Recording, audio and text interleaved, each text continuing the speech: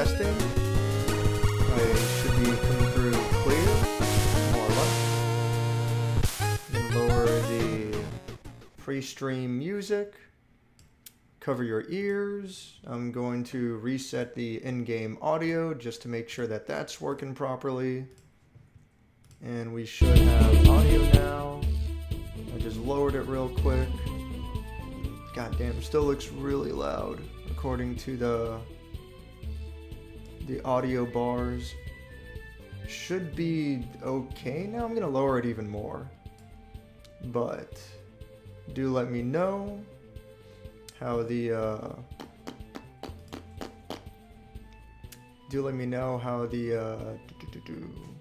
audio sounds. So what's up, Default? What's up, Zyno? I'll try to take it easy on the podcasting, but I've also been known to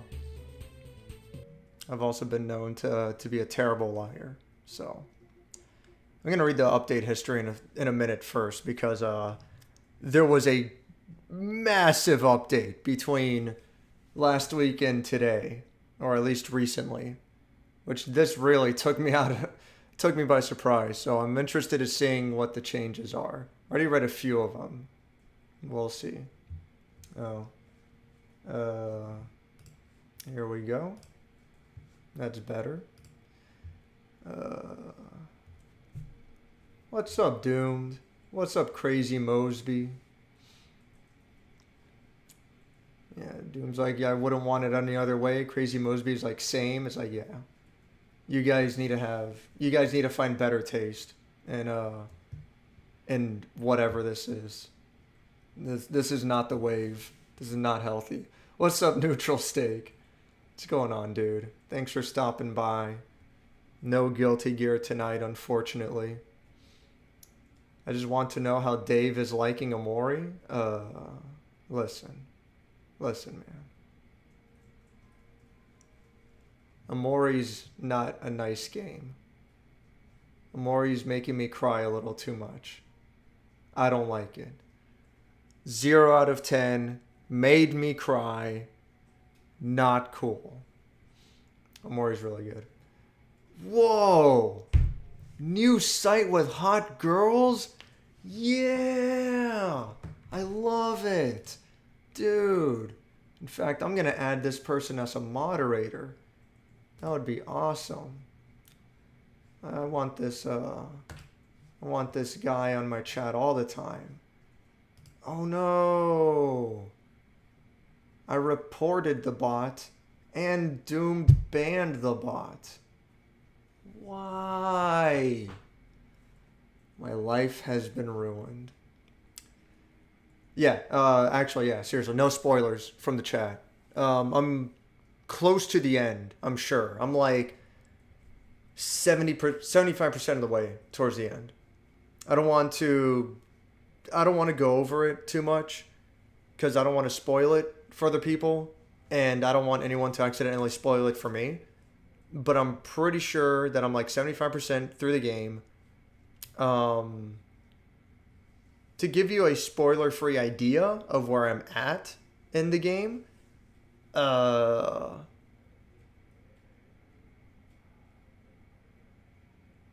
let's just say I'm at the point in the real world where the gang is all back together. I feel like that's still too spoiler heavy, but that's where I'm at in the game. Really good game. Really like it. Very much liking it. Easy without competition. Game of the year of the games I'm going to review this year. Like nothing even comes close. The next closest game that I played this year that I reviewed was Stranger of Paradise. And I like Stranger of Paradise a lot, but like Omori's like above and beyond. As far as indie RPGs go, I'm actually torn between Omori and Bug Fables. I like both games a lot. And both games do different things exceptionally well. And I'd have to finish Omori to see how I feel. Right now, I lean towards liking Bug Fables more. Yeah. I lean towards liking Bug Fables more. But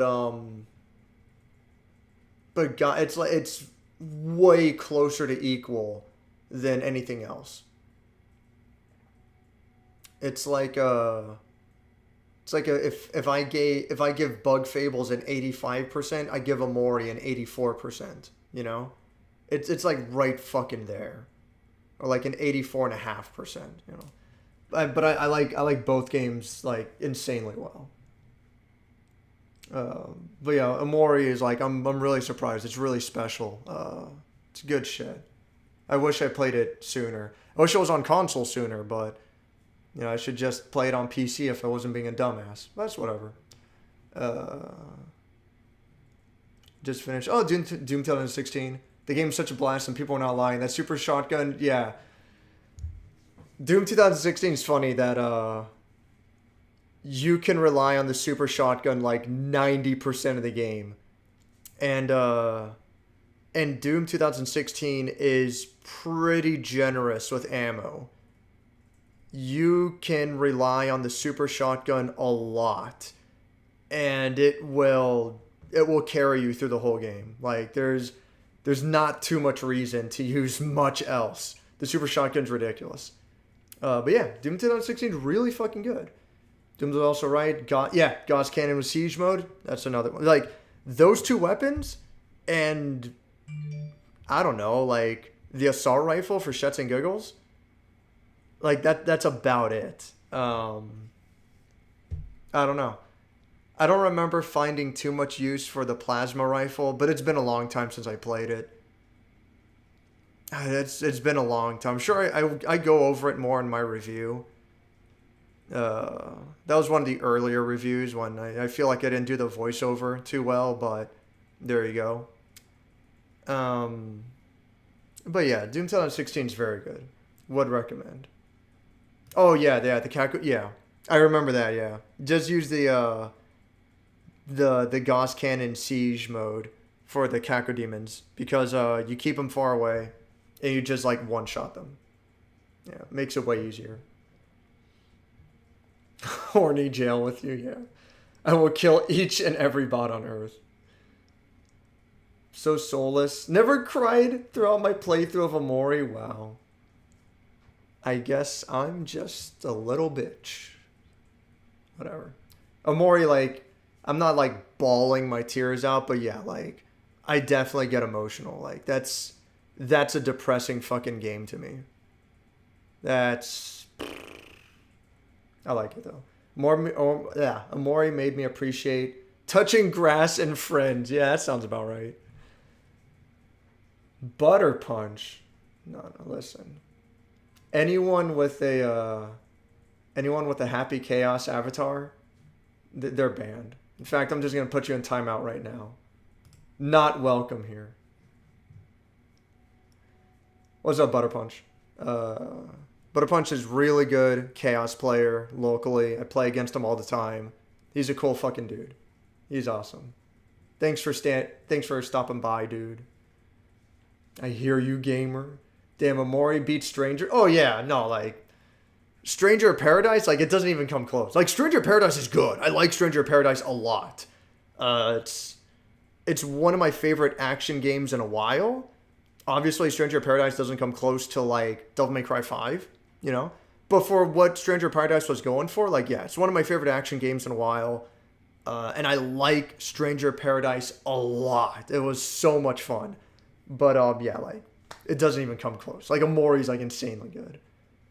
Omori doesn't have that doesn't give a shit main character bullshit. What? Omori doesn't have that doesn't give a shit main character bullshit. I don't know exactly what you're saying. Like you're saying like You're saying like in most RPGs, the main character doesn't really care and he's just there? And then Omori's not like that? Because I agree with that. Even though Omori stars a silent protagonist and he's presented as being cliff-faced throughout the whole game, like he's like completely emotionless and whatever shit, you can tell that he cares. And the game does an exceptional job at like, damn, dude. Does Omori have the best silent protagonist?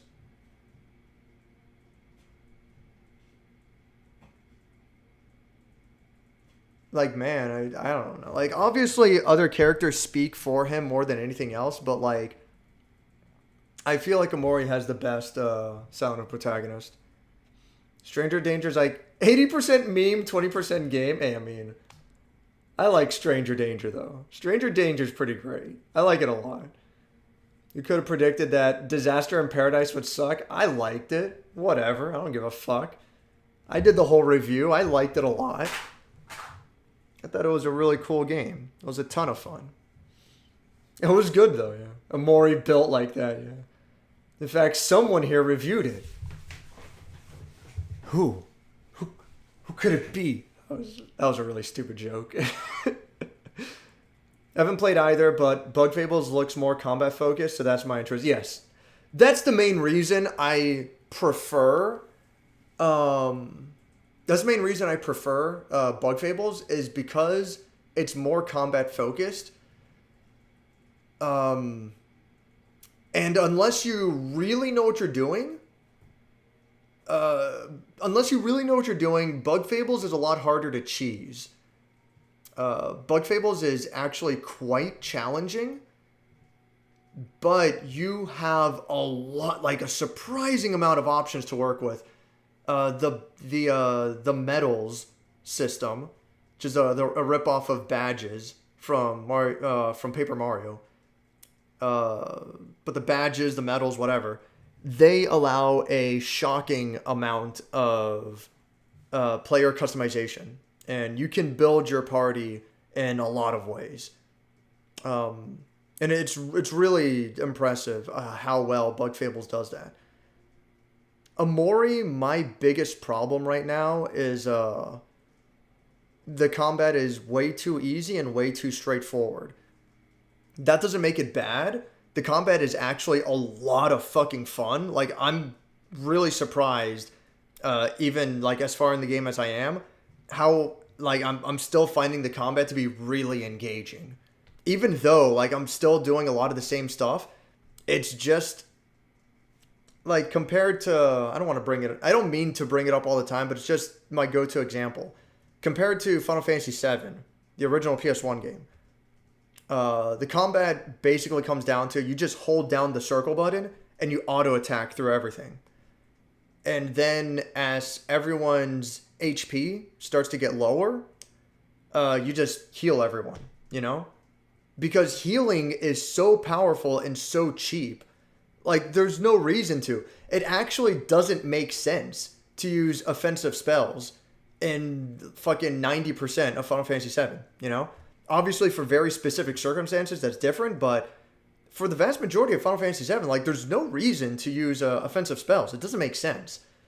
In Omori, my go-to strategy... so first of all, in Omori, healing without using items, like, first of all, items can be kind of expensive. You eventually get a shitload of money, but I'm trying to save my money. But items can be expensive, and I don't want to rely on that. And healing without using items, basically using hero to cook, that can get expensive very quickly. So it's not what you want to rely on. What is way more cost efficient, what my go-to is, use Omori to make each individual enemy sad. Like, first turn, Omori reads sad poem. First turn, Aubrey looks at Kel. Both of them get mad. Now you have the enemy is sad. Aubrey and Kel, who are my two hardest hitters, Aubrey by far, they do extra damage to the sad opponent because Kel makes Aubrey angry. And it feels like there's a team dynamic going on. And it's cool. And it's really engaging. That being said, though, I wish there was more to it. Like 75-80% of the boss fights basically come down to make the boss sad.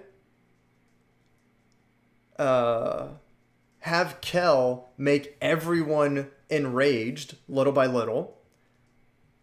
And Aubrey, she does power hit to start. Hero uses smile, which is insanely powerful. It's so good. Another thing I'll do sometimes, like depending on the boss, I'll actually make the boss angry the first turn. Then I'll have Omori mock the boss to lower his attack power. Then the next turn, make the boss sad. You know, use smile to lower the boss's attack further. Use Aubrey's power hit to lower the boss's defense further. But after all these debuffs, it ends up coming down to keep the boss sad, keep Aubrey enraged, and she spams headbutt over and over. Headbutt is fucking retarded. Headbutt is so fucking dumb how powerful it is. I've had it happen before where I'll have the whole party enraged. I have the boss sad. I have Omori release energy, which is the ultimate attack. And I've done like 1,050 damage, all right? The very next turn, I have Aubrey do headbutt. It does like 980 something damage, which is fucking insane. Headbutt does like equivalent to the ultimate attack. It's like, what the fuck even? But like headbutt on its own, like it's fucking ludicrous. So that's my big problem right now, is that like even as far into the game as I am, like I'm pretty sure I'm towards the end. I wish there was more creativity to it, but it is very engaging and it is very interesting. And the game's fucking cool. I like the game a lot. Okay. I'll stop ranting for now. And I'll like keep ranting for an hour because, you know, I'm an idiot. I'm more into combat-focused RPGs myself, yeah. I still use different weapons every now and then to mix things up. But yeah, the Super Shotgun can break the game. Still need to look out for ammo. Yeah, no. Super Shotgun in 2016 is ridiculous. I'm close to finishing? Yeah, I'm pretty close. Omori gives me big sads. Like, yeah, I can't wait to hear more about it. Ayo, wait what? Ayo, wait. Oh, about like the band thing? Probably no. I'm just fucking around, of course.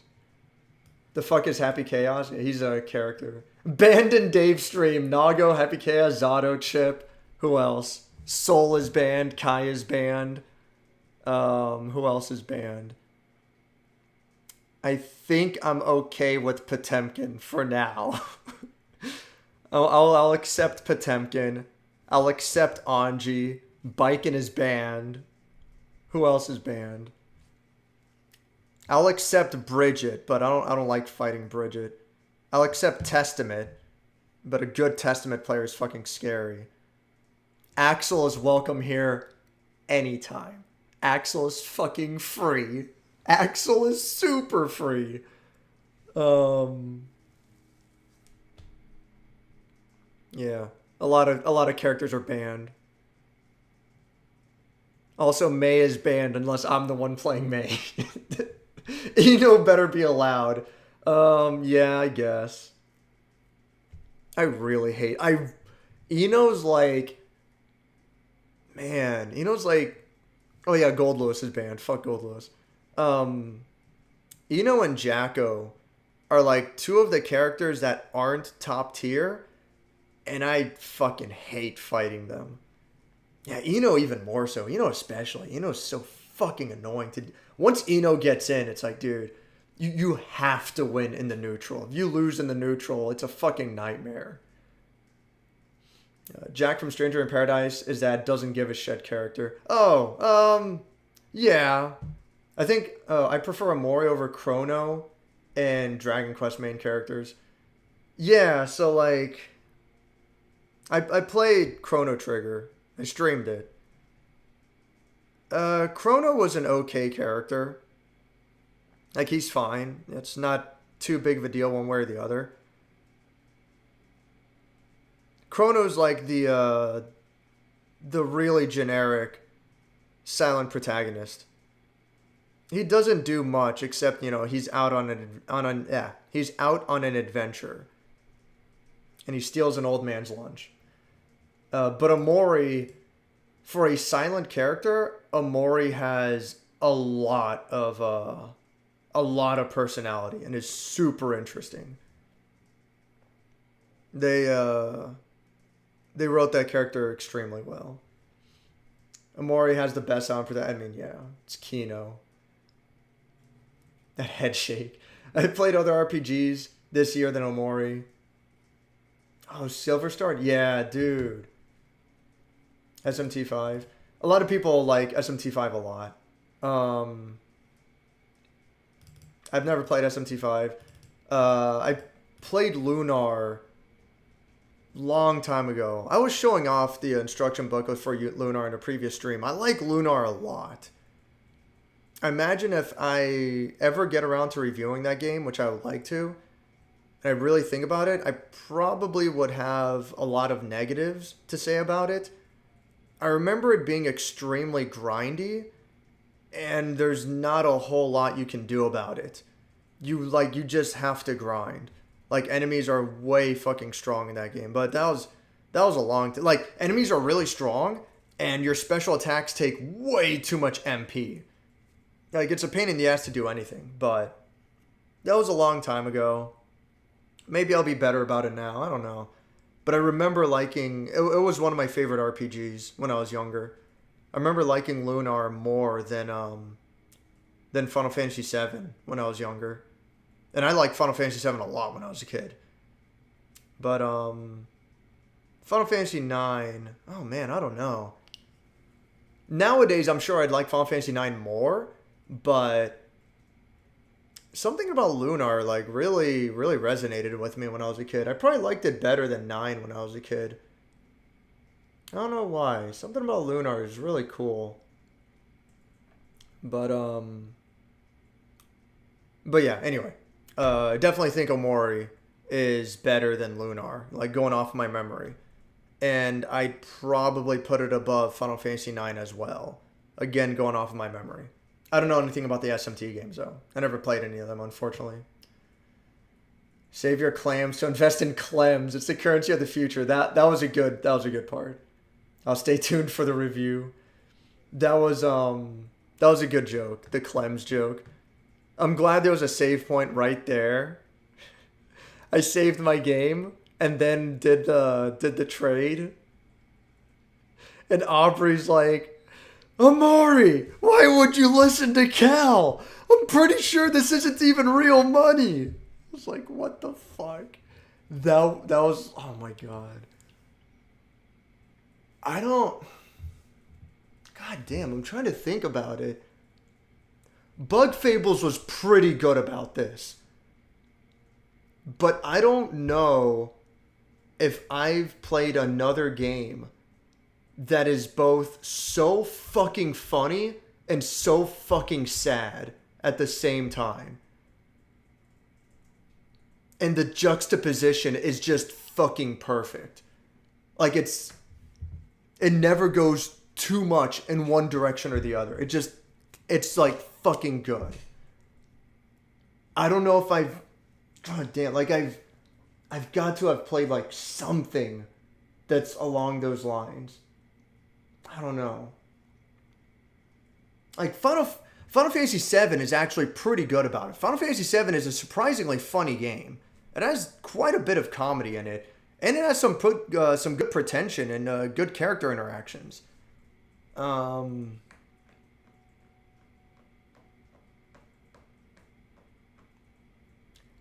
Titanfall 2 is another one that's surprisingly handles comedy and emotional stuff. Like, it balances it pretty well. Oh, fucking, damn, dude. Paper Mario and the Origami King, surprisingly well-written game. Another one that, like, it handles comedy and emotional aspects. It, like, balances the two surprisingly well. Very well written. But all of these games, like, I don't know, man. Like, if these games are like on Mount Everest, Amori's on the fucking moon. Like, it doesn't even come fucking close. It's fucking absurd. It is so well and above. It's so well written. It's crazy how good, how well written Omori is. Like, fuck, dude. I wish the combat could be taken further. I don't know how, but I wish the combat could be taken further. But it's just like, oh, man. It's like Omori is like right there to being perfect. Like, halfway through the game, I was thinking to myself, like, damn, if this game keeps getting better, like, halfway through the game, I'm like, if this game keeps getting better, then it's 10 out of 10. Like, I don't have any major complaints. But from the halfway point going onwards, it starts to stagnate. That doesn't mean it gets worse. That just means, like, gameplay-wise, it peaks around the halfway point, and it, like, stays at that level. Like, it stays really good, but I wanted it to just get a little bit more. And it's just, it doesn't quite reach that point. Oh my god. I don't want to spoil it, but... because I don't want to spoil it for anyone who hasn't played the game. Like, this game's fucking phenomenal. One of the best boss fights by fucking far is how can I put it? I'm trying to be vague about it.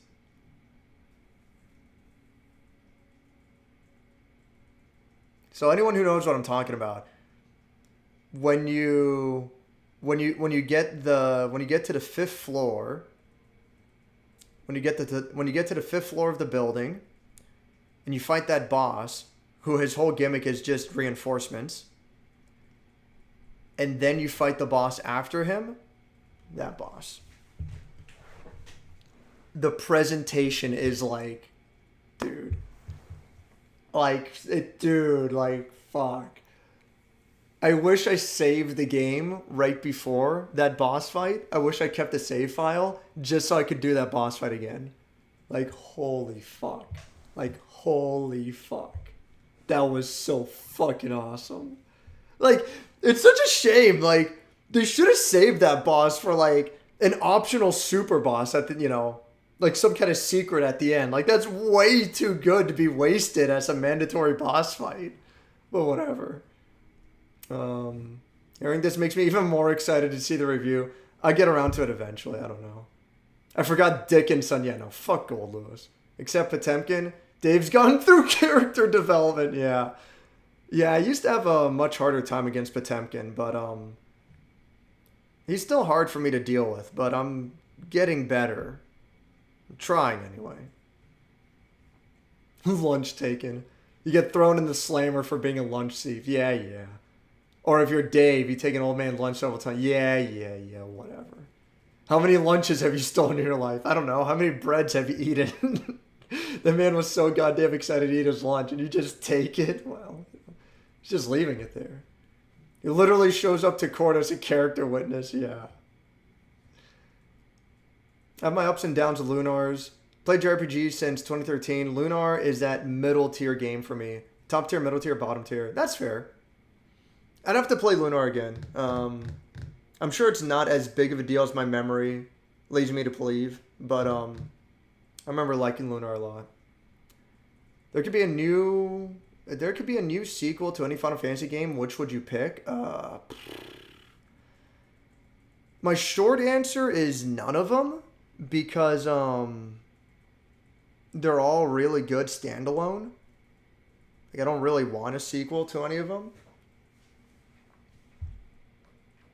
Yeah, like Final Fantasy VII didn't really need a sequel either, and it got a direct sequel, a Dirge of Cerberus. You know, it's like it's not necessary. Final Fantasy X, I guess, could have used a sequel, which it did get, and 10-2 is actually like decent. I don't know. The Final Fantasy IV sequels are like what the fuck. I don't know.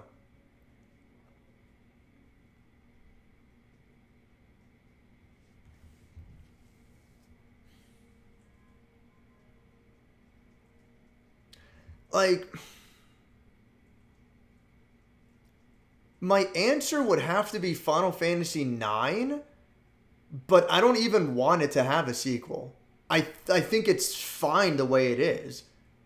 Like, I want to say Final Fantasy IX because I really like that world a lot, but like it's good. Like, just leave it alone. Like, I don't even want it to get a sequel. I don't know.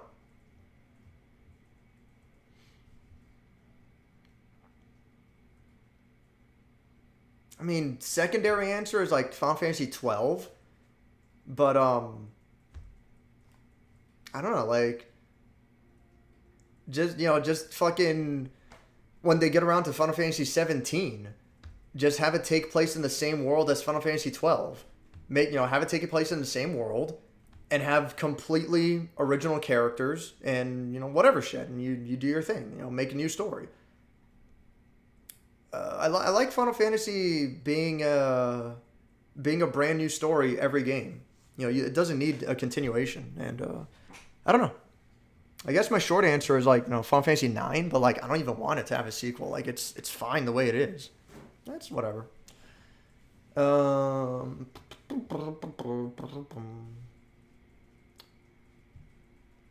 Anyway, what's up, Waylon Smithers? Electrical tape. What's going on?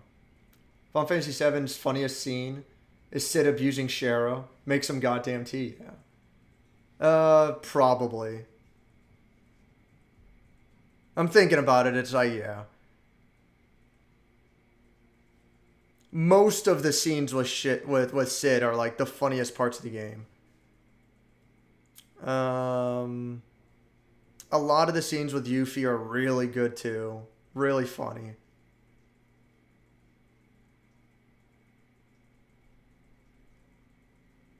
Yeah, I'm just like thinking off I'm just like thinking off my memory.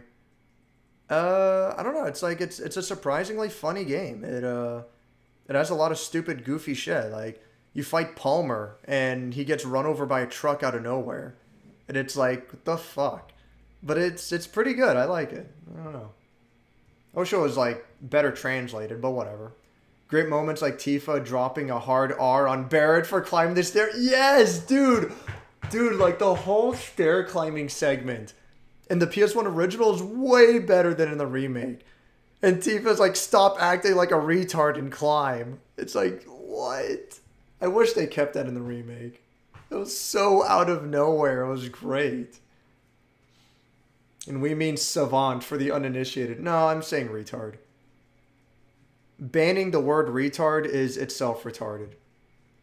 Another silver star. No, it's not $200 worth. That's ridiculous. I don't care what these people think of the value of this. The game takes around 27 hours to beat, although the box map and art book kind of helps it.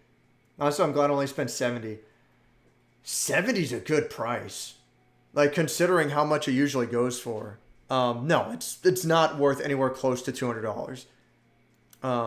But yeah, like if you can get it complete, the instruction manual is absolutely it's a beautiful instruction manual. It's very good.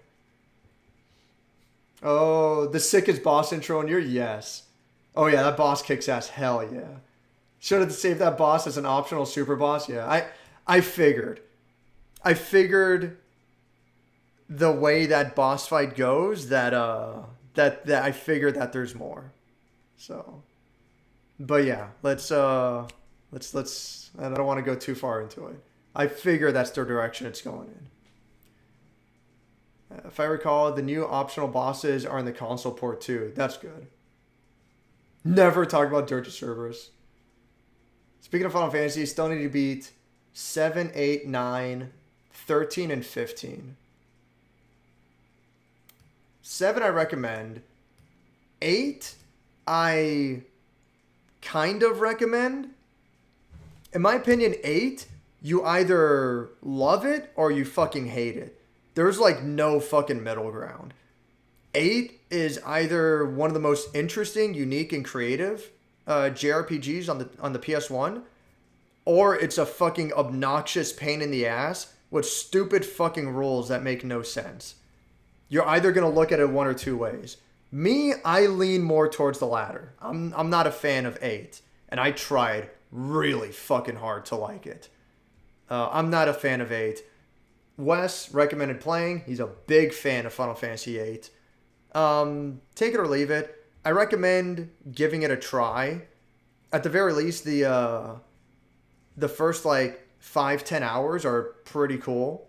That alone is, worth playing through just to see what the game's like.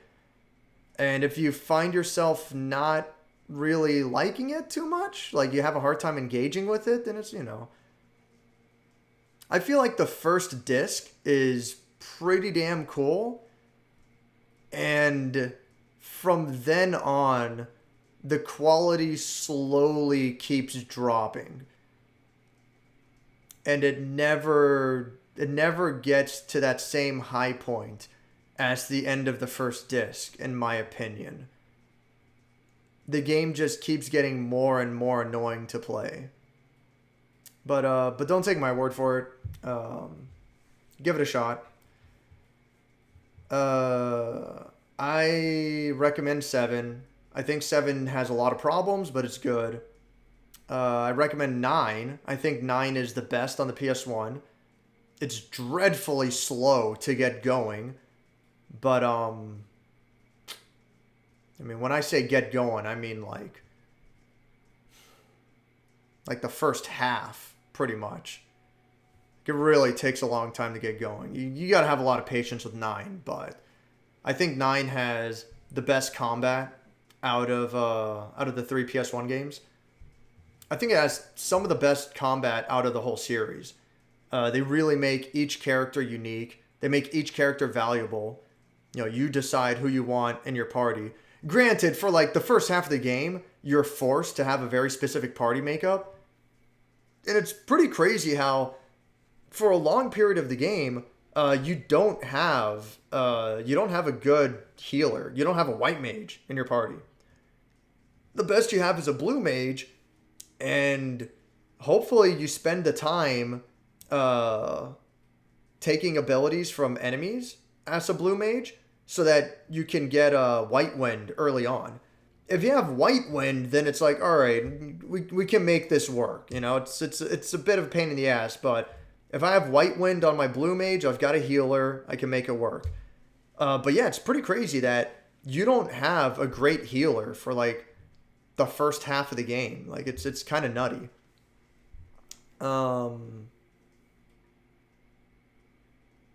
To be clear, like, you have a white mage for, like, the first 10%, then you lose her, and then from there until, like, 40% into the game or so, like, you don't have, like, there's a 30% chunk of the game that you don't have a white mage. It's, like, it's such a weird thing. But they make it work, and it's really interesting. I like Final Fantasy IX a lot. The remake has a lot of issues, but the stair climbing in 7 Remake is so much better. I like the stair climbing in 7 Remake because they turn it into a race. And then they're really cute about it, but I think I prefer the PS1 game. Just going off of my memory. I don't know. That's whatever. I will simply never play 7 Remake because I have enough Jannies in my life. Oh, man. Recommend 8 just because it's extremely unique. Yeah, I do as well. 8's the black sheep, along with 2 and 13. Oh, like Final Fantasy? Final Fantasy 2 is rough to get into. 8 rocks, y'all just can't understand Junction. It's too weird for me. I don't like it. Just insert magic directly into your veins. Win without trying by spamming Renzo Kuken, Squall's Limit Break. I don't know. It's so weird that you can have a setup where, like, all you do for the majority of the game is just spam the Limit Break over and over, and that's it. And it's like, I don't even know if that's any better than spamming normal attack. Like, it feels wrong. I don't know. You play fucking cards. I don't want to play cards. You should go after RPGs with Uni combats while I play Saga and SMT, Shin Megami Tensei. I don't like all games with unique combat. Last Rebellion comes to mind. No, I'm thinking of Resonance of Fate. I don't know what Last Rebellion is. I'll simply draw Leviathan directly out of your brain and use it against you. Yes. All the remasters on PS1, Final Fantasy Trilogy on Switch. Leviathan's such an iconic beast. According to Hellraiser, a big geometry monster. What, Leviathan? Leviathan's in Hellraiser? I didn't know. Which game do you think will sell more copies? Callisto Protocol or Dead Space? It's Dead Space. Dead Space has the brand name behind it. Callisto Protocol will probably sell well enough because it has good marketing behind it right now. But I mean, it's Dead Space. It's Electronic Arts. It's going to sell well just on name alone.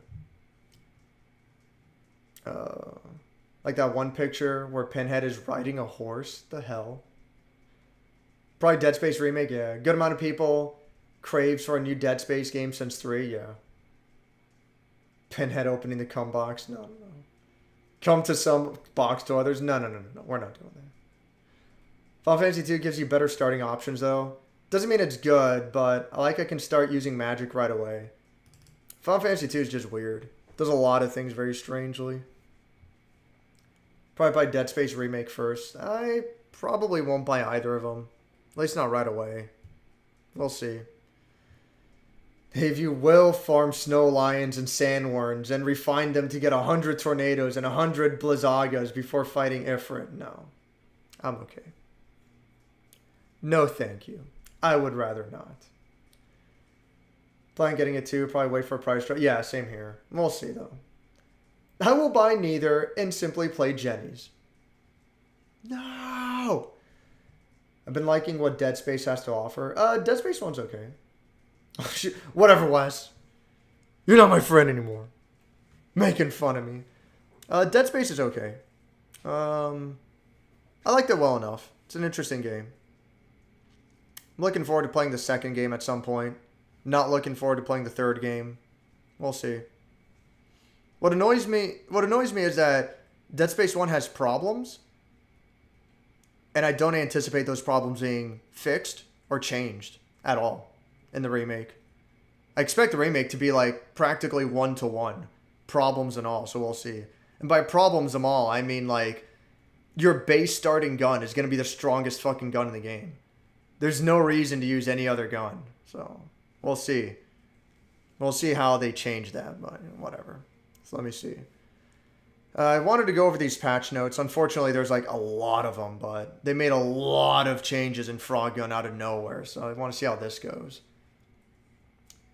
I mean the advertisement for the remake. Still haven't played the original.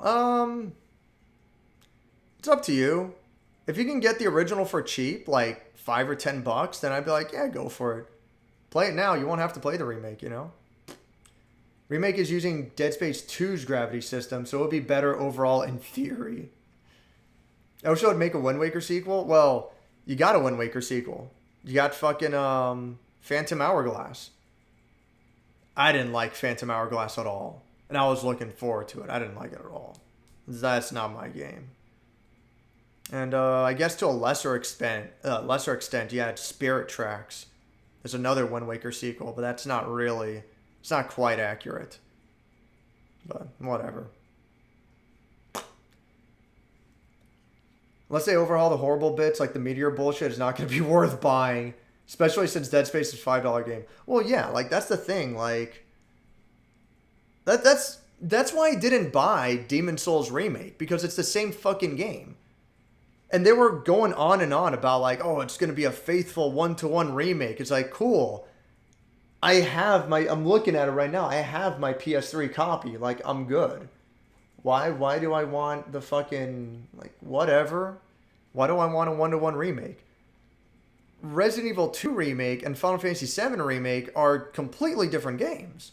So, like, that's cool. But Dead Space, it's looking to be a one-to-one remake.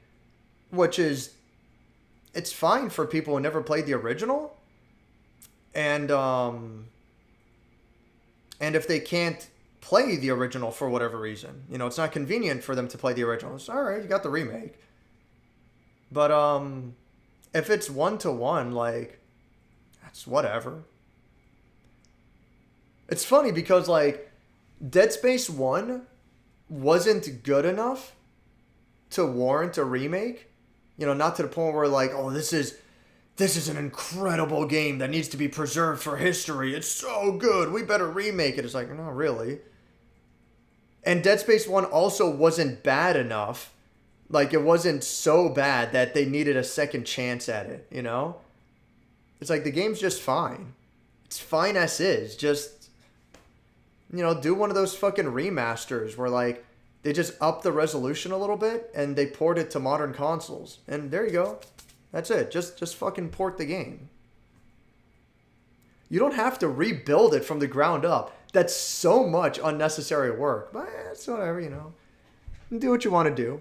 We'll see how it goes. Remake has the issue of it not doing enough differently so far. Yeah. That's the way I look at it, yeah. Heard they're going to port the Phantom Hourglass to Switch, but with better graphics. Ugh, whatever.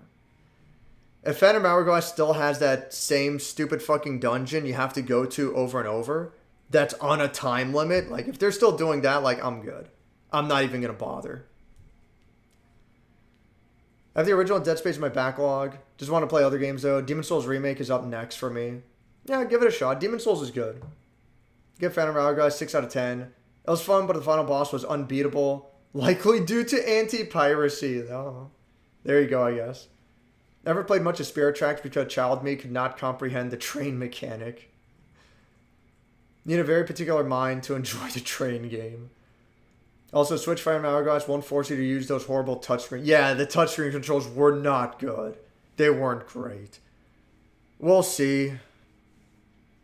Yeah, it's whatever. Kind of like the train one. Math checks out on that one. Anyway. Ryan Gosling screaming .mp4. Games like Devil May Cry 2 and Dark Souls 2 eat your heart out is what needs it. Well, sure, yeah. Agree and disagree. Agreed where, like, yeah, it could use a second chance. But also disagree where, like, they've made several sequels since then. It's like, just make a new game. Like, fuck it. But yes, like, those games are so fucking bad where it's like, just remake the fucking game. Dark Souls 2, not as bad. Like, Dark Souls 2 is, like, fine. I don't like it, but, you know, it's whatever. If you're a fan of it, that's fine. You know, you do you.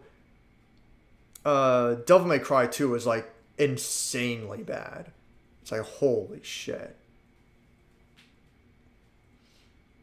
Phantom Hour ass, more like it. Oh, no. DMC2 needs a second burial.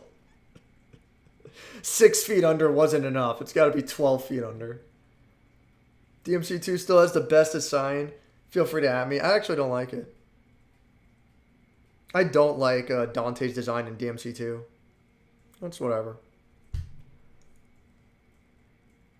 Let's just say DMC1 has best design. Ellen screams lower class supernatural private dick. That's pretty good. I don't know. I like all of the designs for different reasons. Just to memes, DMC is the worst one by far. And DMC2, like, I don't know. I don't like it that much. Something about it doesn't really gel with me. But all the other ones, I like them a lot. I think they're really cool. So let me see. Coins and non-challenge collectibles now stay collected on death while in each level session. They were talking about implementing that before, so that's nice. Additional checkpoints near Obsidian Skull entrances, so the game's easier. Additional option for control accessibility. I'll have to check that out. Removed fall areas near S-shaped skull section at the start of Chamber of Spooks. So I guess just made the game easier. Fixed level select checks, opening some kind of glitch. I probably never really heard that before, whatever. Made Jake stop hurting in races, and for him to only bop the player for a split second if collided with. Causes a stun rather than damage.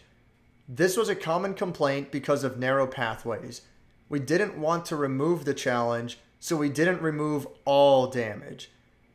That's like one of the biggest complaints that everyone, including me, has with the game.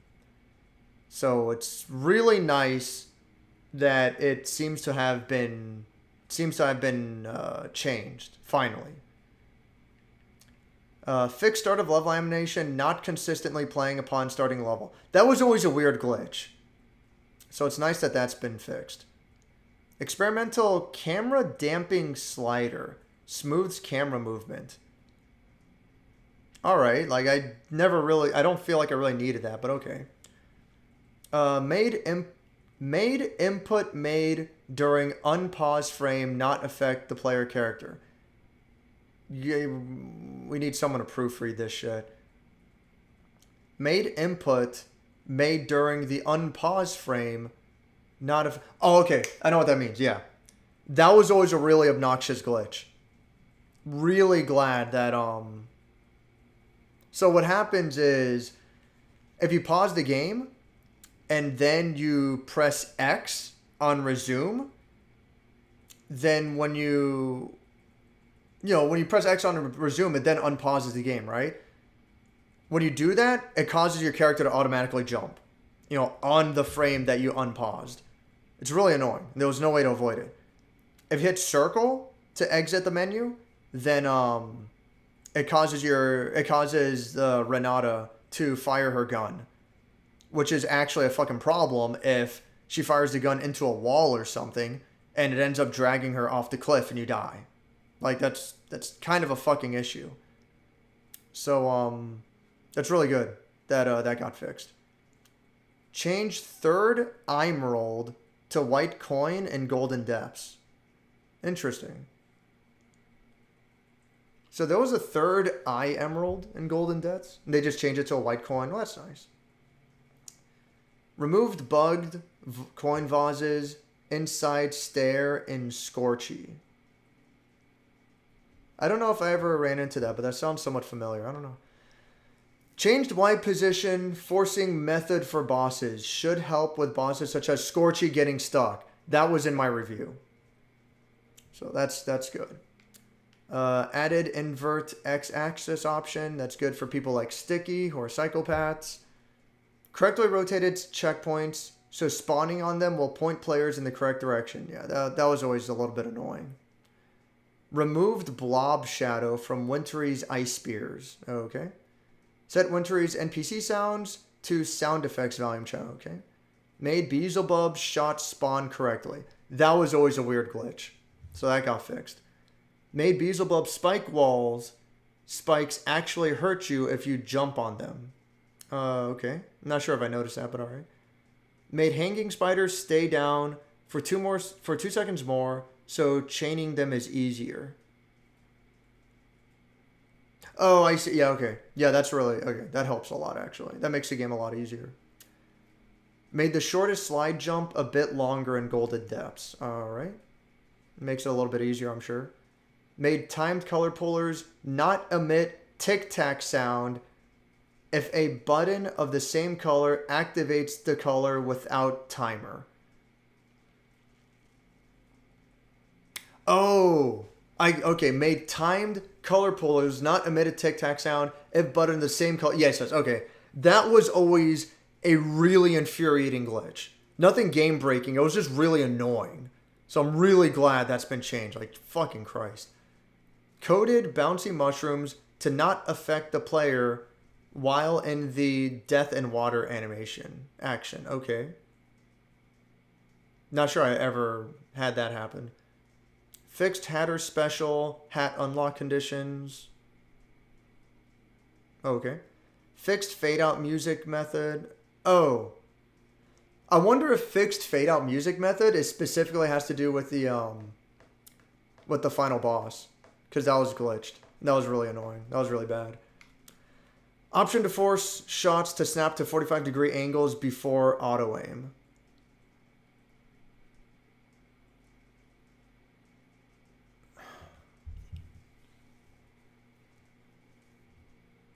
That would be really good. But I don't know exactly how much of the game works at 45-degree angles. But theoretically, that would be really good. Fix a bug where the switch timer ticking sound could loop infinitely. Yeah, that goes along with the timed color pullers. Fix a bug where the switch timer ticking could loop infinitely. Like, that's so annoying. Made final level stop victory music before going into credits. Yeah, that's what I was talking about with the fucking fix the fade out music method. The final level stop victory music before going to credits. Like, that needed to get fixed. Like, dude. Changed fourth max. HP chest requirements from 15 wings and 20 rings to 10 wings and 15 rings. So they just made it easier. They made it easier to get all the chests. HP chest requirements from 30 to 15 full emblems. All right, so they just made it like real, because yeah, you needed 30 before. They made it really fucking easy to max out your health now. So that's interesting. Fixed collider of thin square columns so they have a full block hitbox. I don't know. Added missing delay between skull and eye parts of emblem and level results. Okay. Reduced delay between emblem pieces and level 1 results from one... What? That's alright. That's weird. Fixed tongue artifacts when shooting near Hatter at the end of the race on top side. Alright. Change tree branch mesh collider to box collider. Fixed invisible blocks in mountaintop. Fixed floating tiles at the end of cold cave. Fixed invisible blocks. Blah, blah, blah. Updated credits. Updated credits backer name change. Modified obsidian skull path entrance in golden depths. Fixed the one barrage and super Beelzebub that didn't wait for the pillar to spawn. Sounds about right. Reduced health of Prickly and Kicky to 2 in boss rush. Reduced health. So just reduced health across the board. Like they made the game like 100 times more easier. 100 times easier. Removed empty vase at the end of horizontal column and breaking in. Remove coins. Jesus Christ. Tweaked obsidian skull path in tar swamp to blah blah. Added slope near top of blah blah.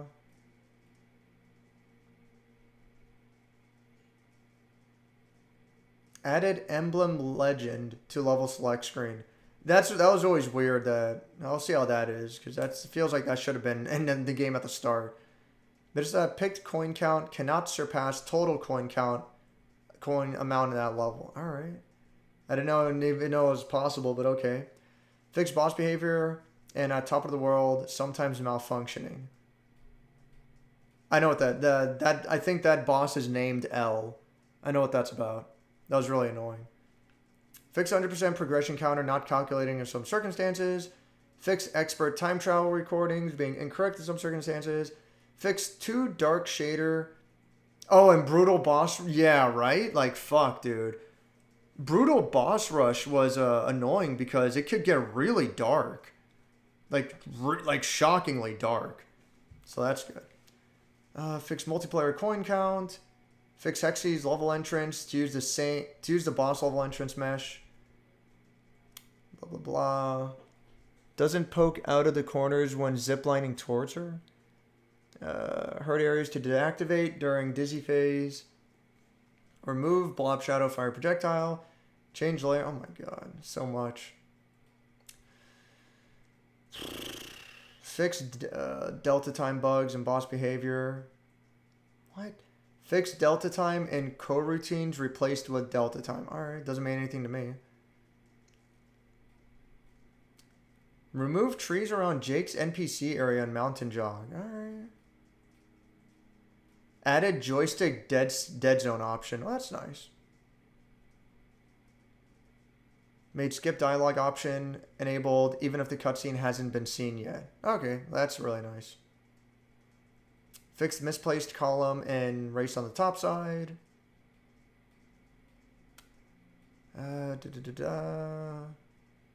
Removed arc where Renata could get stuck in trap hall. Fixed bug that prevented pause options to open. Fixed hat shadow not updating with options. Fixed collider of hollow trunk with a hole on top so the character cannot slide down the sides of the top hole. Made Jake reactivate a marker behavior if he's respawning on it. Modified tar bubble grappling area to be bigger and easier to hit. I know what that's about, yeah. That's nice. Checked Jake not skipping any marker. Made health meter text not wrap. Oh, okay. Made jump near the end of at the finish line with the tilted mushrooms 1 block shorter. Okay. Added reset to checkpoint button pause menu. Yes. Made temporary music stop on character's death. Fixed bug that prevented music from restarting after dying in boss fights. Move Jake's blah, blah, blah. So he jumps off the cliff so he doesn't skip it. Fixed moving platform. Fixed update. Alright. Fixed snowball collider. Fucking thank you. Fuck. Fixed photo mode input by moving it to update. Change Scorchy pull block projectile settings to prevent floor collision bugs. Yes. Made Wintry jump before spawning the step pillar so she doesn't get caught inside. That's happened to me before. That's really annoying. Modified Wintry start position animation so she's hidden in the ground until you reach the arena. Updated credits name change. Fixed Wintry's NPC wind sound channel again. Fixed Hexy's tiara not unlocking doppelganger. Made it so that deaths that occur before hitting a checkpoint don't increase the death counter. Oh, that's actually really nice. Moved reset level button to second position in pause menu. Various other quality of life tweaks. How nice. Yeah, like Jesus Christ, there are a lot of fucking there are a lot of changes. Like, god damn. Holy fuck.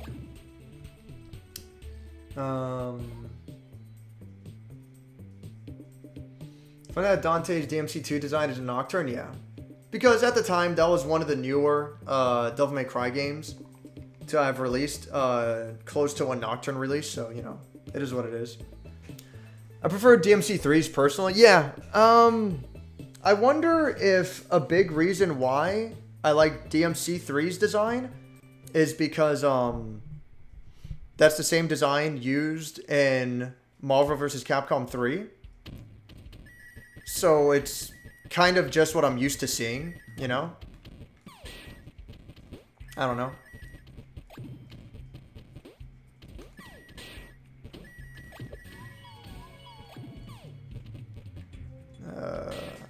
There we go.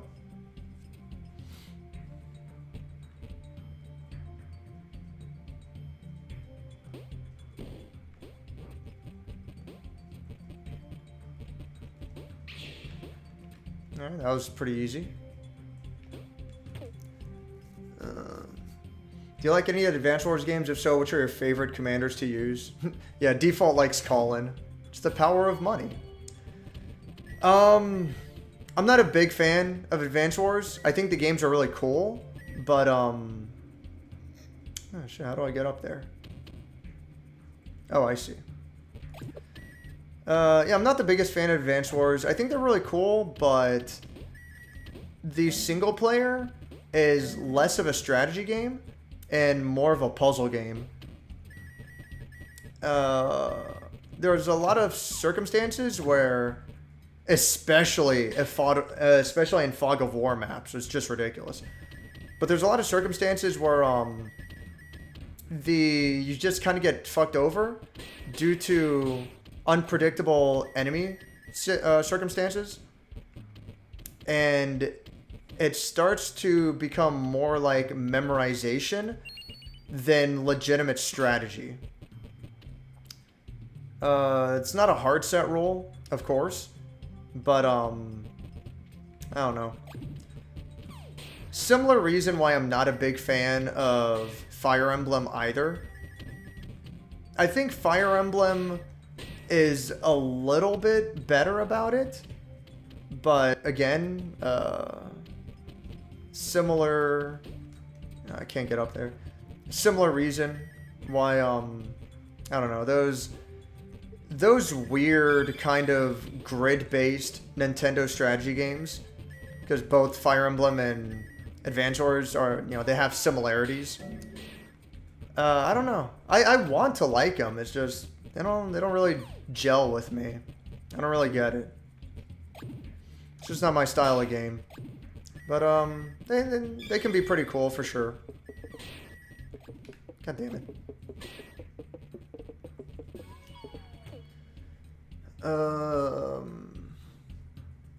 Oh, but that being said, when I did play Fire Emblem, particularly when I was younger, I remember Sammy was my favorite CO at the time. I thought it was really interesting how she had a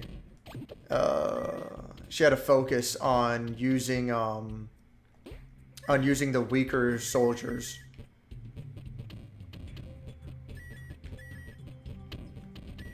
Like fucking she got a bonus for infantry, which are the weakest soldiers in the game. But that allows you to have like a much larger army. You know, if you focus on having like infantry and mech units. And obviously mech units were fantastic against tanks. So I like that, like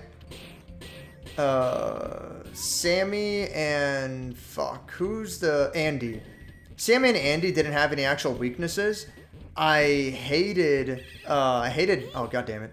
I hated Max's weakness a lot. That just that made me not want to use him. These days I'd probably look at it differently. I would just try and use Max's playstyle to my advantage. But yeah, I played quite a bit of Advanced Wars when I was younger. Not as much Fire Emblem, but I did play the first Fire Emblem quite a bit when I was younger too. But in the long run, though, I never quite cared that much for either game. And I wanted to. I thought they were cool. It's just wasn't for me. It's like, whatever.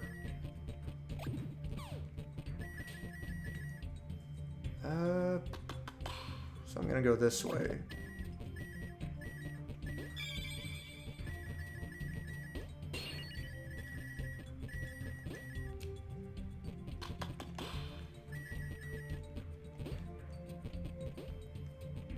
So this should be 100% completion.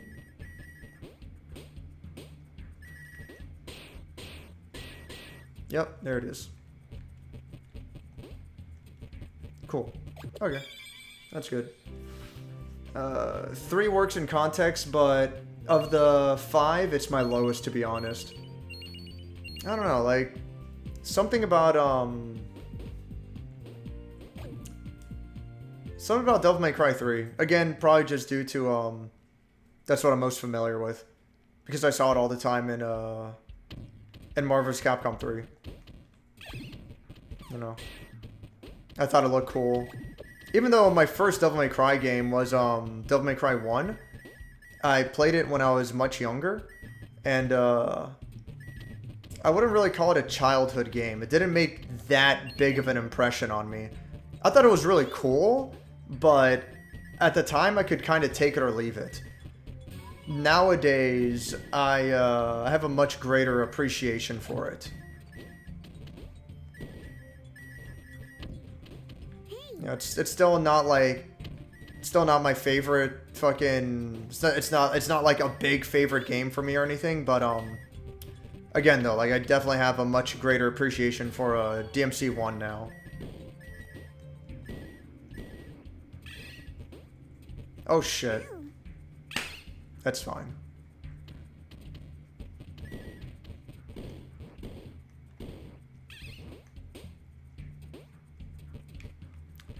Can I just,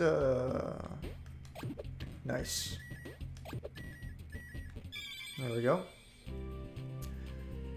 I like 1 and 5 because it's a dude trying to look put together, but with flashy and trashy style, yeah. I like 5s a lot too. Maybe 5 is my favorite. Yeah, I like his design in Devil May Cry 5 a lot. Magma bathtub. He's a good one. Always good to have cheaper units. Like it's just right, okay? Damn, did the devs watch my review? No. No, they did not. I assure you, the dev does not give a fuck who I am. Like, everyone complained about that.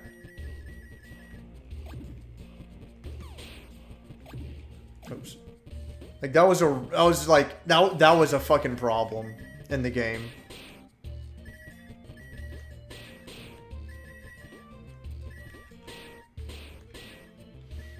I find it funny that, they just ended up making the game, like, so much fucking easier across the board. I don't know if it needed that. Like, the game is already pretty fucking easy as is.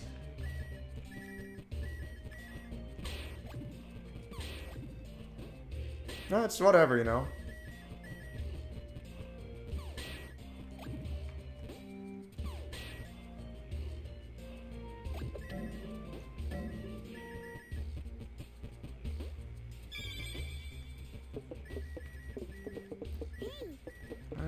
Let's see.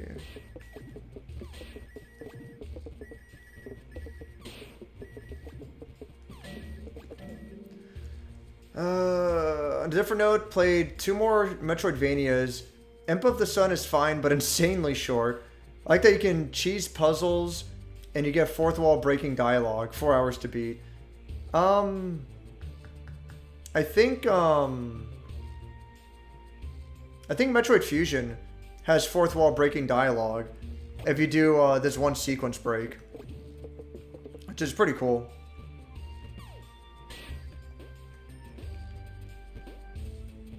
Gotta like get a different way around. Oh god damn it. Oh fuck. Okay. Oh my fucking god, I'm fucking up really bad. There we go. There. Played a demo of that game. Thought it was alright. Sums up my thoughts on the game. Get it on PC on sale. Ghost Song I would recommend. Clearly more Metroid than Vania. It's pretty solid, and I found the world and characters interesting. Alright. They actually nerfed them. The Frogman cometh. What's up, Bob? $5 would be fine. Short review of Ghost Song. Looks like a damn cool game. Hoping for a physical copy. Ghost Song sounds like a damn good game. Oh, that looks pretty cool. Oh wow, yeah. That does seem pretty neat. Huh.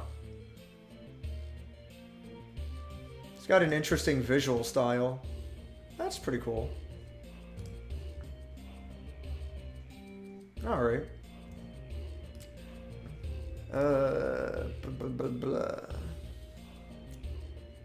Did they remake the whole dang game? Yeah. A lot of effort for a patch. Yeah, I mean, really, like... What's annoying is, like... these changes should have been in the game at launch. Like, these issues shouldn't have been here at all. At least it finally got fixed. Like, I don't know, when the fuck did the game come out? Like 4 months ago? Something like that? 3 months ago? So at least it finally got fixed. But like, yeah, like this shit shouldn't have been in the game at all. But, you know, at least it's finally done.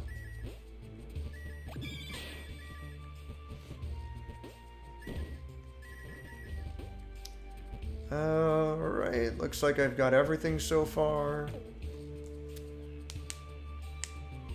But I want to rant a bit about how Ghost Song has an issue with sustainability. In Metroid, killing things drops health. This helps when exploring for a while. Ghost Song has an Estus system? No. Souls-like. Later I found a badge that gives heals on melee damage, and then the combat becomes too easy. That's what happens. It's a shame. Okay. Alright, cool. So, I'm not allowed to grapple them. Fine, I guess. I could be wrong, but for some reason, I feel like I used to be able to grapple those enemies. I'm probably wrong, though.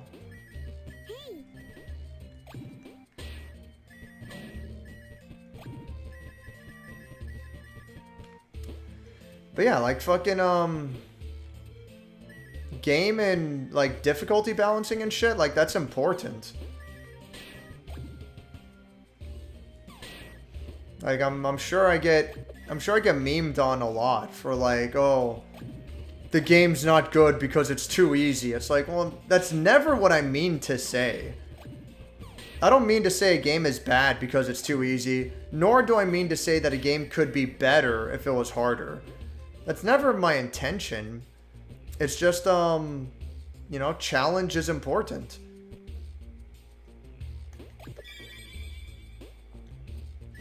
You know, challenge is important to make a game more engaging. It's not a hard set rule. There's... What the fuck? It's not a hard set rule. There's gonna be, Damn, I should have fucking... God damn it. Should have killed these guys. There's gonna be some fine-tuning, you know, figure it out. But challenge is important, you know? If you have a game fucking piss easy, it's gonna be boring and stupid. Oh, huh. Oh, there it is. I was gonna say, I never got the, Shit, can I make it back? Alright, good. Yeah, I never got the obsidian skull. It's down here.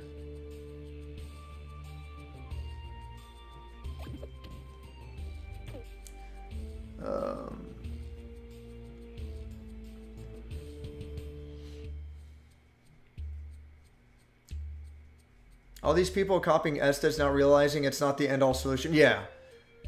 I like the Estes system a lot in its own games. Like, it's made to work very well in those Souls games that From Software makes. But that doesn't mean every fucking game needs to have it. If anything, it's probably best that every game doesn't have it. But yeah, it's unfortunate that people are looking at it like it's an end-all solution, which, like, it's fucking not.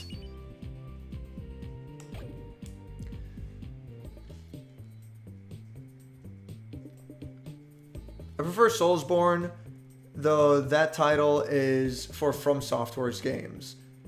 I mean, if you're willing to include Neo, I like Neo a lot. Even though Neo can, like, get really bullshit, I think it's a really good game, and I enjoyed it a lot.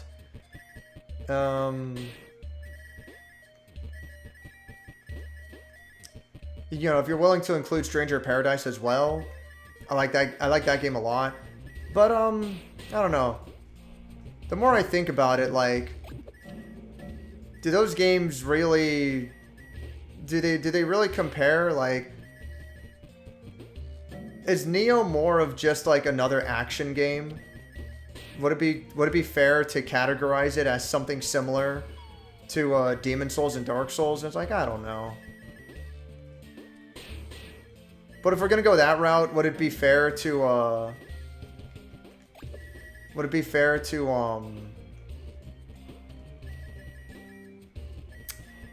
would it be fair to include fucking Sekiro in that sense as well? I'm like, I don't know, probably not. So, I don't know. Have we won the video games yet? No. The video games are a lost cause. You know this. Oh, pacifist. Finish a level without damaging any enemies. How about that? You should know as well as anyone that video games are a lost cause. There's no winning anything.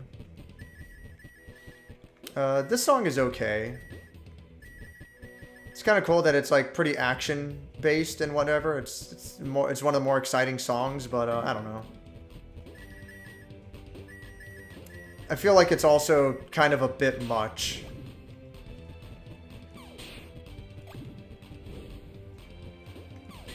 It's alright though. This song's kind of cool.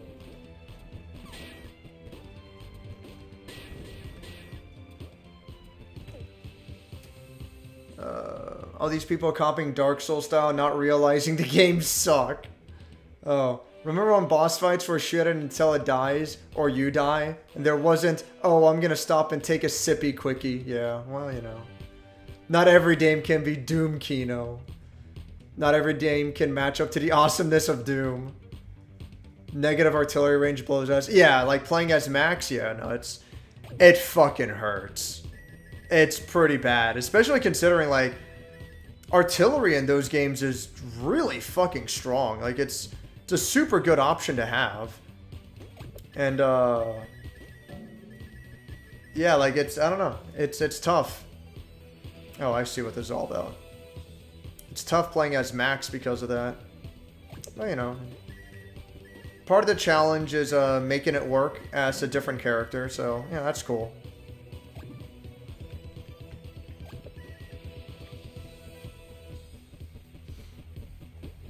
I never got very far in the game to play as anyone else. Like the fucking I'm sure you can unlock a bunch of COs for the free play mode, where you just like pick a map and pick your opponent. Oh my god, are you fucking kidding me? Why did it trigger the? I'm back at the start. Oh my god. Whatever, dude. And whatever. Oh, I can jump on them? Alright, well, that helps.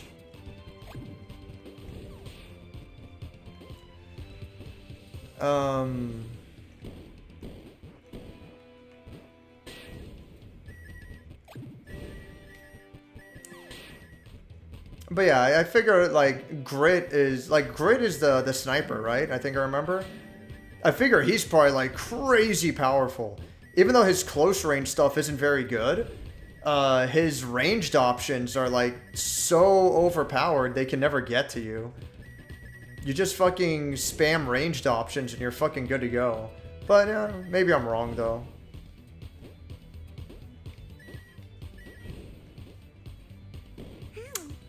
Really? Oh my fucking god. Have fucking mercy.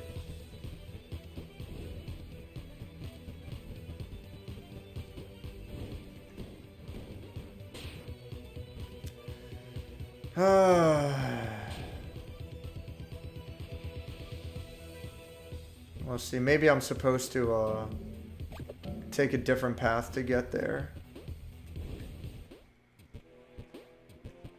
Yeah, I think what I don't like about this song is that it's kind of repetitive.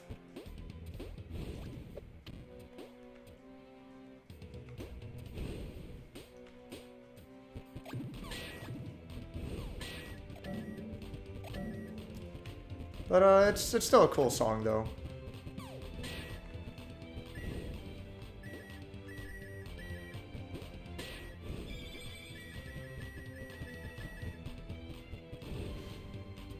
It might be my least favorite song in the, it might be my least liked song in the game, but I think this song's kind of cool though. It's alright.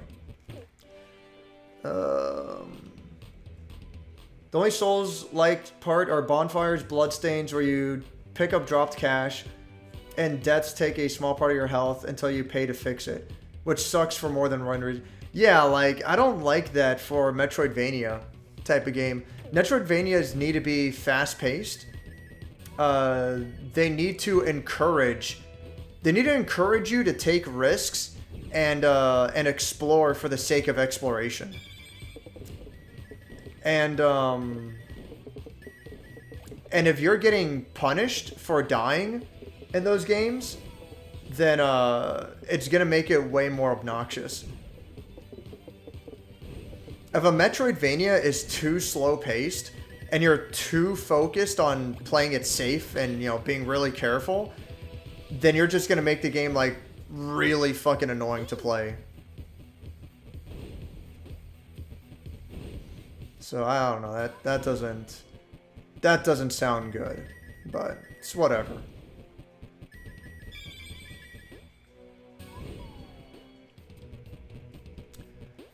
So if I don't die again moving forward, and if the patch was implemented correctly, then I should complete this level with 0 deaths. If the patch was implemented correctly, but we'll see. If not, then it's fine. I just do the level again anyway. I'm gonna have to do the level again anyway for the, yeah, I'm not allowed. I thought so. Not allowed to grapple. I'm gonna have to do the level again anyway for the,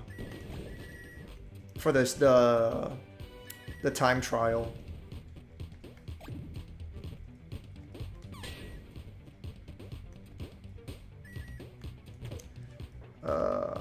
Unironically sick of Souls games.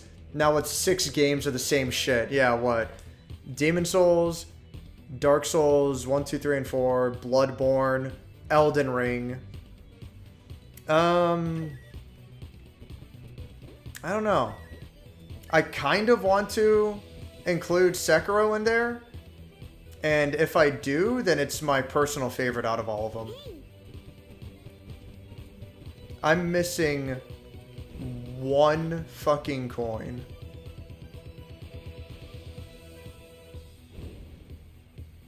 Fucking where?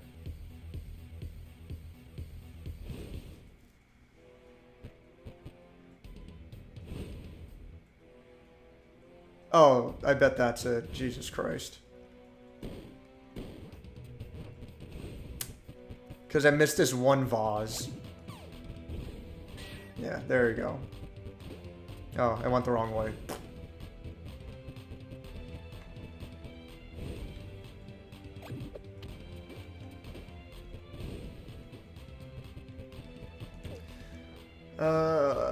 For Dual Strike's campaign specifically, Sasha is basically mandatory and her theme song is great. Oh, well then that review I watched sucked because it didn't mention much of the mechanics of Ghost Song. Well, you do what you want to do, Crazy Mosby, but I would recommend never watching that guy, any of that guy's videos again. Because that's how you lose fucking trust in a critic. I forgot to get the fucking obsidian skull. Wonder where it's supposed to be. Maybe I'm not supposed to press the button. No, I don't want to retry, but fuck it. I don't like to hit the retry option because I'm afraid that it's not gonna register the money that I collected correctly. But hopefully that's not true and it's fine.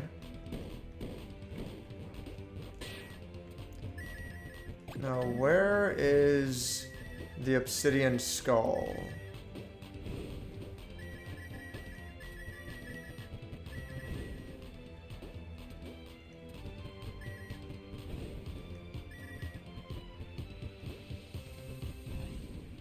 I think I know where it is, but I'll get it on the next run. I have to do this level again.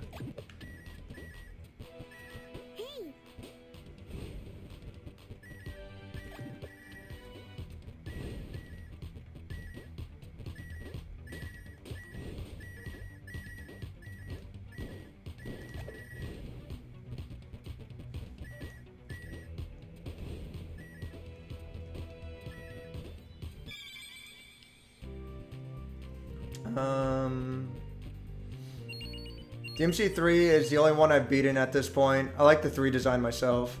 DMC1's my childhood game. Yeah, I know that. Doomed loves DMC1 ever since he was a wee baby. Where did I leave off on the chat? Everything jumped around. Here we go. This is what clones are for.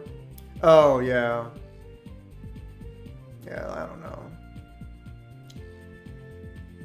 Video game clones has existed throughout history. Doom clones, God of War clones, Gears of War clones, Super Mario Bros. Clones still exist to this day, yeah. Dropping souls is bad for an exploration game because you end up railroaded back to where you died instead of going somewhere else if the current boss or area is too hard. Yes. 100% agree, yeah. That's the kind of shit that like having a bloodstain mechanic in a Metroidvania is so bad because you end up discouraging exploration and you encourage the player to play it more safe. Like it's not good. I don't know, man. It's weird.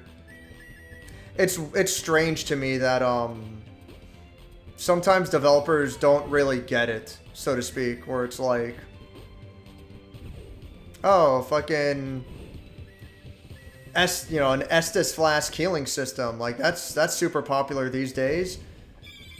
We'd better implement it. It's like, okay, why is it super popular? You know, what have those games done to make it work well? What is your game going to do to make it unique and interesting? Have you put any thought towards this? Nah. Estes system is popular. Use it. It's like, okay. Do what you want to do, I guess.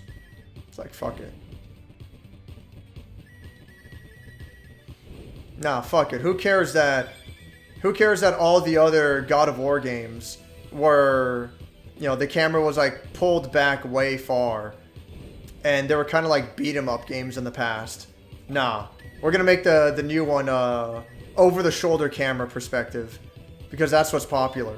It's like, all right, like you can, fine, but you don't think it would be better if you just pulled the camera back? I mean, no. Oh, all right, no. I thought it would be more interesting. But okay, no, you know, you do what you got to do. Whatever. And then, of course, the fans eat it up. The fans fucking love it.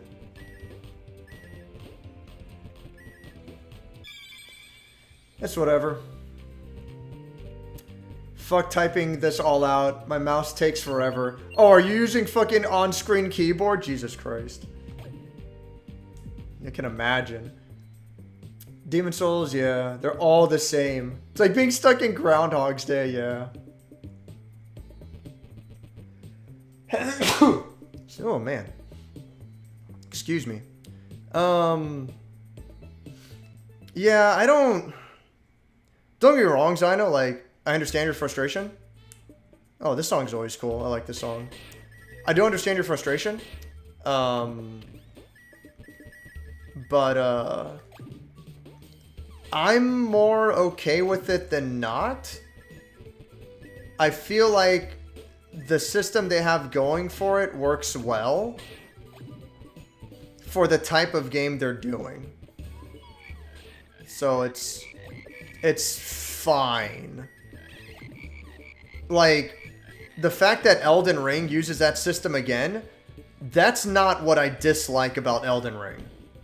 There's 100 other things I fucking hate about Elden Ring. That's not one of them. I like the system that From Software uses. I like how they use it. What I find upsetting is that... Oh shit.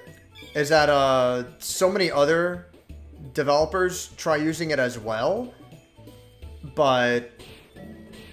I don't know. Either they're just like hoping that their audience is too stupid to care, or you know, they're like, oh, fucking, The audience, you know, recognizes this mechanic, so we're gonna keep using it. It's like, I don't know. I mean, it is what it is. It's hard to blame the developer because they want to sell their game. And if you put Souls-like in the title, it's like, well, I'm gonna lose interest, but everyone else will fucking love it. So, it is what it is. Yeah, so before, there was a really annoying audio glitch where there would be a ticking sound for the entire rest of the level because I pulled that green switch. And the ticking sound would just never stop, and it was like, it was the worst. But thankfully now they have finally fucking fixed it.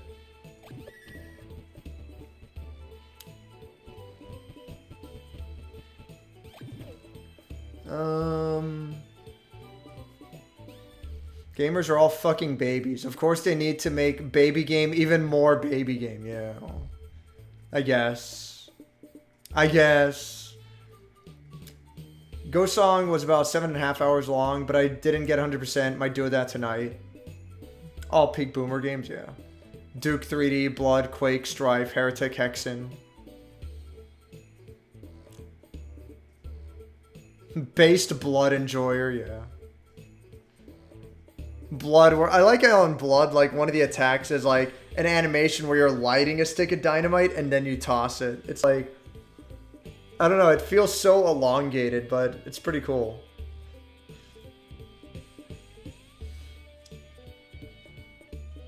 Hoping From Software starts making new genres. Too much of the same thing can be tiring. Yeah, I'm fine with what they're doing, but I 100% do not disagree. Oh, fuck me. For some reason, I thought the black tar bubbles would, god damn it. I was hoping they would launch me up like another jump. Cause that's what usually happens when you do those parts in this game. When you're doing these multi-grapples.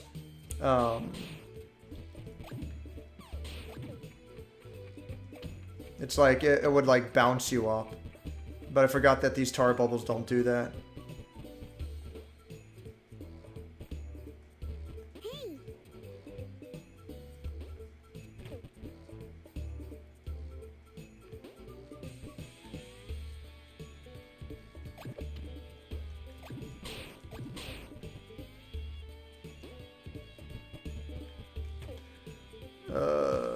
Blood is Kino.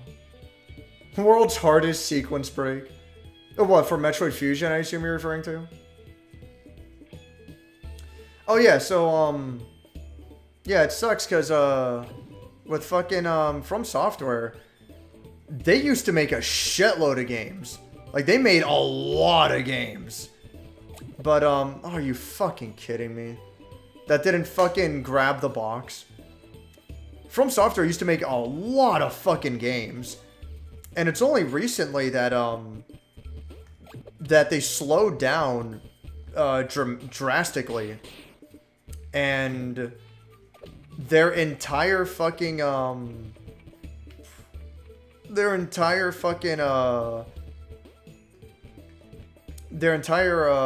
discography, I guess you could say, has been Souls games. Demon Souls, Dark Souls 1, 2, and 3, Bloodborne, Elden Ring. If you're willing to count it, Sekiro.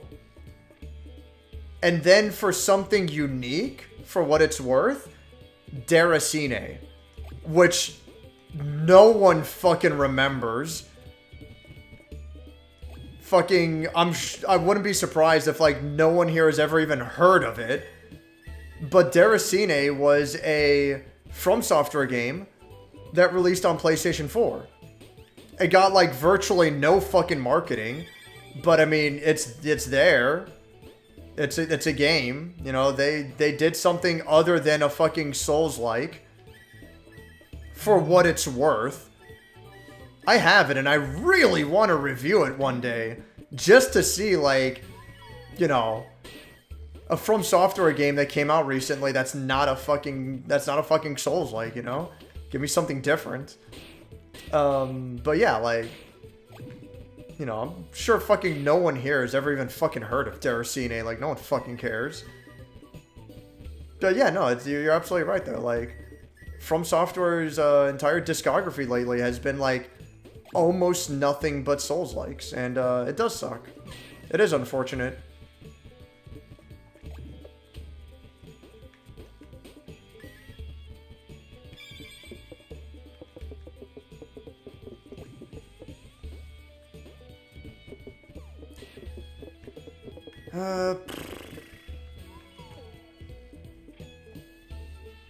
No love for Duke, though. Duke 3DS Kino 2.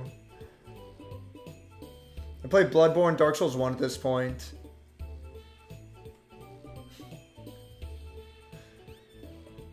When is FromSoft making Medal of Chaos 2? Honestly, like, I feel like they should. Honestly. I don't know how well the recent port of Medal of Chaos did. I don't know how well it did. But I would really like it if Devolver Digital teamed up with From Software again and helped fund its development. And it doesn't even have to be like a big budget title or anything, like just something really small. Like, you know, make it the budget of a $40 game. But you know what? I mean, the more I think about it, though, like, I'm willing to bet that the Medal of Chaos port did not sell very well. I'm guessing. And if that's the case, then, like, Devolver Digital is not going to risk backing a, Are you fucking kidding me? I'm missing one fucking coin again. Devolver Digital is not going to risk backing... Oh, there it is. They're not going to risk backing, Yeah, fuck it. They're not going to risk backing, a game project of that size. Even a $40 game. They're not gonna risk it. If it's not going to sell, you know? Which is unfortunate, but I get it. And then on the other hand, fucking, like, From Software does not need to go through Devolver Digital, I'm sure. I'm sure From Software could do it on their own if they want. But, I'm sure From Software doesn't really care. They're like, who gives a shit?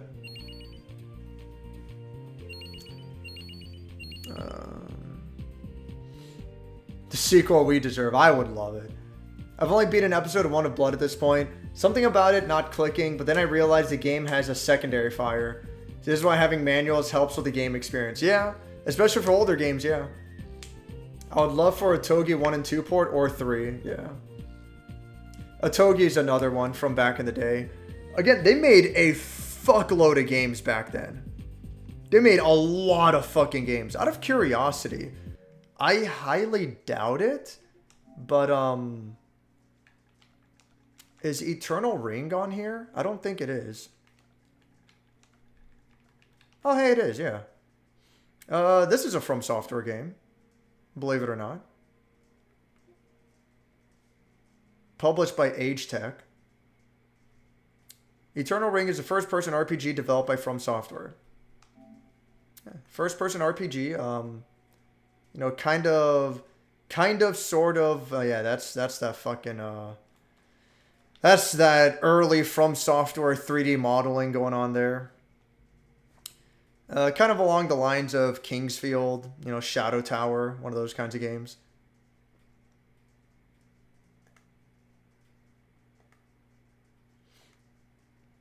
Yeah, fucking, if you want something different and weird from Software, like, there you go. Eternal Ring. The fuck is Eternal Kingdom Battle Peak? It's free, and the artwork is done by Amano, apparently. What is this? Asobimo Incorporated. Free to play. Large scale Japanese MMORPG with Yoshitaka Amano as character designer, Luna C as theme song, Monica as the in-game sound creator, day, night, and weather change according to the concept of time. What the fuck? This just came out. Like, it's not even a month old. This got zero fucking marketing. I never heard of this. This is probably fucking garbage. They're like pretending to compete with Final Fantasy 14. It's like, all right. I mean, I kind of see what they're going for. It's like, all right, you know, good luck with that. That's so strange. I've never heard of this shit. All right. Mono kind of looking like he's phoning it in with that knight and the fucking the tiger back there. Or the leopard, rather. I don't fucking know. All right, well, no, that's enough of that.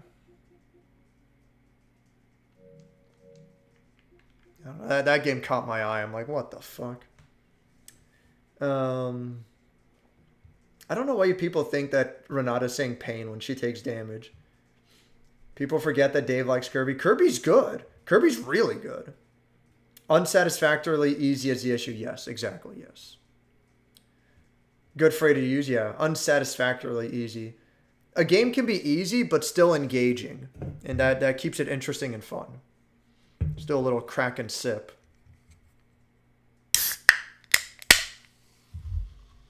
There we go. A little bit of Dr. Pepper Dark Berry.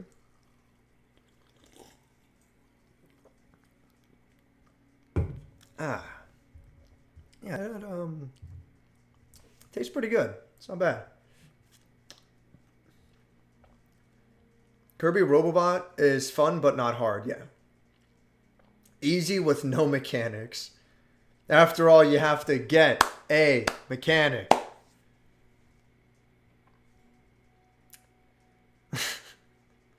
2016 is still satisfactory, even with the 2 OP guns. Yeah. You can have a game be easy and still fun. Like, it's, you know. Love those 2 3DS Kirby games. Triple Deluxe was my first Kirby game. Good first impression. I feel bad that I missed out. I'd really like to play Triple Deluxe and Robobot one day. Yeah. I definitely missed out with those 2. Oh well. Yeah, with no mechanic, you get awesome P. Jesus fucking Christ. I really hate Awesome P so much. As much as I don't care for Hollow Knight, it has sustainability in its design. Hit enemies, get resources, spend on spells or heals. You can never go to a single checkpoint and still have heals while exploring. I feel like I had an epiphany when I thought of that term, sustainable exploration. Yeah. Sustainable exploration is a really good term. Because if you're playing a Metroidvania and you can't keep yourself stocked no matter what you do, like enemies are just not dropping items. If you can't keep yourself stocked while exploring, then it's going to be dreadful.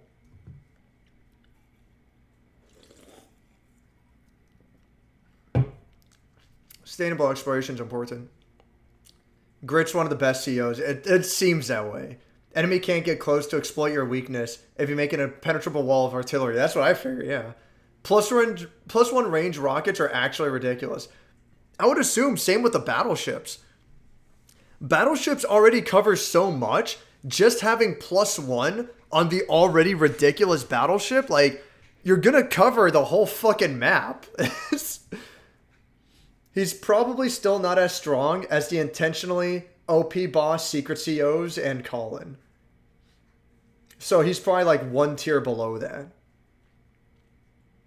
What is, out of curiosity, because I know I'm never going to be able to unlock her, but,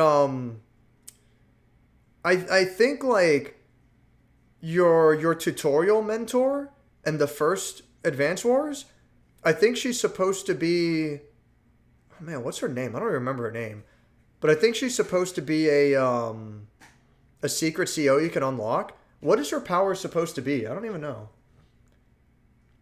Lots of COs are map dependent. Yeah, it makes sense. Jess is really good if there's no air, water. Yeah. Yeah, like fucking I forget whatever the sea captain guy, whatever his name is. He's obviously useless if there's like no water. So I missed one pod. Yeah, it happens. I'm glad I got it. Ghost Song is very atmospheric music, set the mood super well. Until I got stuck at a boss fight, the health loss wasn't a big deal. But it shouldn't be any deal, yeah. I'm always open to suggestions for Metroidvanias to try. I don't think I've played a unique Metroidvania, you know?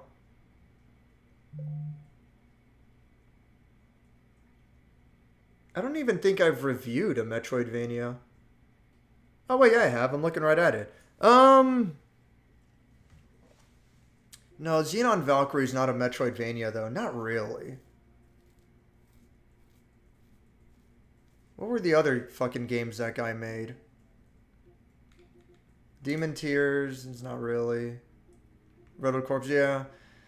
Xenon Valkyrie is a very strange game. It's like a roguelike Metroidvania. Watch my review on it, you know, see how you like it. But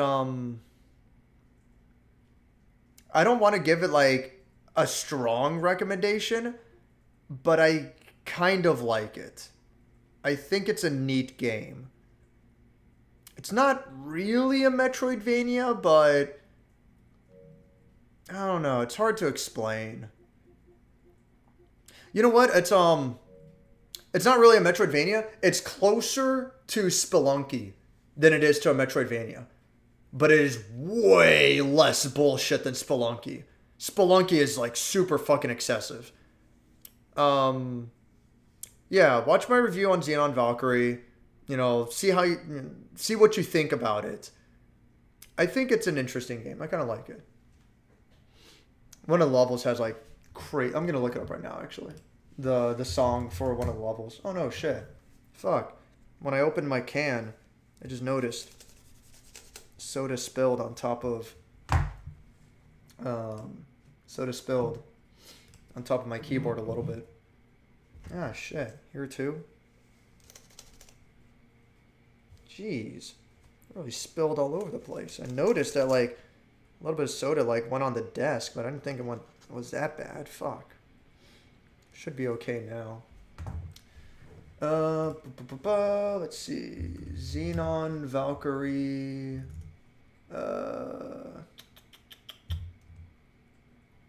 I should just look up OST because I don't remember the name of the song anymore. I know it was like something Cocoon.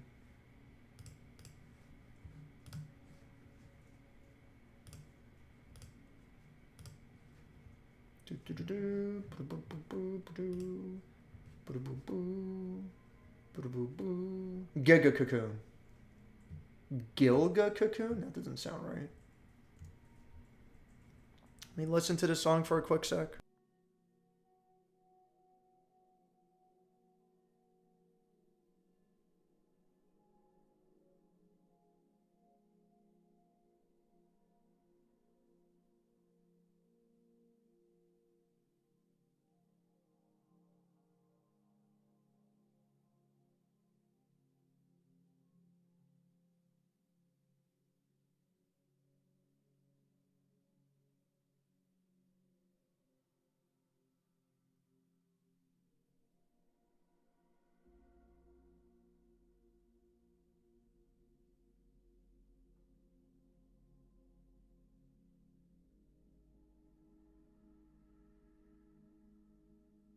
All right, that's interesting.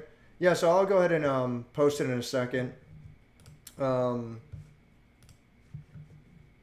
the original song and the arranged song. I like this song a lot. I think it's a fantastic song. The rest of the music in Xenon Valkyrie is kind of just okay. Like, it's fine. But this song's fantastic. I like it a lot. I'll have to listen to the arranged song. I'll have to listen to both of them again. It's been a long time since I used to listen to those songs a lot when I was doing the review. I have to listen to both of those again sometime.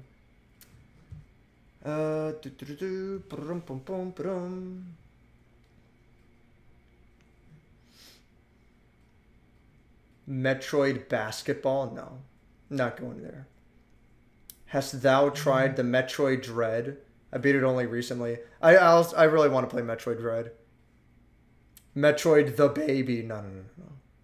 No. I have other M, actually. I want to review it one of these days to get around to it, but it's like really low priority. I'm glad Bloodstained had that classic Metroid Castlevania death where you just load your last save point. No dropping of money and souls, right? That could have been close. It's, man. Yeah.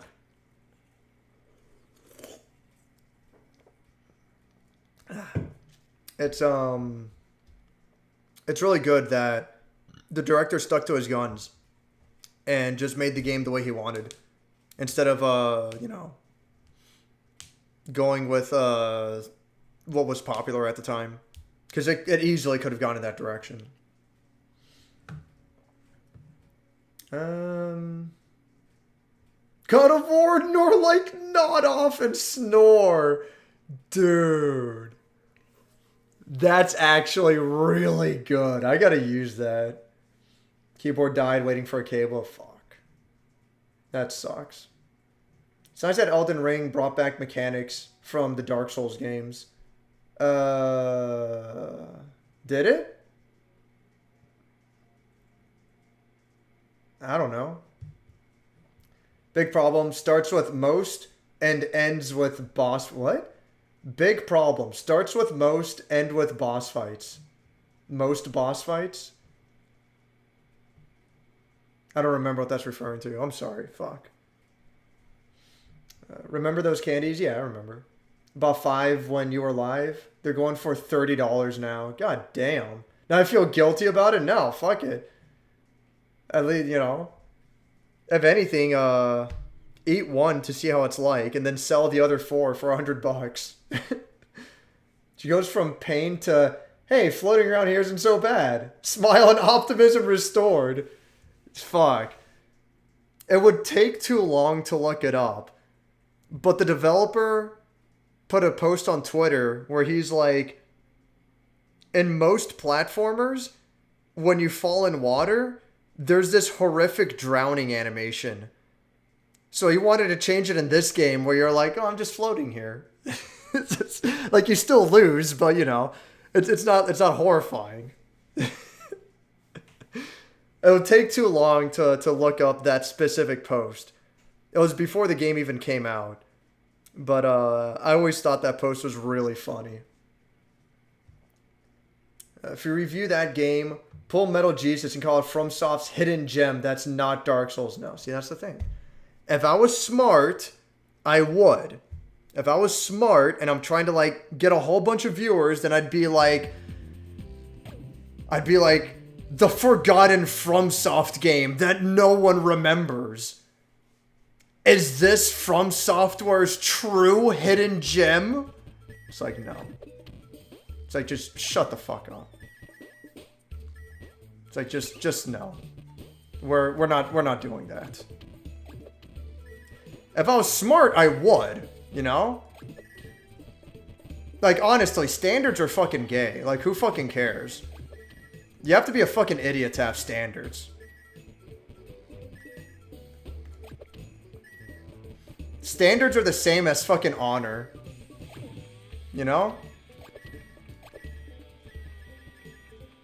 Stand among 1,000 corpses and ask the ghosts of the dead if they care about honor. It's like, no one fucking cares. It's like, wow, you actually have value you actually care about what you're doing and you're not trying to like fucking trick people into watching your fucking shit that's probably not even worth it in the first place. No one fucking cares. Honestly, like, I have the opinion that, and so, like, the reason why I have this opinion is because I watch my mom and my brother browse YouTube videos, alright? And I guess, like, you know, my mom and my brother, they're, like, the typical audience, obviously, for different reasons. But they're the typical audience, alright? So I watch them browse YouTube videos, and it's like, oh wow, this video is really cool. Let me look at the related videos. You know, like, for example, like, oh, fucking review of Frogun. Oh, that was a nice review. Now let me look at this review of Super Mario 64. I'm just, like, pulling out random names, you know? They'll do that without realizing that both videos are by different people. That both videos are unrelated to each other, you know? It's my opinion that the average YouTube viewer, the average user, doesn't actually follow specific, I don't like to use the word creator. I think, like, YouTube creator, content creator, I think that's the gayest fucking term. I don't know, what the fuck? Oh yeah, this guy. Wow, even here? Are you going to challenge me to another race? I'm about to pass. It's too hot in here. Yeah.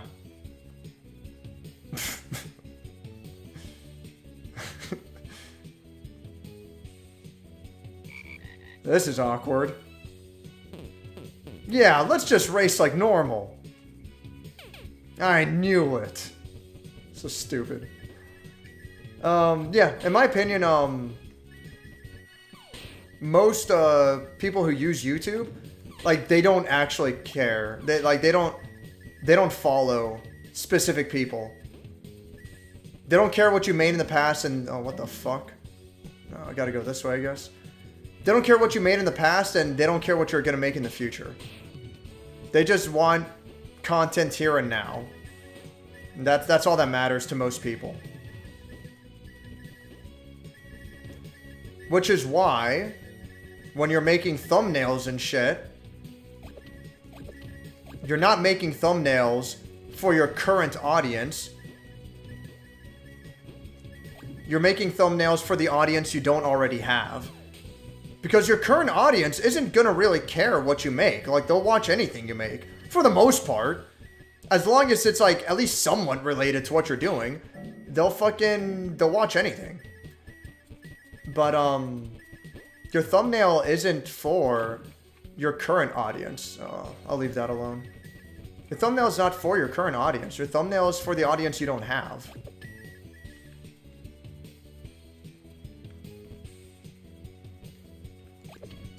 Fuck my life. And, I don't know. I don't really know how I feel about that. Dang, you're good, frog girl. You can keep this one, but next time it's all gonna go my way. He says the same thing every time. Make that title even if the game sucks, yeah. If they taste good, that's all that matters. Yeah, you know. H-Tech, remember that title from Way of the Samurai 3, yeah. H-Tech was a big player back in the day. Are they still around? For some reason, I want to say they're still around. Working Designs is dead, right? Like, they gotta be. I guess they're still around. Well, I guess not really. The last game they published was in 2016 for 3DS.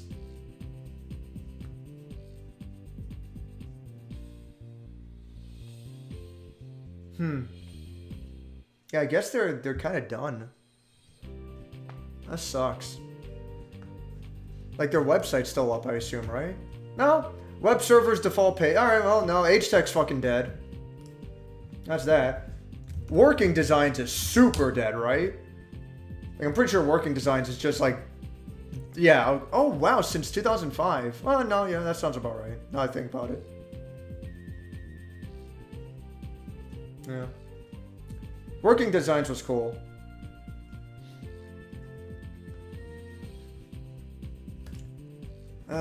Let's see. Isn't Evergrace a FromSoft game? What's Evergrace? That sounds familiar. Evergrace. Oh, yeah. Age Tech, huh? That looks like a FromSoft game. Yeah, it was. By FromSoft, yeah. Yeah, I never played the game, but I recognize the box art from back when I worked at GameStop and shit.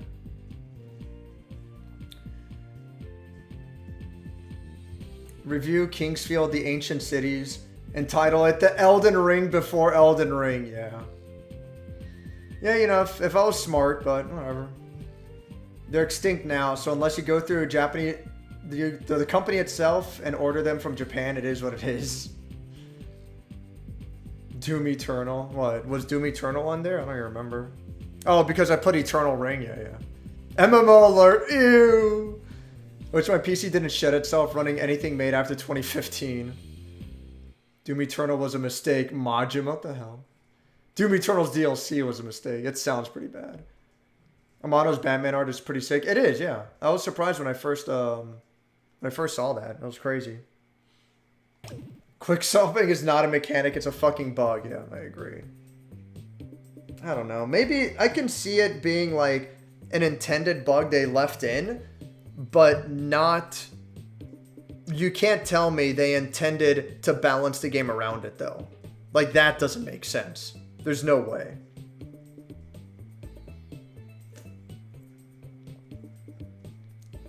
Should we raise the price $2 or go bankrupt our 100-year company? Guess we'll close shop. I'm not a businessman, so I don't know, but I know what you mean, though. I know what you're saying. Heard about one of the boss fights being an absolute pain in the ass. Oh, the Doom Eternal TLC? Yeah. Yeah, Doom knows all about that.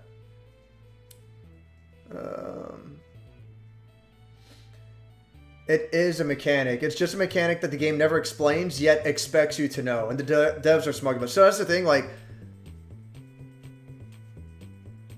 My opinion, when they were making Doom Eternal, alright? They knew about the quick swapping, and they decided to leave it in because it's cool, alright? Whoops. But they didn't balance any of the game around it. Like, they never considered quick swapping when they were designing enemies and bosses. Alright? It was just in there for, like, people to discover on their own, find out about, mess around with, so on and so forth. So anyway, Doom Eternal releases, and half the people are complaining about certain enemies. Specifically Marauder, I think was the guy. He's like the rival Doom enemy, you know? I think Marauder was his name.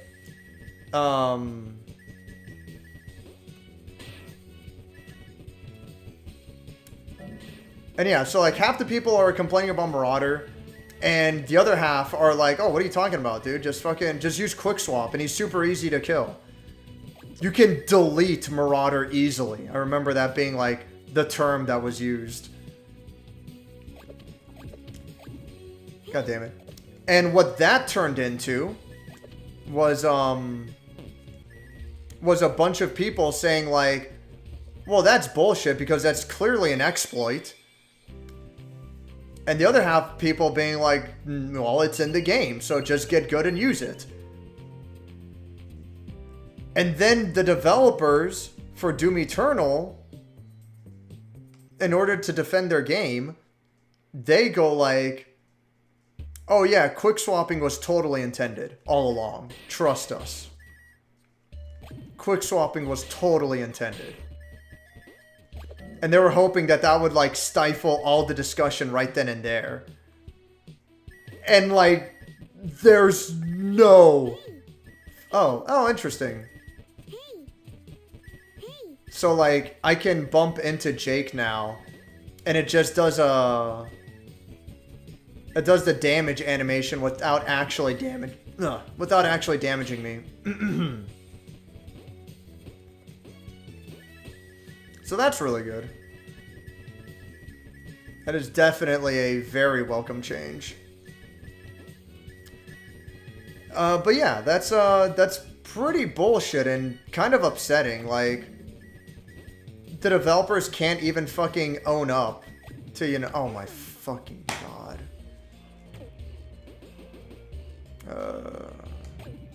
The developers can't even fucking be honest and open about, like, yeah, we kind of fucked up.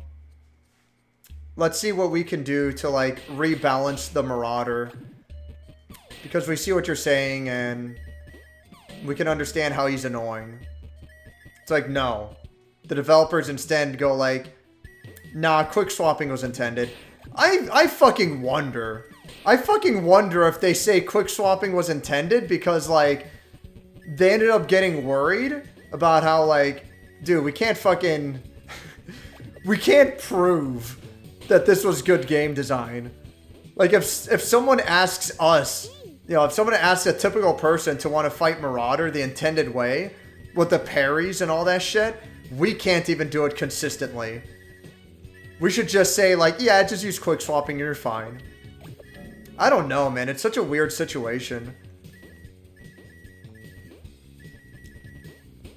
But there's no fucking way that quick swapping was an overall intended mechanic. And I really dislike that that the developers are, I mean, they're basically lying. There's no way they're telling the truth. There's no way they're being honest that, like, they actually meant for quick swapping to be intended. Like, that's wild. It doesn't even line up if it was meant to be intended. Like, it doesn't make sense. Whatever. They brought the Twinkie back, but that's not a Japanese company. Yeah, they brought Twinkie back. There's a lot of bad bosses in Eternal Base and the DLC, yeah. Yeah, the bosses, I don't know, dude.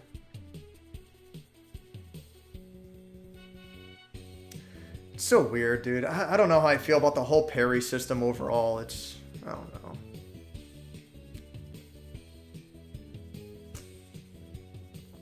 know. Fuck it. Some companies are not smart. Get out your homebrews. I know you hate Awesome P, Dave. That's why I mentioned it to give you Vietnam flashbacks. When's Awesome P 3D? The game we all want to see? No. The year 20XX. Yeah. The only problem with B ships... Oh, battleships is that naval units are just bad in general. Are they? I don't know. I have no idea. I intend on playing Doom Eternal next year. Hurt me plenty. No one will change my mind. That's fine. What did I play it on? I think I played it on the level below the level below Ultraviolence, which was probably Hurt Me Plenty. Because Ultraviolence is the... Well... Oh, what is? I should just look it up. Doom Eternal difficulty levels. I'm Too Young to Die, Hurt Me Plenty, Ultraviolence, and Nightmare. Oh, maybe I played it on Ultraviolence. I know I didn't play it on Nightmare, that's for fucking sure. I think I played it on Ultraviolence.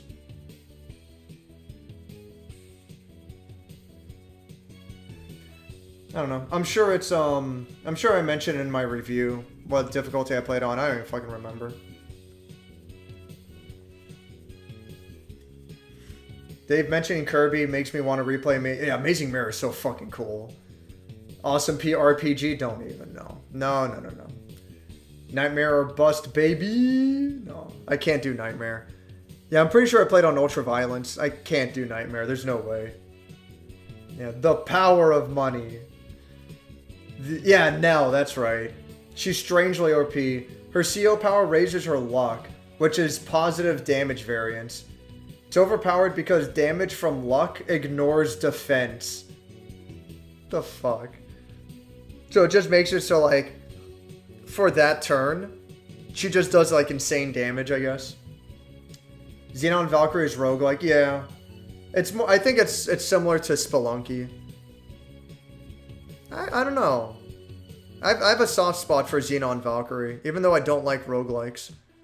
Something about Xenon Valkyrie I like. All the games by that developer I like. I've reviewed them all. I'm interested if he ever makes a 4th game. You know, what he makes in the future. Her sister Rachel might honestly be even more broken. Whatever. I don't even know. Spelunky, it doesn't matter how much HP you got. It's basically one-hit death. Yes. Just prolonged. Yes. That's a... I want to like Spelunky a lot, but like, it's so fucking easy to die. Even if your run is going fucking beautifully, you get like the jetpack and the shotgun on the first floor, and it's like, dude, like everything is going perfect, you know? But no matter how good you do, it's so fucking easy to die instantly. Spelunky is so fucking annoying.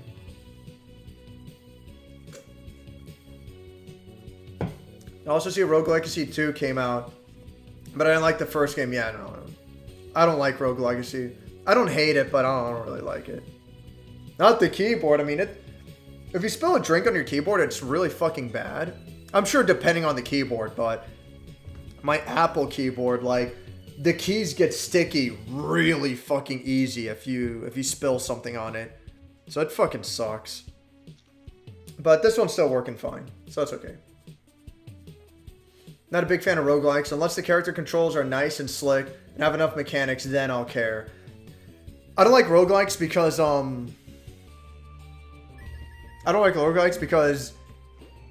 the possible factor of luck is weighted way too fucking heavily. And granted, if you're skilled enough, you can pretty much make anything work. Like, for sure, you know? But that doesn't change the fact that, like, it's so fucking easy. You know, Binding of Isaac is one of the more famous examples. If you get the Brimstone, like, in the first 2 floors, you win for free. The Brimstone is so fucking insanely overpowered. You kind of don't need anything else. You get the Brimstone and you just fucking win right then and there. It's so fucking stupid. Are you fucking kidding me? You get the Brimstone and you just like instantly fucking win. And I really hate that feeling. Like, it feels wrong. It's like, how much of the game is dependent on my skill and how much of the game is dependent on a fucking slot machine? And it's unfortunate because, you know, just like Gacha and Pachinko and all that shit, just like it's so fucking popular, roguelikes are fucking popular too. It's like, I don't know, it's weird. It's like, those people don't value winning due to their own skill. You know? It's like they get excitement from gambling. They get excited when it's like, oh wow, this run, I got the super cool OP ability. That's so cool. It's like, what the fuck? I don't know, dude. I don't want to be a dick. Like, I don't want to talk too much shit because, you know, Sticky Rick is a good friend of mine, and he's a big fan of Binding of Isaac. For whatever reason. But, you know, I don't want to talk shit. If that's the game he likes, that's fine. I'm not here to judge him. I just dislike how popular that genre is. Because it doesn't feel deserved. It's whatever. It is what it is. Oh, come on. There. Dave understands the comedic genius I possess. Oh, yeah. God, what did you say again? God of War, more like nod off and snore. That's actually really fucking good. That's actually a really good fucking joke. Speaking of jokes, I like the jokes that you add to the joke book in Omori. One of them I never heard of before. I like it a lot. It's, do you want to hear a joke about construction? I'm still working on it. I never heard that one before. That one's really fucking good. Most of them I've already heard of, though, obviously. What is it? Why couldn't the bicycle stand on its own? Why couldn't the bicycle stand on its own? It was too tired. It's like that's a classic. I've always liked that one. What were the other ones? I don't remember off the top of my head right now.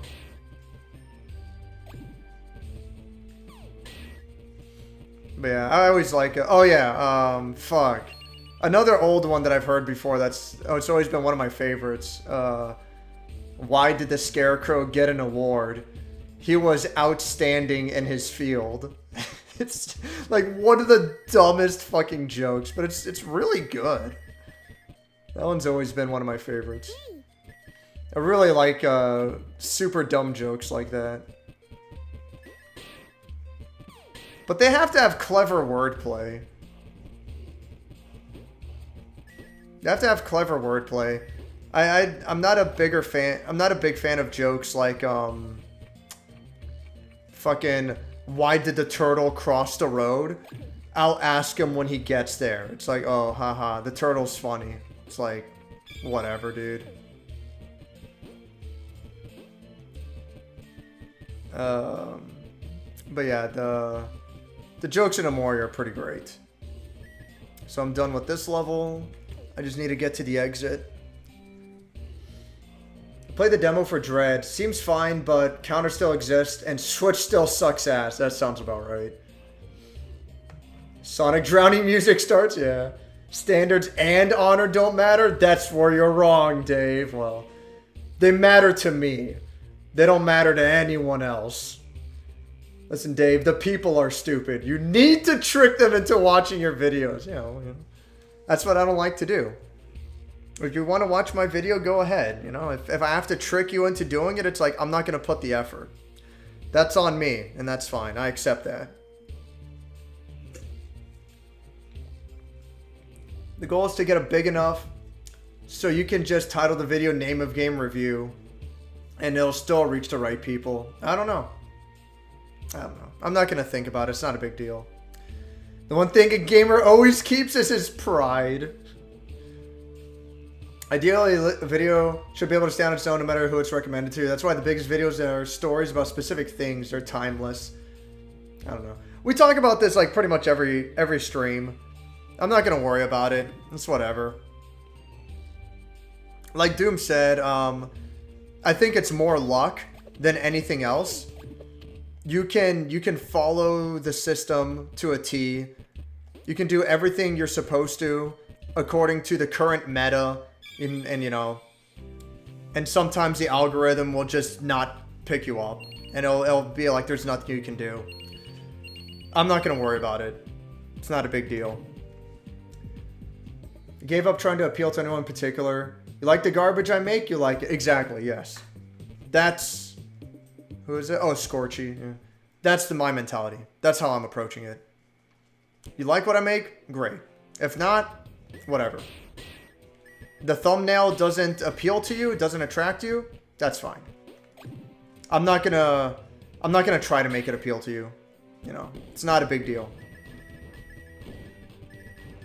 Either you want to watch the video or not, you know, and then that's fine.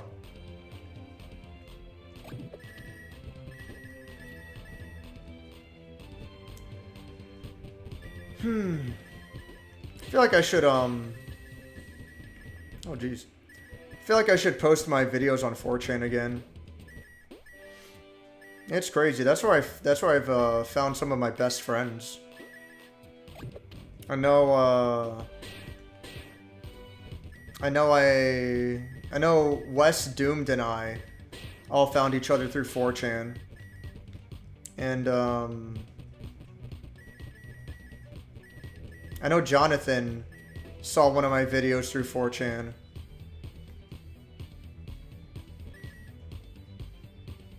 I don't know about Default and Sticky Rick. Maybe. I don't know. I'm probably just a bad friend for not remembering how oh geez, what the fuck? For not remembering how we even found out about each other. Oh, god damn it. Alright, so where am I supposed to go? Oh, there's a switch here. There we go. Okay. There we go.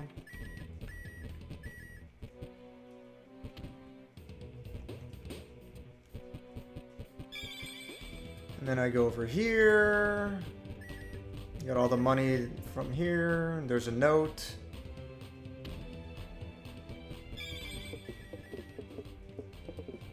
And so I can go this way. Okay. Now this camera. Alright. Working Design's last game was that canceled PS2 Goemon. Oh, there was a Goemon title for PS2? Fuck, dude. That sucks to hear. Yeah, Goemon's pretty cool. It's not the most amazing game out there, but it's got a really unique and interesting aesthetic. I like Goemon. It's kind of neat. There's a leak of it online. I'm assuming it was completed. Man. So it's a Goemon PS2 game, huh? Remember hearing saying 2016 is shit just because the Super Shoddy is OP, but loves Doom Eternal. Seems like he forgot about the whole quick swapping controversy or thinks it's a mechanic. I mean, it's whatever. Quick swapping is overpowered from the sounds of it shredding a Marauder. Yeah. That's the thing, is that, like, it's not the easiest mechanic to do. And personally, I find it annoying to pull off. But if you get good at it and you're quick about it, then, like, yeah, like, it fucking demolishes. Like, Marauder's not allowed to do anything. It kills them very fucking quickly. It's dumb. It doesn't make sense that, like, the developers allegedly implemented it on purpose. Like, there's no fucking way. That doesn't make sense. So, it's whatever. Fuck.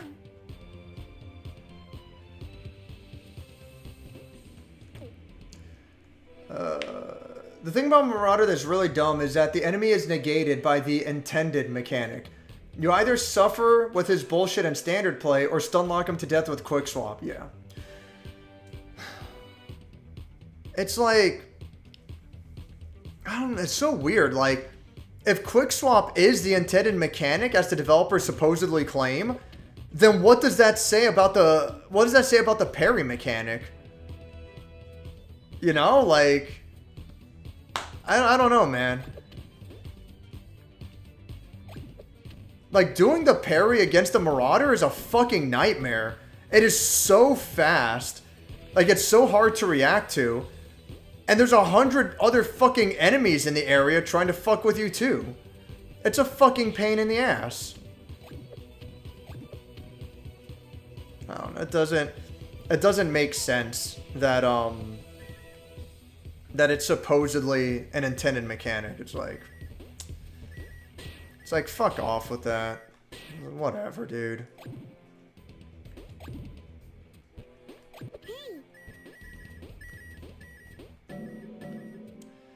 That leads to the boss. That leads to the extra. Alright. Marauder is legit poorly designed. I agree, yeah. You have to use a single gimmick. You have to use one of two gimmicks. Either you do the parry, which is intended, but it's fucking annoying and a pain in the ass. Or you do quick swapping, which just deletes him instantly, and it doesn't seem correct. It's stupid. Also, Doom Eternal has tons of pop-up tutorials for everything, but never mentions quick swapping at all. Yeah, that's the other big thing is that was one of my complaints at the review. Doom Eternal has a pop-up tutorial for fucking everything. As simple as like fucking jumping. It has a pop-up tutorial for every goddamn thing in the game. It's excessive. Like that was a complaint I had. It's like, wow, like the developers think I'm a fucking idiot. Like, holy shit. And yet quick swapping is never even so much as hinted at. Not in the slightest. I better go for the fucking checkpoint before I die. Not in the slightest is quick swapping even come close to being hinted at. It's fucking stupid. You can't fucking tell me it was intended. Like, you're out of your fucking mind. It's like, whatever. I'm missing 5 coins. It might be that vase right there. I can get back to it. Alright.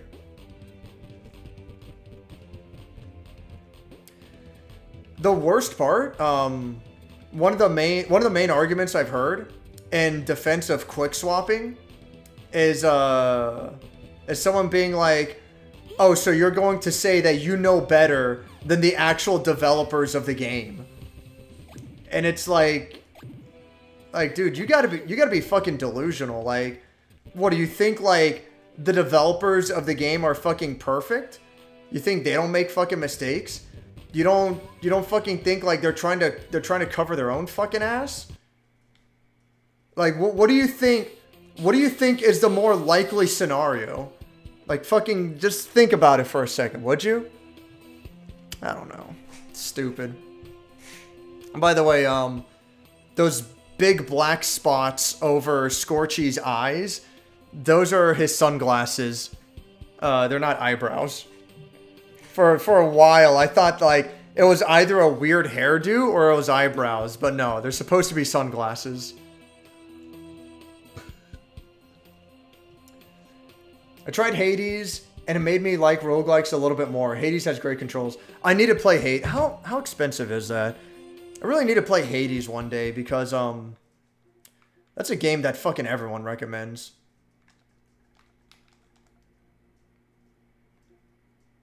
Oh, it's on sale. $17.50. Oh. Sale ends really soon, no? Oh, in a few days. I don't know. I probably won't buy it, but I'll put it on my wish list just to remind me. But, yeah, this seems to be a game. I mean, like, every game that Supergiant makes is fucking, is, like, super fucking celebrated. Bastion, Transceiver, I believe is, or Transistor, and Hades. Like, every game they make, everyone fucking loves. So, I'd like to fucking play Hades one of these days. We'll see. See if I ever get around to it. I did like Bastion a lot. Do I have Transistor? Yeah, I do. Pretty sure this was a PlayStation Plus game. So, I should play that at some point.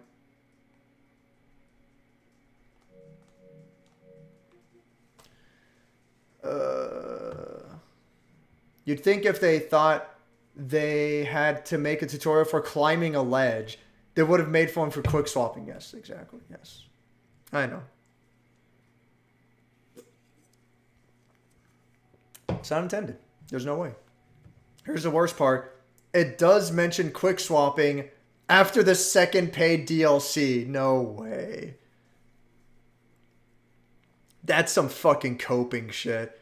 That's the developers giving up and being like, it was intended after all. It's like, no fucking way. They mentioned that mechanic in DLC. No way. I'd have more respect if they said, yeah, it's a bug, but we'll keep it since it's cool. Yeah, exactly. Whatever, dude. Too many of them rely on luck. That's why I don't like Binding of Isaac. Heavy luck base, yeah. Hugo Martin cannot admit any fault. Once you realize that, a lot of responses to Eternal's criticisms make sense, yeah. There's several win for free items in Binding of Isaac now, but you'll never see them in your run, yes. It's whatever. I need those OP items because I sure can't beat it normally. But that's the thing, though. I need those OP items because I can't beat it normally. But honestly, like, what counts as beat it normally? Is it just getting upgrades to like attack power and shot speed? You know, getting upgrades to like shot size and stuff? Because depending on the upgrades you get, like, you don't really need Brimstone. You don't need anything like overpowered. But if you get your shot power, shot speed, and like the size big enough, if you just get the right upgrades, like they're not anything crazy, but if you just get the right upgrades, you can also be like crazy overpowered. You can fucking machine gun bazookas. And fucking bosses die like so fast without any effort. Or you get like all garbage fucking upgrades and fucking it turns into a real bullet hell. And it's a fucking nightmare to try to beat. And it's like, you know what? I'll just play a different game. I'll just play a different game. Sounds like a plan to me. I think I'll just play a different game. Roguelikes are good for content. If you're a streamer, you can squeeze a ton of content out of a single roguelike. It's like, no. A big fan. Also, I'm playing it right now. God damn it, Sticky. Sticky, just play good games, please. Just 10 more achievements. They're not fucking worth it, though. They're really not worth it. I don't know. I guess roguelikes are good for content. If you're a streamer, you can squeeze a ton of content. I get what you're saying, but like, I don't know. I don't find it fun. But, you know, it's good for people like Northern Lion. So, for whatever that's worth. I recently got back playing one of the gacha games I played in the past. I had to definitely understand what you mean, Dave. You know. It is what it is. I think Binding of Isaac is awful and it has only gotten worse. I like ROR. I know you don't mean Roll of Rose. ROR 1 and 2 a lot, though. You have a good base move set that gets better. What is R of R? I know you don't mean Ring of Red. I wonder if they have that on here. Was it called Ring of Red? That one PS2 game? Yeah, they don't have it on here, but then again, it might be spelling it wrong.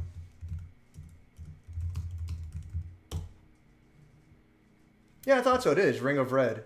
Yeah, never played that either. I just remember the box art. I used to work at GameStop. Yeah, I don't know what the fuck is ROR. I don't know. 1,941 hours. Thanks, Steak Mund. No, I'm good. I'm good. Those puns sound like a pun that would be shitty done right. You could all be playing Jenny's with me instead, but you choose Isaac's. Listen. I don't like Dead by Daylight. I think it has a lot of fucking problems. I think Dead by Daylight is like, I think Dead by Daylight is like really fucking fun for the first like 50 to 100 hours. I think it's a blast.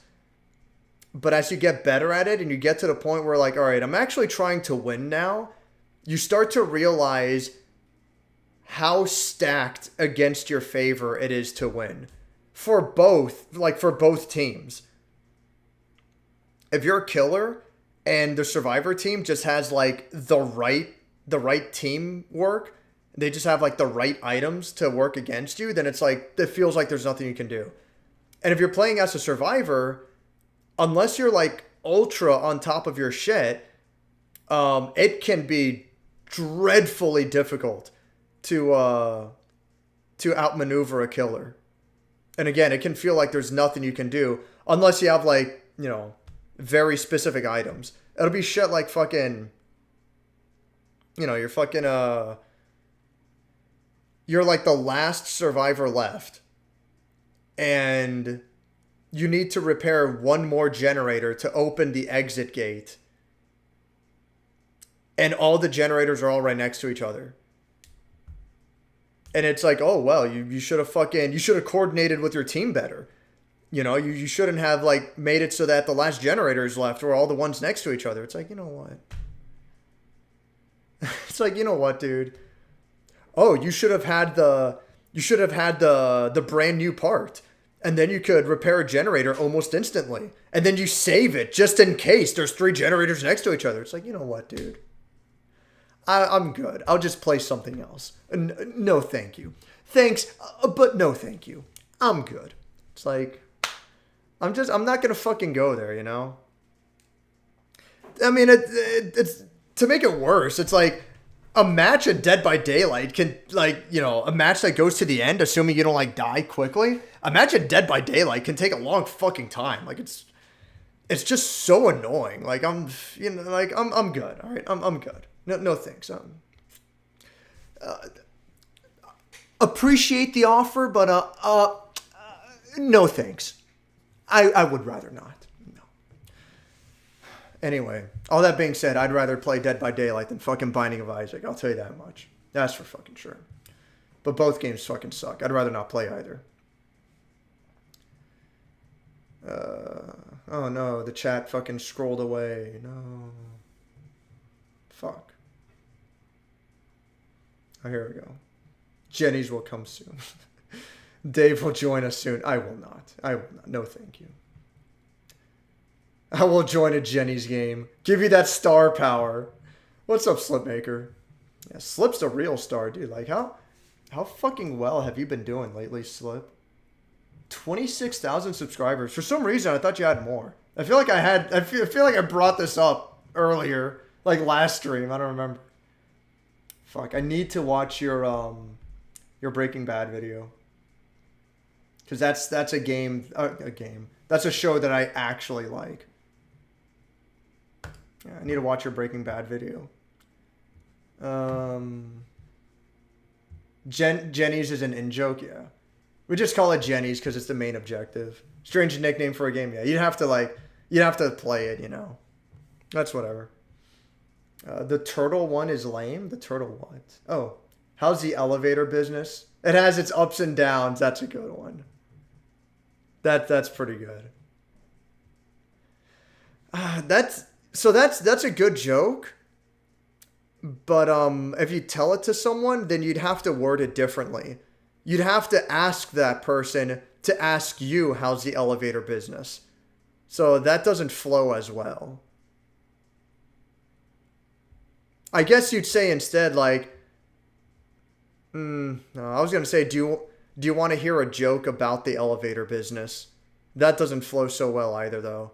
It works better where, like, do you want to hear a joke about construction? I'm still working on it. It's like that works both ways, because it's both like I'm still working on the construction, I'm still working on the joke.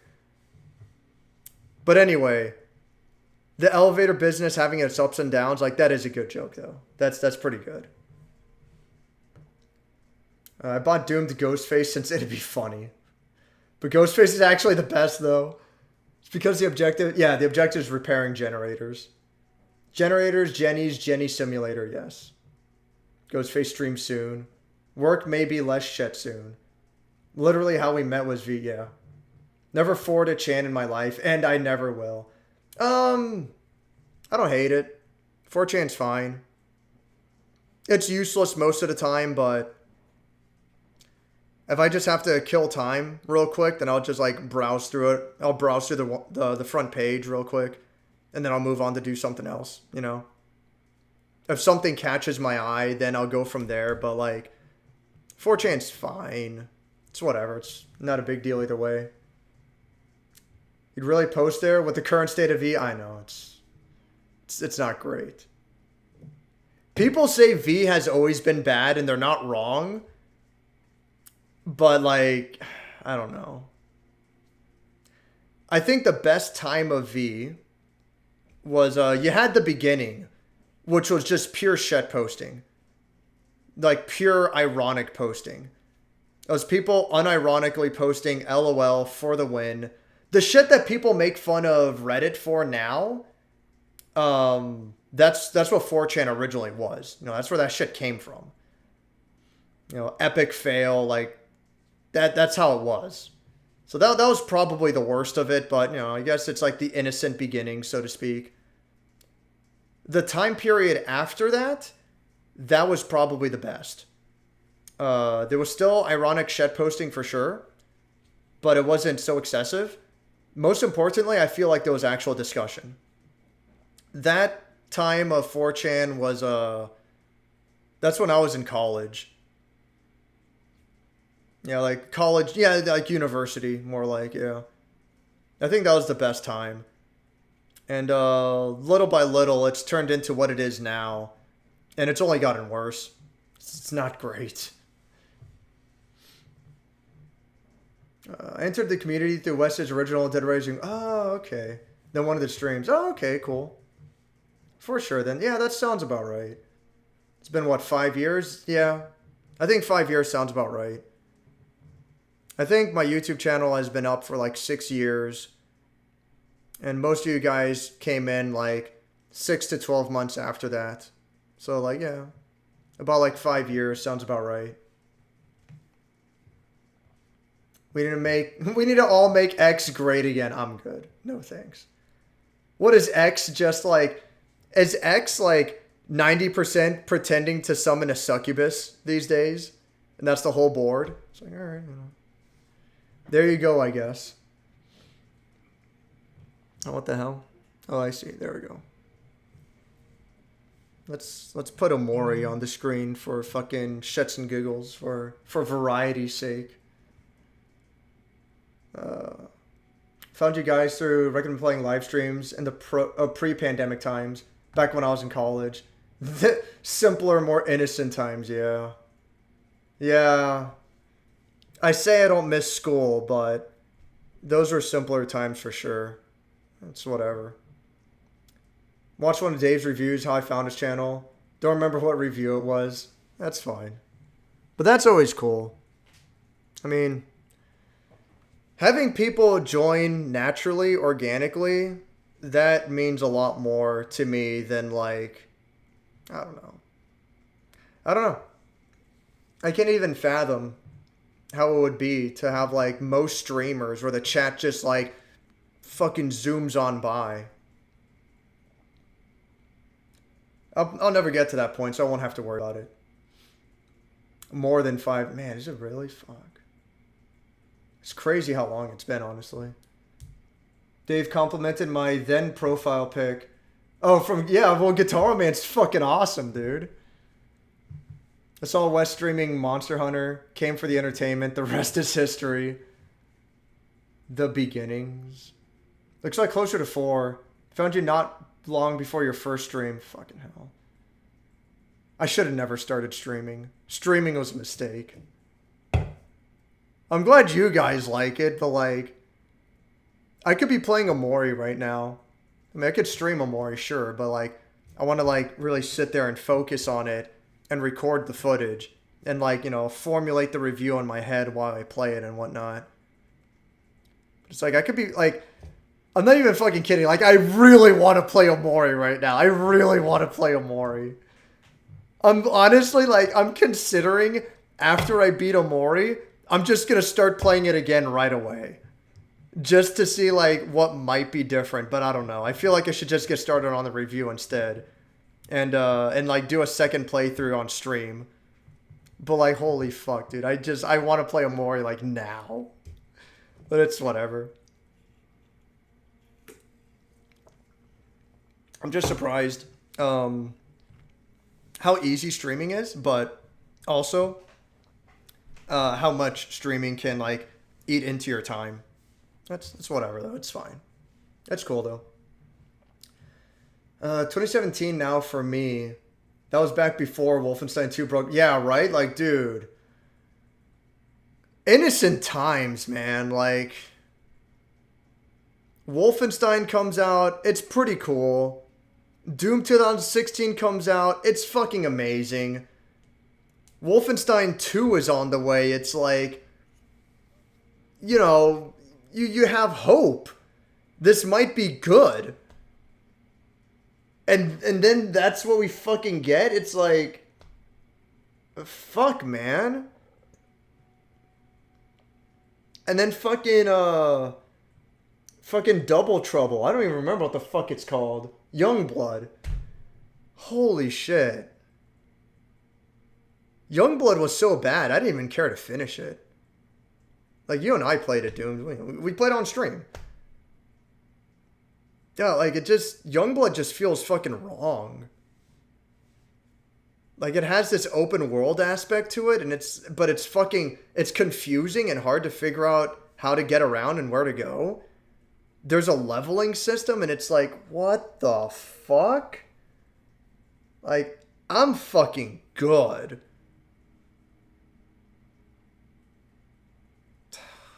Fucking Christ, man. If I recall correctly, it was mutually shedding on Mario Odyssey. Oh my god.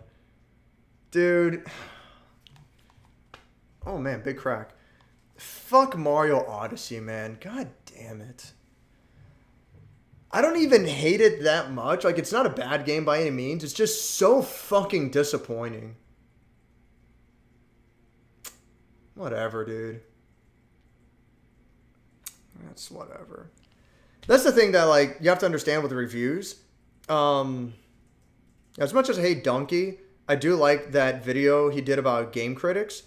And one of the points he made was, like, people will do a review where they talk about it mediocrely. You know, like, the review's not a big deal throughout the whole thing. And then you get to the score and it's like a 9 out of 10. And he's like, it doesn't add up at all. What the fuck? He's not wrong about that. And I'm guilty about it too as well. So in my case, I gave Mario Odyssey a 7 out of 10. And I give Frogun a 6 out of 10. But I don't like Mario Odyssey that much. But I love Frogun. So why does Frogun have a lower score than Mario Odyssey? Even though, like, my appreciation for both games is completely inverted. Like, I really like Frogun a lot. And Mario Odyssey was a massive disappointment. So how do the scores make sense? I think objectively speaking, like, I'm taking my personal bias, my personal preference out of it as much as possible. Objectively speaking, Mario Odyssey is the better game. There's more to do. It controls better. It's less glitchy. There's more variety. It's a way better looking game, obviously. Granted, Frogun is going for a specific style, but even then, like, Mario Odyssey is just like, it's a really good looking game. The presentation is like through the roof, way fucking better. The level design suffers, which Frogun has a strength of. The presentation of Frogun isn't as good. It has a couple of good music tracks, but not a big deal. I love the graphical style, but, you know, it's nothing like stellar. It's nothing amazing. You know, it's whatever. But the gameplay is, in my opinion, overall at least equal with Mario Odyssey, objectively speaking. But what brings Frogun, like, way down, at least when I reviewed it at launch, it was really fucking glitchy.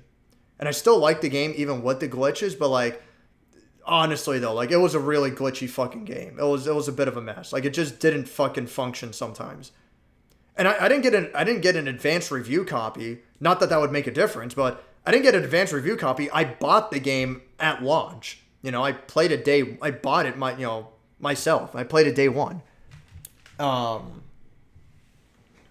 So yeah, like I really like Frogun, but I can't just be like, oh fucking like fucking Guilty Gear Strive is honestly one of my most favorite games ever made. Like I still absolutely love the game to this day.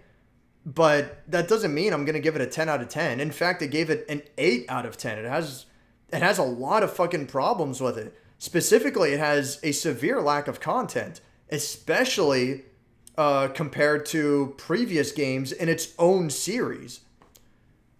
And like, Jesus Christ, the online matchmaking and the lobby system, it's still a fucking disaster to this day.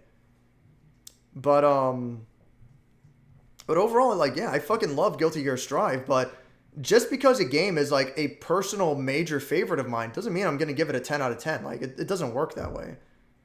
So, that's why like Mario Odyssey's a 7 out of 10. I think it's a fine game. It's just, it doesn't resonate with me personally. I think it has a lot of problems, but it does work, and it works well enough. It's not bad. And then Frogun, like, I love this game, but, like, speaking truthfully, like, it's got a lot of fucking issues. Most of which seem to have been fixed now, and the game's been made a lot easier. But, I'm not going to fucking review a game twice. Like, it doesn't fucking work that way. They fucked up. They should have made the game good, they should have made the game good to start with. It's whatever. Let me move on. Found Wester the Dead Rising 1 guide. Yeah, I think I remember that. Joined the streams. You guys were the first Discord I ever joined. To this day, the only Discord I ever use. Discord really is just... It's not for me, yeah. I don't use Discord either. Other than, like, you guys, obviously. I have a ton of Discords I've joined. Specifically for fighting game tournaments. Because that's what's typical. For an online tournament, sorry, a lot of burps. That's what's typical for a lot of tournaments is you'll join the Discord and it'll be organized from there. They'll contact you and the other guy. Now you two guys fight next, and then report the scores in the Discord. All right, this is the score between us. Okay, cool. And then it goes from there. There is the main website that everyone uses for tournaments called start.gg. But the Discord is used as a second point of contact. And it's very helpful for that. It really is. Start.gg isn't the greatest for getting players in touch with each other. It's just for like, this is where you are in the bracket and this is who you're supposed to fight next. But in Guilty Gear, for example, when you want to fight someone, you'd have to go to a public lobby. So you need to be able to tell them, like, hey, I'm in public lobby, East Coast, North America, number 40. If you don't have a way of communicating that to the other person, then like it's not gonna work. So anyway, that's the only other thing I use Discord for. And I have like a shitload of Discords I've joined for online tournaments, but like that's it. Like I don't bother communicating in them. It's really just to like chat with you guys, and that's it. And Discord is nice for that. It's a very easy form system. I used to use online forums when I was younger. A lot of you people probably don't know. Like, is it still around? Like, I used to use Gaia Online when I was in like middle school and high school. Yeah, they're still around. Do they still have like that stupid fucking map? They have a manga? Jeez. Gaia World Map? No way. Yeah, and it's like, oh my, the resolution is so small. Obviously, it was like way fucking bigger, like back in the day, but it's like fucking, it's tiny these days. Oh, that's hilarious. Yeah, they still have this stupid, pointless fucking world map. Most of you guys probably don't remember what Gaia Online is. But this was an old online forum. Yeah, I used to be on there to like chat with random people, and it was cool. It was good times. But like, Discord is like so much better. It's so much more convenient. It's almost kind of surprising that I don't know. I guess Discord is starting to phase out online forums more and more now. Discord is just like so much easier to use.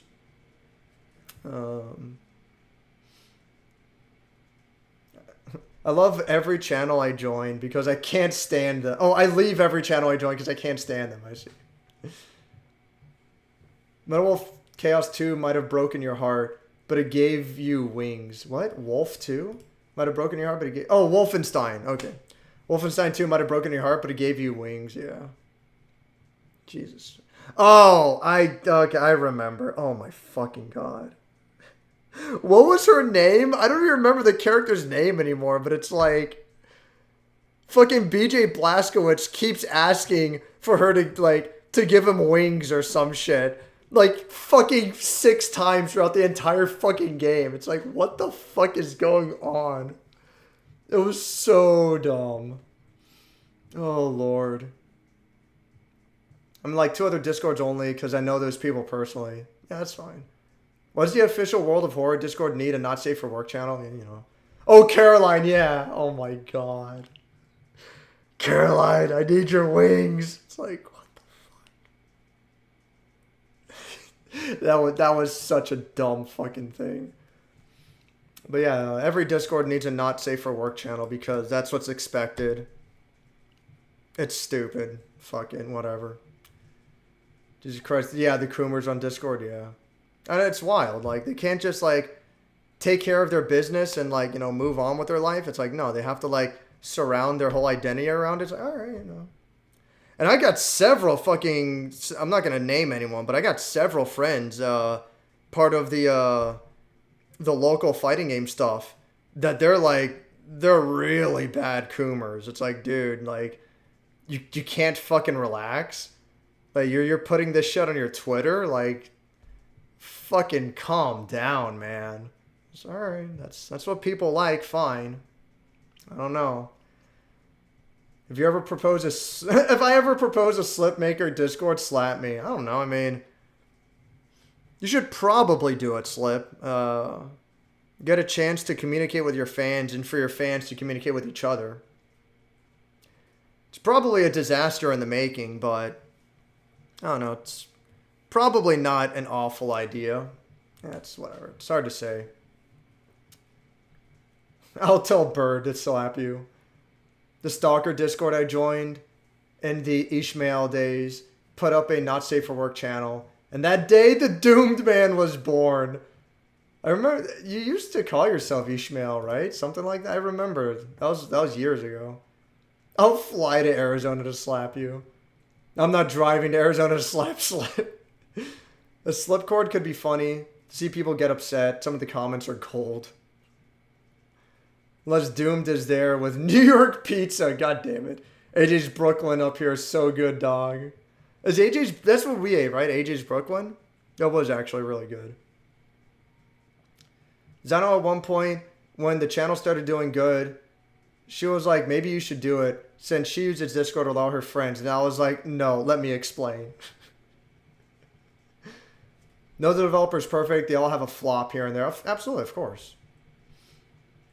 Sorry, man, that I cannot help you. Hades Physical is going cheap, too. Ooh, physical. Ooh. Forgot it had a physical. Like, not just like a rare thing, but like, you can buy it at, like, Best Buy or something, right? I think. Best Buy website, please. Best Buy website. I'll look into that later. My friend keeps trying to get me to play Dead Cells. I'm tempted to since they have a bunch of other indie characters in it, including my favorite sociopath Jacket from Hotline Miami. And Dead Cells? Is that the fucking game I'm thinking of? Yeah, what? Really? Okay. It's weird. Dead Cells, Jacket, Hotline Miami. Like, how does that even work? Alright, fuck it. Yeah, he's there, I guess. That's so weird. Alright. Sure. That's pretty funny. Anything Best Buy? There we go. Oh.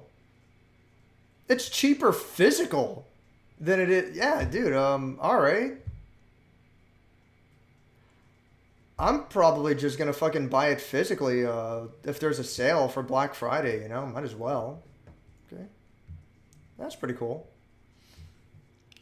Thanks for the heads up, Crazy Mosby. My friend keeps trying to... Oh, yeah. Played Hades on Switch. Ran good on there for me. Oh, no. The chat zoomed by because I'm too slow. There we go. Between my schizo commenters and some of the people who follow me on Twitter, the Discord would be like an immediate war zone of absolute horror. Isaac annoyed me when it got so overloaded with gimmick items that runs were entirely dependent on if you found damage up or not. If you didn't find one by level 5, it was pointless, yeah. I agree. And level 5, like, that's too far for me. Because you're talking about, like, the first 2 floors, the second 2 floors, and then, like, yeah. Because it's basement, caves, and then fucking whatever, like, that dark one is. The one where, like, because the 6th floor is Mom. That's the boss of that floor. So, yeah, if you don't find anything good by, like, the treasure room of the 5th floor... Sometimes you get really fucking unlucky and you don't get any keys. And it's like, well, bro, I need a fucking key to open the treasure room. What the fuck, dude? It's whatever. Played Dead Cells in the past, but I sucked at it and I quit. I replayed it a few months ago when I got better at games. Oh, Risk of Rain. Yeah, I've heard Risk of Rain is cool.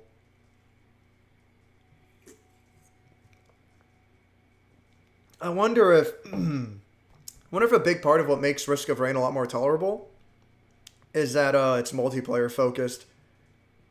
So the pain and annoyance of that typically comes with a roguelike is probably lessened a lot because you're sharing that annoyance with your friends.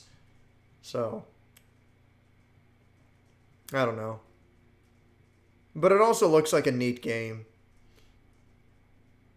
It looks pretty chaotic and pretty fun in that sense, so it's whatever. I don't know. I've never played Risk of Rain, so I don't really know. The first 50 to 100... Oh, yeah, for like, yeah. That's the thing, like... like, Dead by Daylight is like... So I gave it a pretty high score. I think when I reviewed it, I gave it like a 7 or an 8 out of 10. Like, I remember I scored it pretty highly. And I stand by that. Even though, like, I started hating the game. But I was thinking about it, I'm like, you know what? I legitimately really enjoyed those early hours. There were a lot of early hours. Like, I really enjoyed my early time with the game. It's only the longer that I stuck with it that I started to hate it. So it's like... Alright, you know. It is what it is. It's fine. That being said, like, you know, I don't recommend against the game. If you're interested in it, try it out because I think most people will like it a lot for a pretty good period of time. I think it's only once you really start trying to get good at it that it's like, that it starts to suck ass. But that's whatever.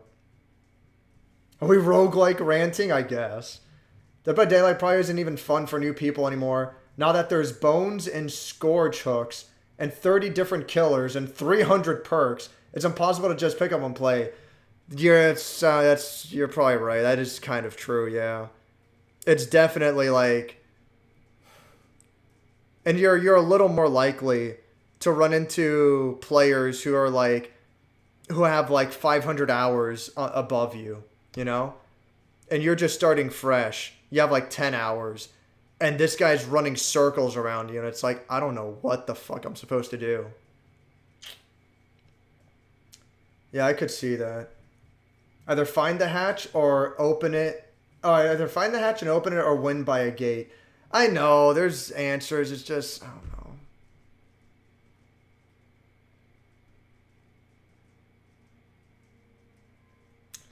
Whatever. I don't like Dead by Daylight. Fuck it. I thought that, but my horror movie buddy is actually having a great time. No joke. Okay, well, that's good. Still floors me. I have 261,000. That's awesome, dude. Like, that's good. That's really fucking good. Two men are talking. One asks, how's his elevator business? That is how I would start it. That's not bad. That's a good way to start it for sure. You guys been significantly worse since 2015? Yeah, that sounds about right. Just because something is bad never means it can't get worse. Oh, man. X used to be fun. The best thing I did on X was when I found a letter at an actual abandoned mental hospital and tried to follow the leads. Dude. Story for another day. Oh, my God. Don't do shit like that. That sounds like you're cooking up trouble. The best threads now are just stories from 10 years ago. Basically a long paper schizo post, but younger me was going wild. That sounds like it. I want to play Omori now too. Okay, after you beat it, look up how to get Route 2. No other spoilers beyond entry. Alright. Because I heard that there's a Route 2. I remember you telling me that I should consider beating it twice. We'll see. Heard some things about Wolfenstein 2, and it seems lame. Just got the games before 2, and it's all good for me. Oh yeah, like fucking Wolfenstein, New Order, and Wolfenstein Old Blood. Well, Old Blood especially, I actually like a fair bit. But New Order and Old Blood are good. At the very least, they're not bad. Even if New Order isn't anything amazing, at least it's not a bad game. Wolfenstein 2 New Colossus is not good. Like, at all. It's not terrible, it's not awful, but it's not good. And Youngblood is like, it's just fucking bad. It's not fucking good at all. Blah, blah, blah, blah.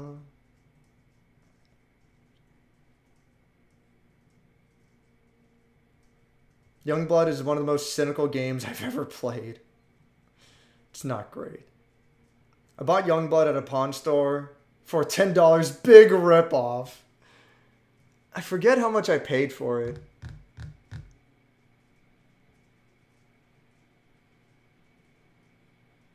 I'd have to look it up on Amazon. I don't remember. And that's whatever. If you want, I can always give you better tags for your videos. Not sure how much it would help, but I have a feeling it would give you more views over time without changing the content and all. I don't know. Honest, I mean, I appreciate it, but I wouldn't worry about it. That's alright, Kenny. That's not a big deal. Is Frogun finally worth buying? I went over this like at the start of the stream. By the way, what's up, 02? Update history. They released a tremendous fucking patch. And I went over like most of them on here. But supposedly, like, they fixed fucking everything wrong with the game. They fixed like all the glitches. I'm not going to give it a wholehearted recommendation because, I haven't like played through the whole game again yet, but it seems like all the problems I had with the glitches have been fixed. And if that's the case, I would give it more like a 7 out of 10 these days. Yeah, I think 7 out of 10 is fair. It goes down to 6 out of 10 because of the glitches. But if the glitches aren't there anymore, then it's like, I don't know, 7 out of 10, some shit like that. Yeah, I would recommend it. I would wait for it to go on sale first. But if you find it on sale, like, it seems fine. It's like, it seems fucking good now, I had a Discord account back in 2017, stopped using it since January 2019. That's fine. Like, if you don't have friends to talk with on Discord, like, it's not fucking worth it. Like, it's really not. Like, that's all I use Discord for, is just talking with my friends. I don't know. I've got a Kumya. Said, I love Eno, but man, chill fighting game Coomers. It's pretty bad, yeah. Remember when people were mocked for being horny on main? Yeah. I guess not anymore. Now it's just accepted, I guess. Well, The horny people fucking outnumber the normal people now. They do it ironically. It's like, I don't know, dude. Whatever happened to shame? Do your business in private and fucking move on. AJ's, yeah. AJ's was really fucking good. They literally call it the Everyone's Here update. Oh, for Dead Cells? That's so weird. Dead Cells Hotline Miami crossover. It just works. It's so strange. That's whatever. Printing plastic is cheaper than sending the bits directly to your console. Yeah, I don't get it. Like, how much is it? I know it's on sale, but full price is what? Fucking $25 for Hades? It's $20 physical. Yeah, it's $25 digital. That's so strange. Doesn't make sense. Oh, what the fuck was that? Was that a fucking King of Fighters character and special costume for Hades? But isn't that a fucking King of Fighters character? Like, why?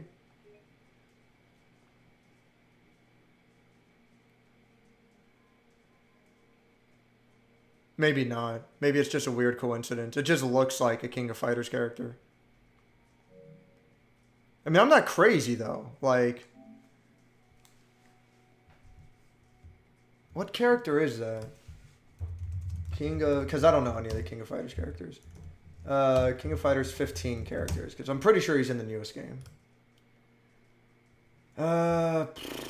Jesus Christ, there's so many fucking... Yeah, he's right here. Oh, yeah. I mean, almost. Alright, so who's this fucking guy? Oh, his name is K. So the King of Fighters character, like, let me make sure. His name is K, right? Like, just the letter K, yeah. Yeah, like, I'm not crazy. Like, the King of Fighters character named K. He looks... Yeah, I get it. Like, it's not the same. It's not the same, but, like, you can see why I thought that, though. It looks very similar to him. It looks so similar enough that it looks like it's supposed to be a reference. I don't fucking get it, but okay. Okay. It's whatever. Anyway. Speaking of Black Friday, I also got 2 get 1 free deal at Target. Ascent, Stranger of Paradise, Sifu. What is Ascent? Ascent... Video... God damn it. Video game. What, The Ascent? The fuck is The Ascent?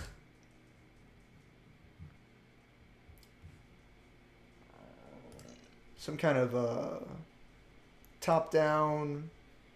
Oh, excuse me. Top-down fucking traditional shooter kind of game for 4-player kind of thing. Alright. Might be neat. Might be neat. I'm not interested, but hopefully you like it. Hopefully it's good.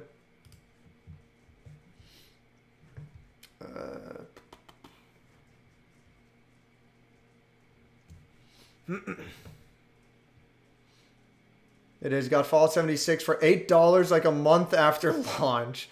Oh my god. Yeah, but now you own Fallout 76. Who really lost here? Also got Sniper Elite 5.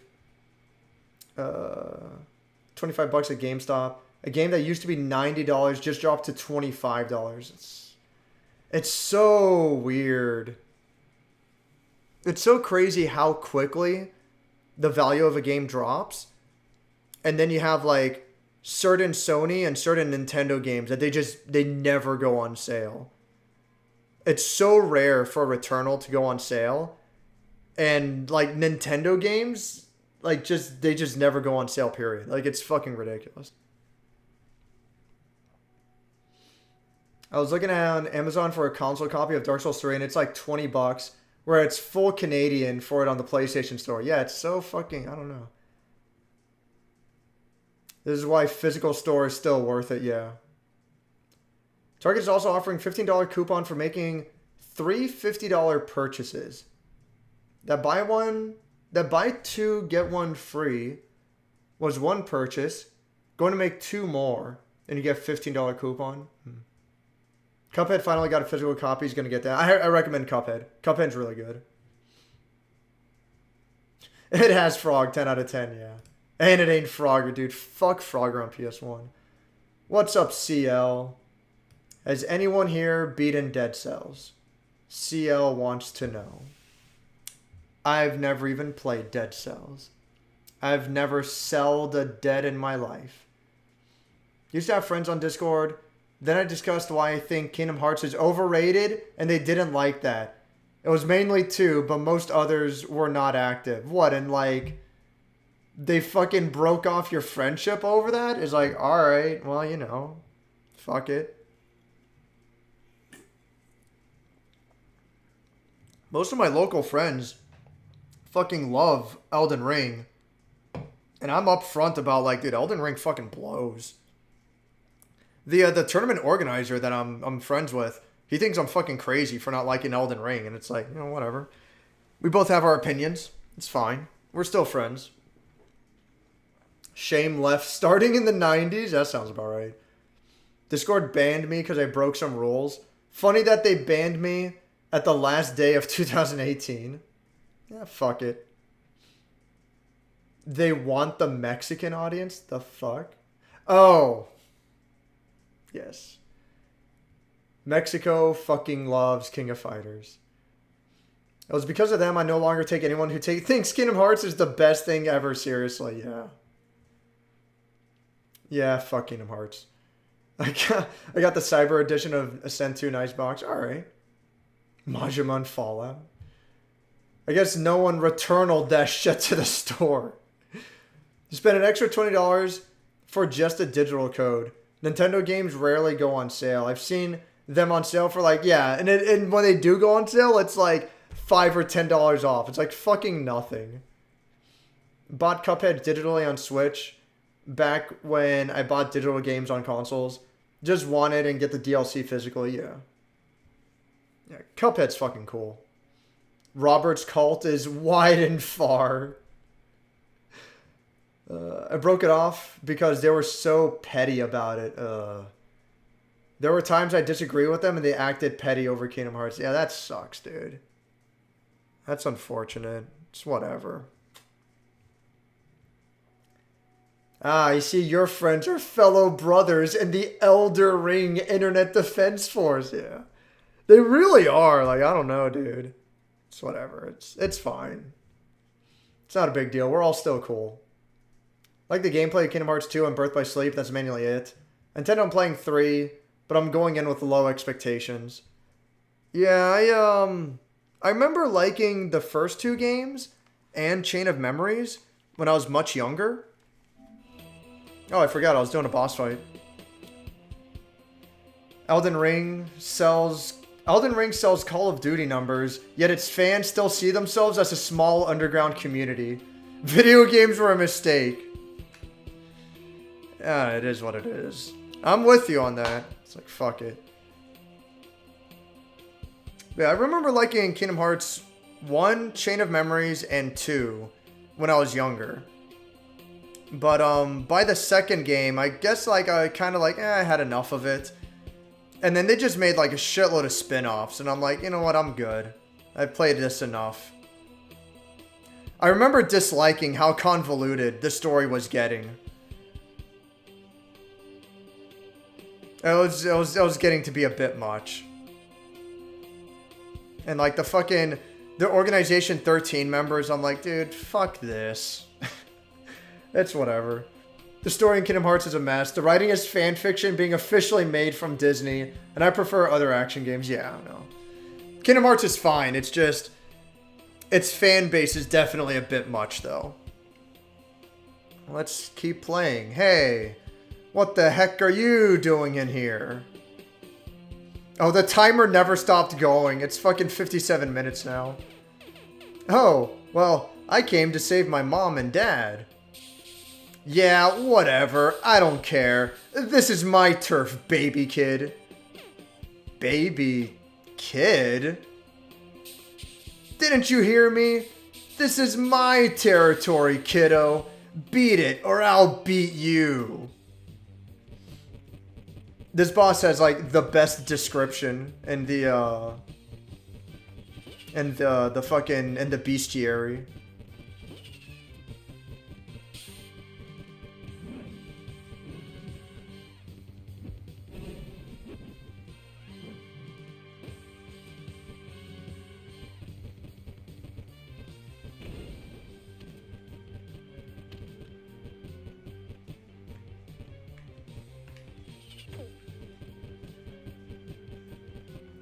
Yeah, before there was a pretty big memory leak glitch. At least I assume it was a memory leak. With bosses like this. So I let the cutscene run for like 59 minutes. So hopefully this is a good test for that memory leak glitch.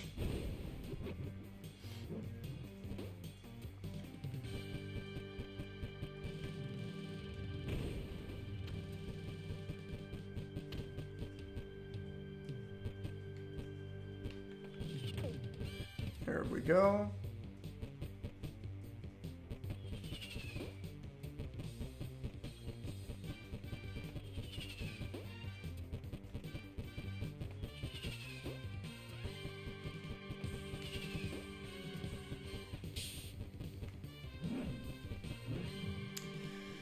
Wish these boss fights didn't go on for so long. It's like... Excuse me.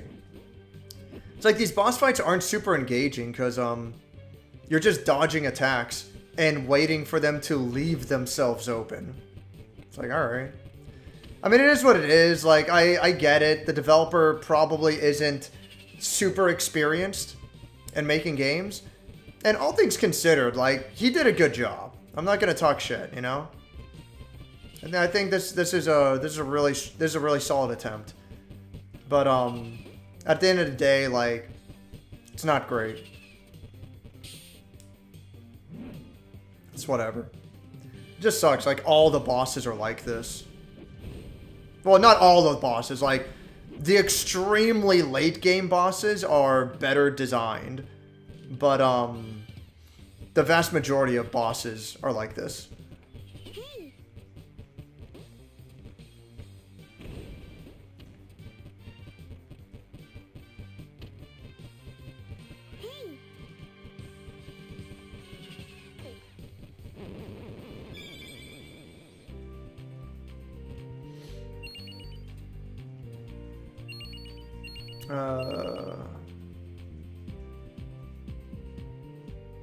One of my Discord-esque friends said Kingdom Hearts 3 is going to be like the best game ever from just the trailer, and I was like, seriously, stop. Yeah, no.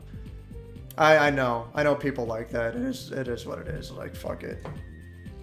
I don't want to talk shit, but I have a buddy who's like really fucking good at Guilty Gear Strive, and he's a huge Kingdom Hearts fan, and his Twitter is like daily posting shit about Kingdom Hearts.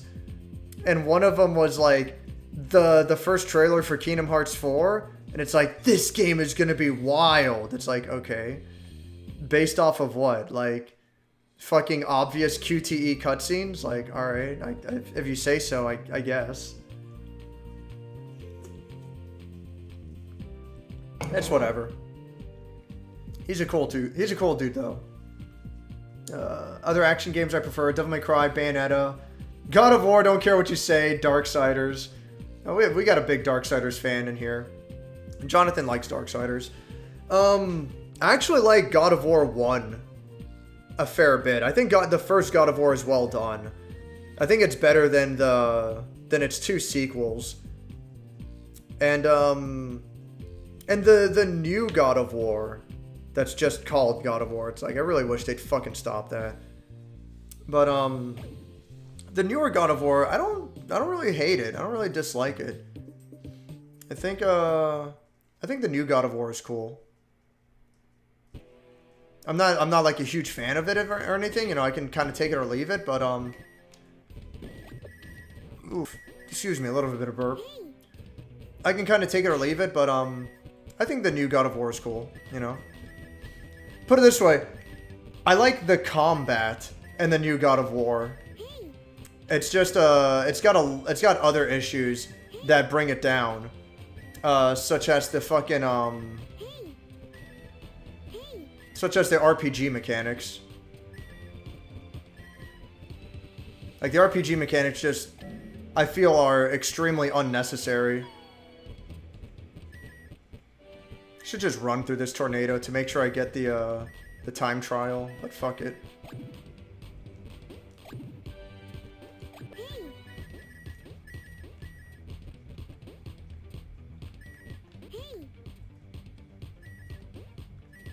Oh, I should have gotten that coin. Fuck it.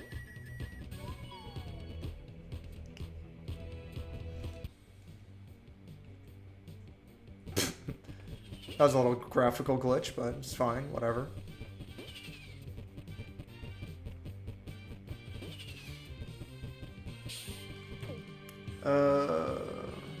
God of War ain't bad, but the newer ones are whack. I think it's I think the newer one's okay. I don't know about Ragnarok, but the one before that, I think it's okay. It's fine. It's just, it's got other problems. Well, and then like you have like when enemies group up on you, it's annoying. You have to rely on like that fucking arrow that circles your waist, and it's a stupid mechanic. Yeah, it's whatever. Disney characters crossover with Final Fantasy characters screams. Yeah, 100% does. Yeah, I don't dislike every Disney, but certain franchises don't mess with you. Yeah, no, 100% I agree. Yeah, it's fucking weird. Kingdom Hearts 3 is fun. I think I 100% on it, but it has some issues. What happens if the timer goes over an hour? Nothing. I'm sure the timer goes on forever until like, I don't know, probably like 999 is when it stops. Maybe it goes to 1,000. I don't fucking know. I'm not gonna wait that long. as far as I can tell, the timer basically goes forever. I like 1 and Ascension. I know Dave and Doom don't like them. Oh, God of War 1 and God of War Ascension. I like God of War 1. I think God of War 1 was cool. Like, just let me see behind... Oh, just let me see behind me, for fuck's sake, Santa Monica. How do you fuck that up? Oh, yeah, in God of War, yeah. Let's see. It just resets. Oh, did it reset? I didn't even notice. Dave's gonna have the fastest clear time. No, I think, like, even if it looked like a reset, I think the clear time ended up being, like, 60 minutes anyway. So it doesn't actually mean anything, unfortunately.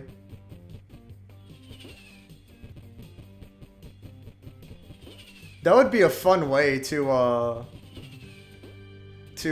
manipulate the time trials. Well, not a fun way, but it'd be a funny and stupid way to manipulate it. I intend on playing the rest of the God of War games so I can form my own opinion. Sure, of course, and you should. Good amount of platformer bosses are like that, so I prefer action games, better bosses, yeah. Yeah, you know what, I remember we were having that conversation. And I never really thought about it too much, but like, yeah. The bosses in Super Mario World aren't like the most engaging either. Oh, whoops, shit. But at least the bosses in... I'm sorry, I said Super Mario World. I'm in Super Mario 64. The bosses in Super Mario 64 aren't necessarily the most engaging either, but at least they're like, they're done and over with quickly. Whereas in this game, it's like, they just go on. Like, they take a while. It's not the worst thing in the world. It's fine, but... It's especially annoying if you're trying to go for the no death and the time trial runs.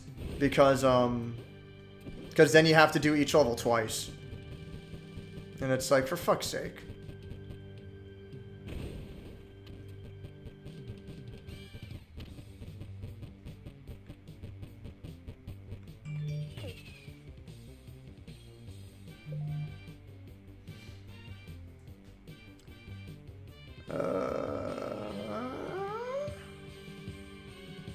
Where did I leave off?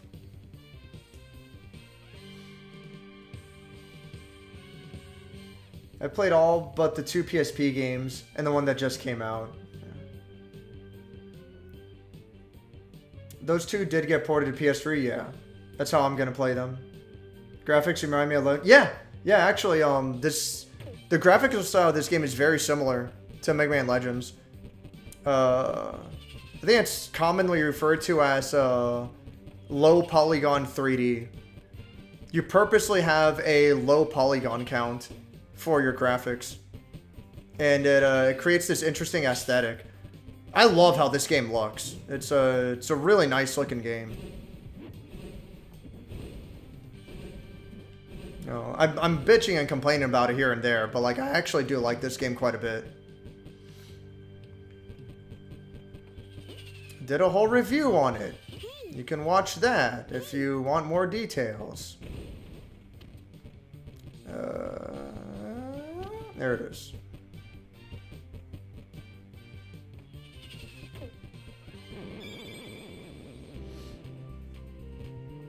Kingdom Hearts 4 didn't say 3 was the last. I don't know. I mean, they announced 4, so I don't know what to tell you. Continue. Played Darksiders War Mastered. Really liked that game.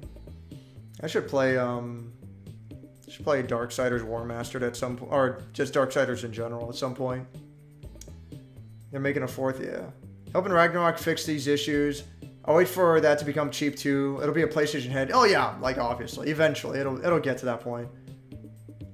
Yeah. I just call him Jonathan because he's got a long fucking name. I'm taking you to Flavor Town. I used to call him Guy Fieri. I got Darksiders 2 on my backlog. Looking forward to that one. I hear bad things about 3, but I'll judge it for myself. I think he'll have a... Funny you mentioned Darksiders because I played some of Genesis the other day, yeah. Flavor Town is a fan of the Darksiders series, so if you got questions, you can ask him. A reset, but only visually. Yeah. It's still registered at a time of like 60-something minutes, so it's whatever. Got Genesis on both PS4 and Switch. Good things happen when Walmart stuff are on clearance. I don't like platform bosses that... Yeah, like, it's just these bosses take too long. It's alright, though. Darksiders 2 has a rough start, but the dungeons at the end are especially great. I like Darksiders 3 and I've beaten it twice, though yes, it does take some cues from Dark Souls, but it's not a big deal. Alright. I like low polygon, high definition look. Yeah, I like it a lot. It's a cool fucking style. 3 was the last of that story. So what, like, Kingdom Hearts 4 is going to have a new story, I guess? Whatever, I don't care. Other thing I wanted to show off, by the way, I bring this up in the review. How do I... Oh, here we go. Bring this up in the review, but like... The size is not even a gig and a half. It's a gig and a quarter. Like, this is an insanely small game. For a 3D game, like, it's crazy to me how small it is. The PS5 version is even smaller. The PS5 version isn't even half a gig. It's barely over a quarter of 1 gig. 352 megabytes. That is insane. That is remarkably small. Nothing to do with the quality of the game, but like, it's really fucking impressive to me how fucking tiny Frogun is. It's gotta be like, it's gotta be one of the smallest modern games that I've played. I mean, fuck, dude, like... I don't know, I'm curious. Like, fucking, how big is Omori, by the way? Even Omori's bigger. Almost 2.5 gigs. I mean, how big is Xenon? I think all these games are, like, fucking tiny, right? Yeah, Xenon Valkyrie is 128 megabytes, which is fucking awesome. I appreciate when a game is has a tiny fucking scale, you know? Demon's Tier is 125 megabytes, which is good. But those games aren't even 3D. Like, those games have very little going for them. Riddled Corpses, 167 megabytes, yeah. Towerfall Ascension, Yeah, half a gig. The fact that Frogun is smaller than Towerfall Ascension is pretty wild to me. I wonder if that might have to do with the music in Towerfall. I really don't know one way or the other, but it's one of the only things I can really think of. I don't know. It's fucking crazy to me how small Frogun is. Fuck. There was one game that I wanted to look up in comparison. Oh yeah. Yeah. Like Rise of the Third Power. Oh, I can't even. Man. I can't see what the size is. What if I just click on it? Yeah. Fuck it. I'm curious what the size of those RPGs are, but whatever. The point is, like, Frogun it's very nice that it's so fucking small. Takes in a world where like Call of Duty is like fucking 150 gigs or some fucking wild nonsense like that. In a world where like Call of Duty is approaching 200 gigs, you know? It's nice to have a game that's an extremely small and humble fucking 1/4 of a gig. So, oh, I remember what I have to do here. There we go. Then I can go inside here.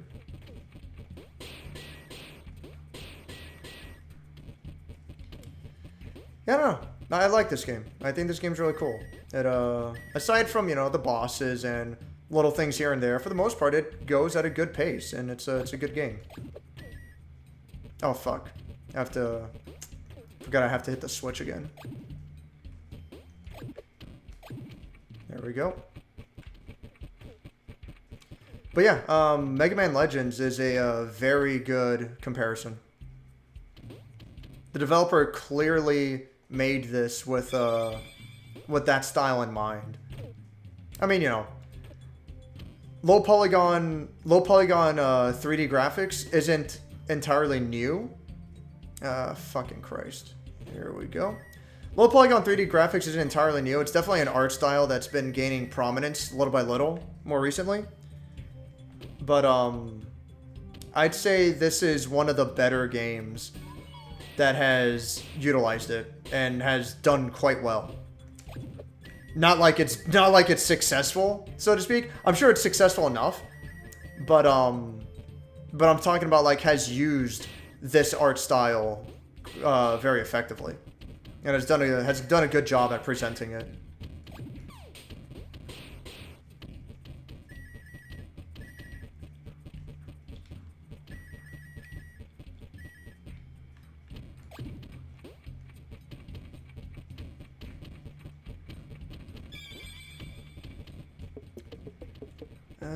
Let me hit this switch, and then I'll get back to reading the chat.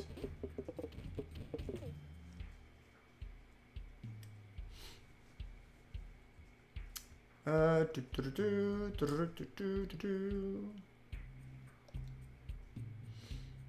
waiting for a third-person shooter, Darksiders, starring Strife. Don't know how that works when PS4 is more than PS5. Maybe less stuff. I don't know. I assume they're able to optimize it better on PS5 for whatever reason. I have no idea. I don't know what the details might be. But yeah, for whatever reason, it's fucking significantly smaller on PS5. But I am playing the PS4 version because I already got the Platinum Trophy on PS5.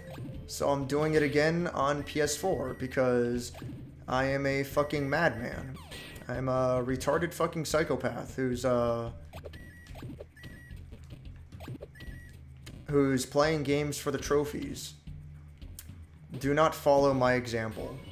You will not find enjoyment in your life. Do not play for the achievements. It will do nothing for you. Take it from me.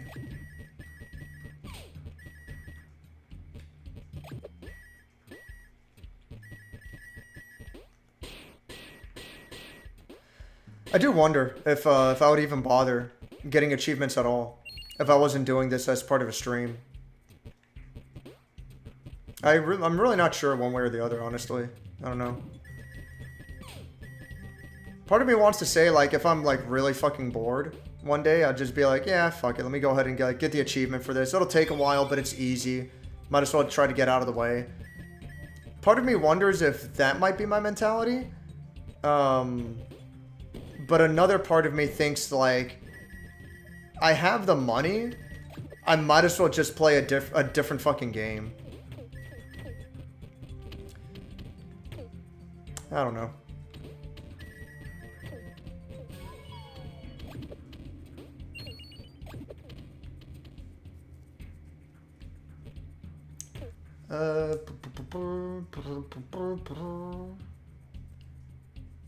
Another action game I played, Dragon Quest Heroes.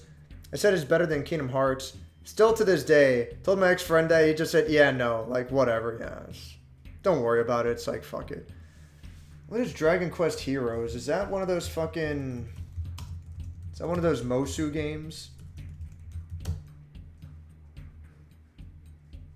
It's looking like it so far.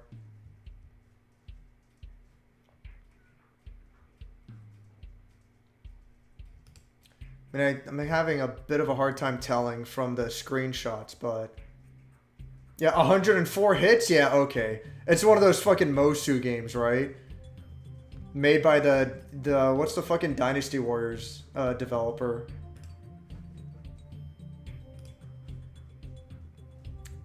Let's see here. Yeah, Koei Tecmo. Like, yeah, I'm good, dude. I fucking hate Dynasty Warriors. It's wild to me how popular that series is. It doesn't make any fucking sense. But, you know, if you like them, that's fine. Whatever.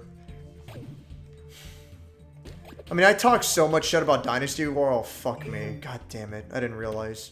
I didn't see that fucking gap there. Shit. I have to get the fucking... Alright. I talk a lot of shit about Dynasty Warriors, but, like, honestly, I haven't played a Dynasty Warriors game in a long fucking time. But the ones that I have played are just so fucking samey and repetitive. And it's like, fuck it, dude. Like, they are so much the same fucking games. And I'm like, why the fuck would I bother? So, I don't know. It's whatever.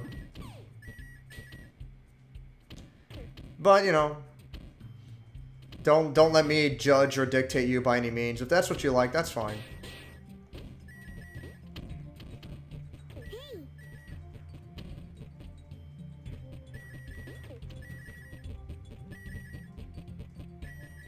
Did I get everything? Probably not. I'm missing 20. That's a lot of coins.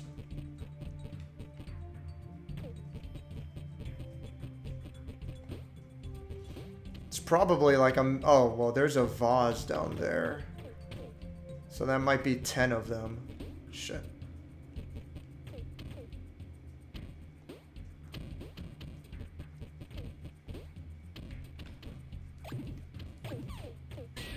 Yeah, so that was 10, so...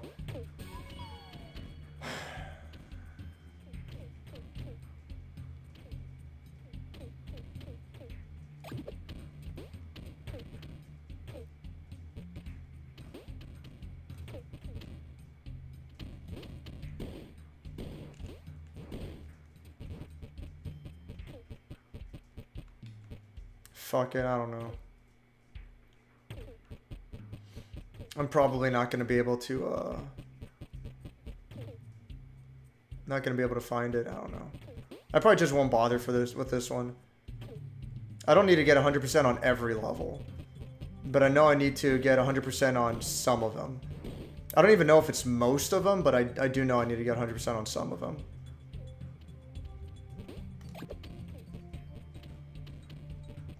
So, probably not going to bother with this level. We'll see. If I do have to get 100% on another one, then I'll figure it out when I get to that point.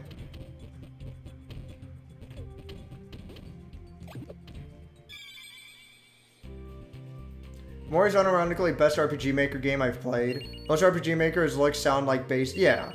And that's true for sure. It's definitely the best RPG Maker game I've ever played, but I haven't played that many. I've hardly played any at all. If Remnant is a sign, then a Strife game should be good. It just needs to be faster and more stylish. Shame it's not possible to port Frogun to G4 PS1. It would be cool. It would be neat, but yeah, no. It's definitely not possible. Like, it would be possible to port it to PS1, but they would have to rework the entire fucking game. It would be neat, but it's a lot of effort. It's not really worth it. Mori's one of the most well-made RPG Maker's games I've played. I played those cheaply made RPG Maker games on 3DS, but Omori easily outdoes them. Yeah, like... Omori's, like, crazy good. Main reason I played Omori is because I got a console port. It got a console port and then a physical copy, yeah. I kind of wish I got the physical copy. Oh, I'm sorry. I got the physical copy, yeah. What game... Oh, yeah. I wish I got the physical copy of Frogun. I didn't think I was going to like it this much. Yeah, I wish I got the physical copy of Frogun. I should probably buy the plush of Renata. I do like Frogun quite a bit. I wonder if that's still around, if that's still a thing. Oh man, 24 bucks. I don't know. And they still don't have the, they still don't have a physical prototype of the Renata plush either. Like, they've only shown a 3D render of what they're planning. Which looks good, and it definitely looks doable. But, yeah.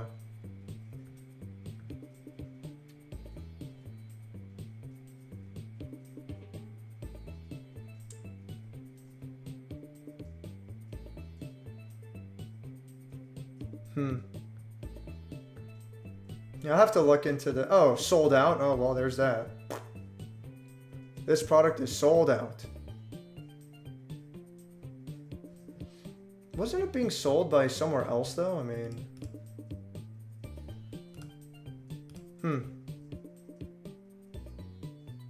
Well...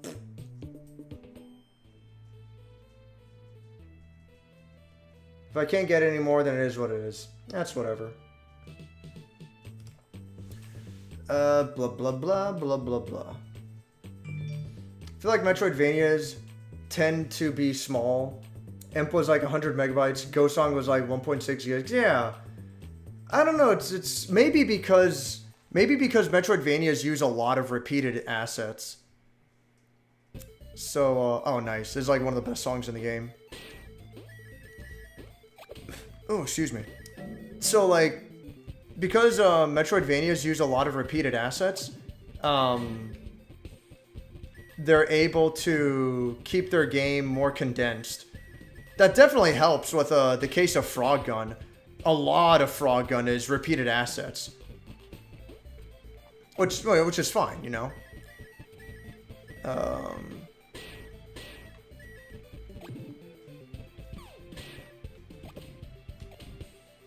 And yeah, I imagine that's a similar case with Metroidvanias. That's why they're able to keep their shit small. Even this 3D Soulsy game called Asterigos was only 5.5 gigs. What is the fuck is Asterigos?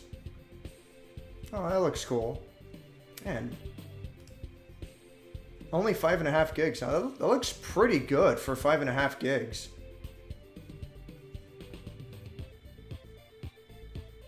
Huh. That's pretty crazy. The game looks decent and only has that much. Yeah, it's weird. Only 7 hours into that one, but honestly might like Hellpoint more. He's crazy, yeah. He's being just a little too silly today. What the fuck? Giant Quest Heroes is a Mosuit, yeah. First one I played, really impressed with different character variety. Yeah, maybe. I guess. I don't blame you, Dave. I understand why people don't like him. They can feel samey, which is why I don't like Mosu games. Plus, some are pretty lame. I don't like a lot of Mosu games. I like some. I don't like some. It's up and down. That's fine, I guess. Dragon Quest Heroes sounds pretty cool. If you've played Dynasty Warriors, you've played them all. It's whatever. But if you like them, you know, that's fine. Steady Warrior fanbase is very popular, like 3, 4, and 5. Though I think those games suck. 8 is the one I think worth playing. Most of the games are a niche thing, not for everyone. They just seem so repetitive. Like, you just fucking... You get on a horse and you just run through enemies while mashing the attack button. And it's extremely brainless. There's literally no strategy behind it. Oh, excuse me. Bit of a burp. There's no strategy behind it. You just go fucking wild. And I imagine, like, that's what people find appealing. But it's like, well, fucking why do you find that appealing? Like, I don't know. I've always hated that argument where it's like, oh, I like the game because I can just shut my brain off and play. It's like, is that a compliment? Do you really think that's good game design? That you don't have to think to play the game? It's like, alright, I mean... You know what else is brainless and you don't have to think to play the game? Like a fucking slot machine? Is that how you look at it? It's like, alright, if, you know... If you say so...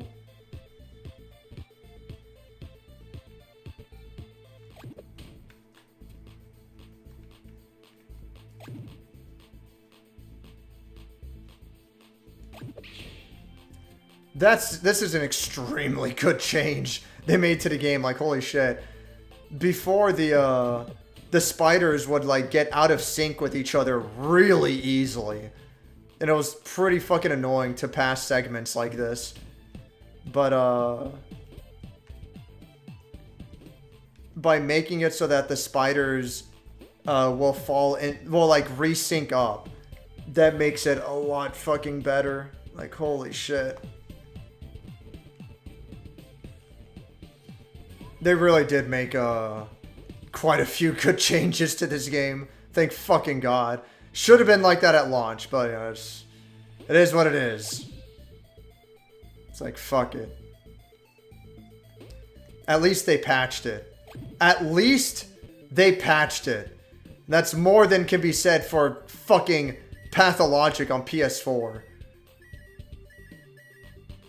It should be fucking criminal that Pathologic is still being sold in the state it is. The game is literally borderline unplayable. And it's being sold, like, it's expensive. I think it's like $20 or $30. It's fucking insane.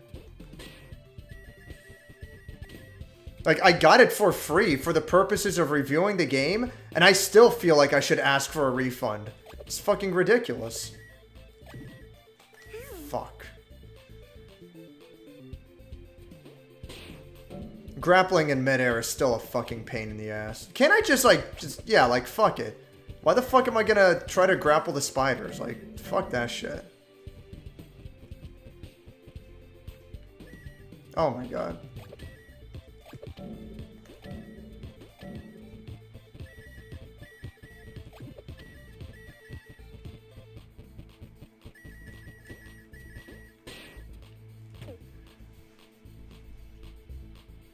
Speaking of plushies, where's the pirate pack? I have it fucking sitting on top of my closet. In storage, I guess you could say. Oh man, that fucking pirate pack. Where'd I leave off? You just got to like Mosu games. I love both 1 and 2. I would love it if retro game companies make new PS1 games. Not a big deal, personal thought. I'm not gonna say I would love it, but it would be kind of cool. But you say that, Crazy Mosby. Let me see. Video Games New York. Video Games New York is it's a small retail store in New York City. One of the best retail stores in the world. Like, it's fantastic. If you're ever in New York, you have to fucking check them out. But Video Games New York sells physical brand new Dreamcast indie games. Just go to the Video Games New York website, scroll down on the front page, and there's a section that's Dreamcast Indie Games New. Click on the actual Dreamcast Indie Games New, like you just click on that sentence. And like, yeah, they have like several fucking brand new games for Dreamcast. It's largely because, oh, that's cool. They ported Another World. They ported Another World out of this world to Dreamcast. That's interesting. But yeah, Dreamcast is very easy to develop for, and it's kind of become a fun little project for indie developers to port their games physically to Dreamcast for the hell of it. They ported fucking Flashback to Dreamcast. They ported Postal, which is weird. But most of these games are original. I've never heard of the vast majority of them. Intrepid Izzy. Oh, I've heard of Volgar. Isn't Volgar like a fucking... No, maybe I'm thinking of something else. But I thought that was like published by Adult Swim Games.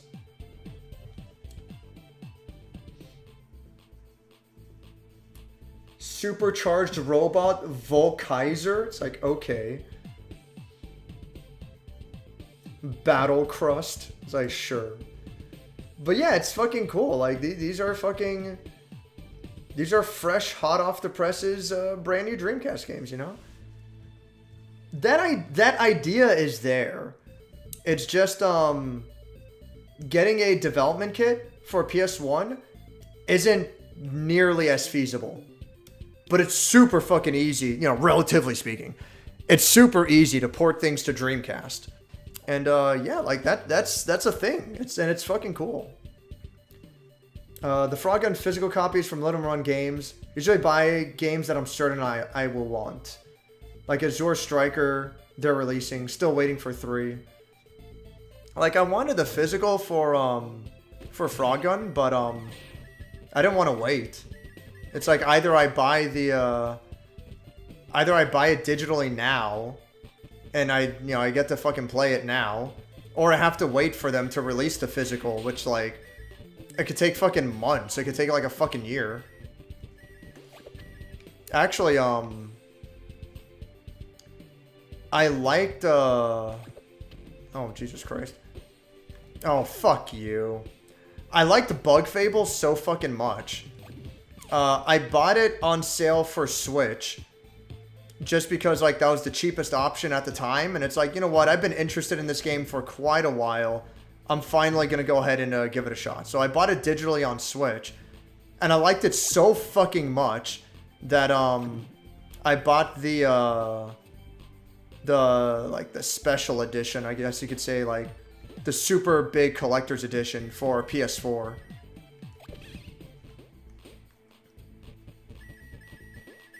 And it came with a plushie of one of the characters. And, you know, a physical copy. I think it came with a soundtrack, if I'm not mistaken. I forget. I'd have to look into it. But Bug Fables has, like, damn, dude. I'm thinking about it now, like, Bug Fables has a really good soundtrack. The final boss song I like to listen to every once in a while. It's fucking fantastic. Come on, just let me fucking go over there already. Oh, Jesus Christ. Alright, that works. Oh, Lord.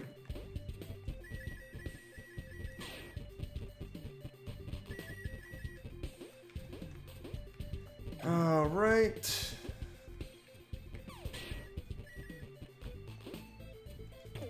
Oh, Lord. Yeah, I see what's going on there. Let me work around this real quick.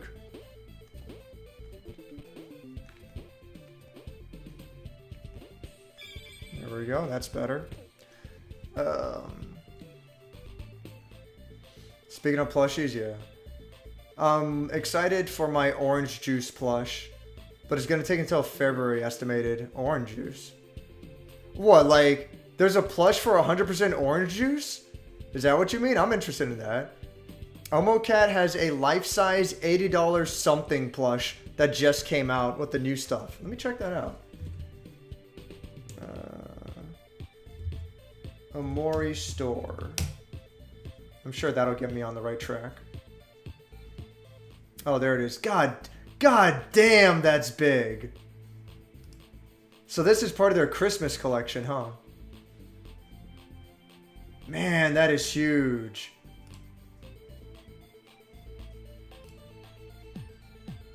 Oh, I have my volume down, so I can't hear it, but like... makes a certain noise when you press on its right arm. That's great. Man, that's big. I don't think I'll want that. I hope they restock the character plushes.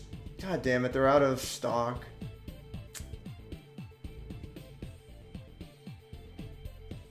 I'd like a plush of yeah, if I have to get one, I would get Aubrey. Aubrey might be my favorite character.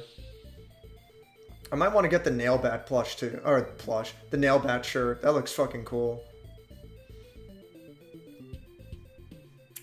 Man, the tie-dye shirts look really fucking cool. I like the Stranger tie-dye a lot, but I don't know if I want to get it. I like the Nailbat shirt though. That looks fucking cool. All it costs is your love is such a cool fucking such a cool sweater, but like no, that's a bit much for me. I'm not gonna get that. Yeah, they got some cool shit.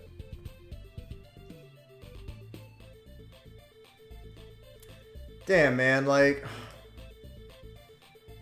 fuck. Can't they restock this shit? God damn it.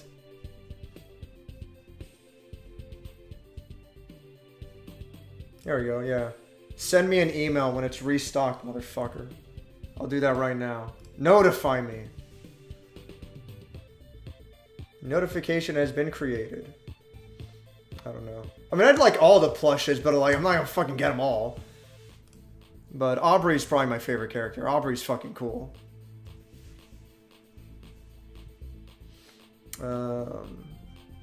Something reminded me of Love, Death, Robots, and I might need to find time to stream the series over the course of a few nights. Love, Death, and Robots is really short, so it's easy to get through. It was an okay series. It was cool. Some of the episodes were a little hit and miss, but overall, it's nice. I'd recommend it.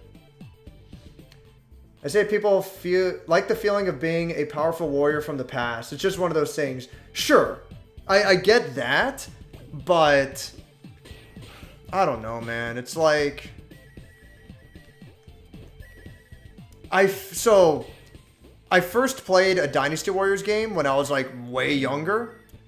Like when I was in fucking middle school or high school or some shit. I distinctly remember the first time I ever played it was my brother was visiting from California and he had the game and he brought it over on PS2. I'm pretty sure it was Dynasty Warriors 2. Oh, fuck you. Oh my god. So I'm pretty sure he had Dynasty Warriors 2 and he brought it over when he visited from California. And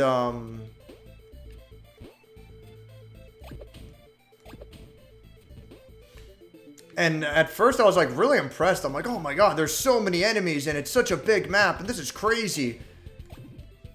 But, oh, you motherfucker. But the more I played the game, the further I got. It's like, alright, I'm just doing the same thing over and over. And I got fucking sick of it. It's like, it's very surface. It's like, yeah, it can be exciting at first. But when that's the whole game, it's like, well, you're fucking kidding me, right? Like, how are you not sick of this shit? I don't mean you specifically, but I mean, like, people in general. Like, I just don't get why. I'm not going to do this level again. This level felt like it went on for a long time. I'm like, fuck this. But yeah, like, I don't know. I don't see what's so fucking special about those games.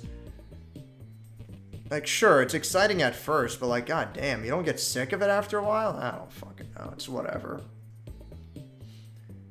Big number, activate neuron, Dave. No think, only win. Yes, I think it's good because no think equal no sad. Also, your brain equal wrinkly. Gross. Mind brain equal cute, not wrinkle. Smile happy. Yeah. No, it's just like... It's fucking wild, dude. It's like, give me a fucking break. My brain, cute, no wrinkly. Yay. Very smooth. Yay. Smooth, fun to hug. Yeah. It's like, no. Maybe even only the good episode. Yeah, I mean, you know. Just rewatch the episodes you actually want to watch. Don't watch them all. I understand that Dreamcast games are being made, but I didn't like Dreamcast. I like PlayStation 1. That's why I like it for PS1. Well, you know. I understand that Dreamcast games are easier to make as well. Yeah, it's like... It is what it is, dude. Fuck it. What can you do? Remember this video a developer made on making a game that fits on NES cartridge? Found it kind of cool, but was kind of confused as they only offer the game as a NES game or a ROM, not any other platform. I might know the video you're talking about. I'll look it up and post it. But it's a fascinating video, and it's a fantastic explanation of it's a fantastic explanation of like the limitations, and it's a fairly short video too. But it's a fantastic explanation of the limitations that go into making such a small game. And what's it called? And how easy it is for developers to take for granted how much space they have to work with nowadays. Which is why I'm doubly impressed by how small Frogun is.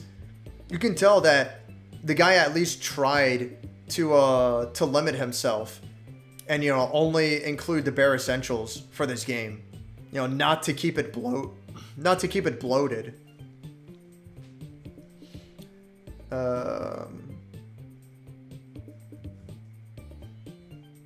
I just like seeing games made for discontinued consoles. I heard about 2 3DS games that were made this year. Yeah, shit like that too. But obviously, you understand why that's not feasible. The consoles are discontinued. There's no audience there. Like, you know, it is what it is. Don't get me wrong.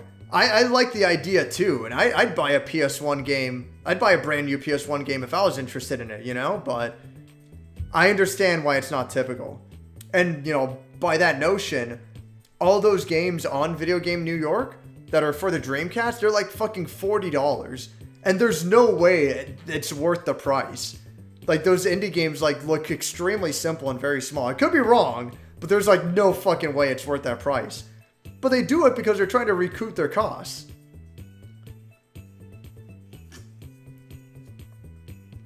Because realistically, it's not feasible to go that route. So, you know, it's whatever.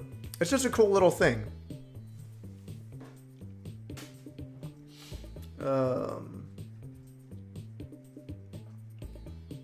I just like seeing games, yeah.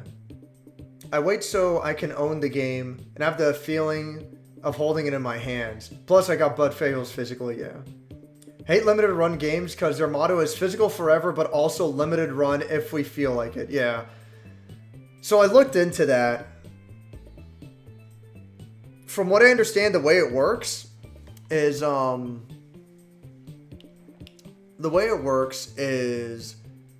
they make a deal with the publisher, all right?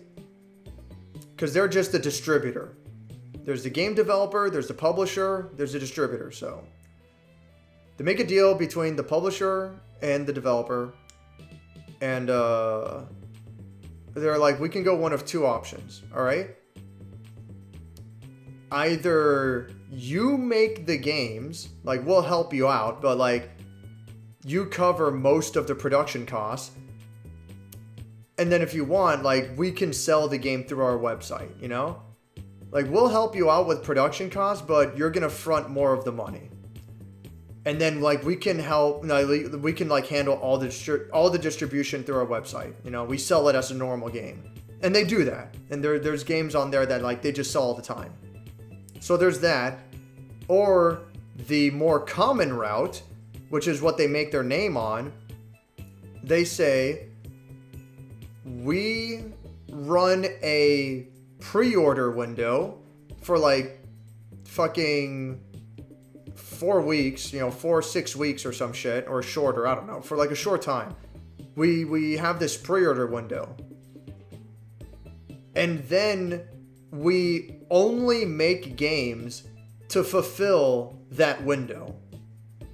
So if we get fucking 5,000 pre-orders, we're only making 5,000 games. And that's like, we're limiting it to that. And and they do that to keep their cost at like 0. Now, the important thing about what I'm getting at is, after their deal is done, after they sell their pre-order window and all that stuff, the publisher and limited run games, they shake hands, they go their separate ways, and that's it. And more importantly, the publisher keeps the rights for future distribution of their games. So limited run doesn't have any kind of exclusivity. After their pre-order window is done and their games are produced and distributed and sold, after all that, the publisher keeps production and distribution rights. So if the publisher wanted to, they can go to another distributor and make physical copies again. So I can't hate on limited run for doing things the way they are. They're keeping their own cost extremely low on their end, and they're allowing the publisher to keep the rights to their game, and the publisher is free to go to another distributor afterwards and do whatever the fuck they want. And if I'm not mistaken, that's exactly what happened with Blasphemous. Blasphemous video game. Let me just go to fucking Best Buy, because I know Best Buy sells Blasphemous like all the fucking time. If I'm not mistaken, the limited run moniker isn't anywhere on the cover for Blasphemous. Yeah, Blasphemous, they call it Deluxe Edition for whatever fucking reason. Nowhere on the cover does it say anything about limited run. It just says Team 17, who's the publisher. I don't know if they were always the publisher or if they picked up the rights or whatever, but it has the more recent, recent-ish, and I think they started making this 2 years ago, but the more recent-ish version of Blasphemous is the more recent-ish version of Blasphemous has nothing to do with limited run. The first run of Blasphemous was limited run, but after that, they went their own route and they sold it physically. So I can't hate on limited run. They're not fucking doing anything exclusive. They're not holding anything, but it's up to the publisher. At least limited run creates a cheap and affordable option for publishers to make physical copies. There's a reason why a lot of games don't get physical copies. It's too expensive. It's not feasible. So at least limited run has created, an option for that. And they don't hold exclusivity. They again, the publisher is free to take their game and go with another distributor after the fact. Which I wish more of them would, but I get why they don't. That being said, I don't know how I feel about limited run's turnaround time. My physical copy of Bug Fables took like a fucking year. It was ridiculous. I bought a bunch of copies of Bug Fables as Christmas gifts for friends and family. And I obviously sent them out for Christmas. That was really fucking cool. But when I found out that I bought the big edition for myself, and when I found out that my whole delivery was getting delayed because of that, I contacted customer support and I'm like, can you guys just fucking split this up, the delivery? Because I wanted to get this shit for Christmas, and it's like, it's apparently not fucking happening. Like, what's going on? And yeah, then they were able to help me out. They charged a fee for that, which I wasn't going to argue with, but I wasn't happy about that. Overall, I don't like their turnaround time. All of their shit takes fucking forever. Even though they warn you, it's like, oh, it's going to take like 4 to 5 months to ship. And then the actual shipping itself takes like fucking forever. And then shit gets delayed all the fucking time anyway. It's like, what the fuck is going on? Like, these people are fucking terrible. I don't remember. I think I bought 2 things from them that I could be wrong. Maybe Bug Fables is the only thing I bought. I don't remember, but definitely wasn't the greatest experience. But at the end of the day, like, yeah, I finally got it. So, I appreciate what they do. I think they provide a decent option, all things considered. So, it's whatever. I'm like looking at my progress. So I think I have like 24 complete emblems, which is enough to max out my health once I get that far in the game. But I don't know how many emblems I need to unlock the final world. So hopefully that doesn't become an issue. We'll see.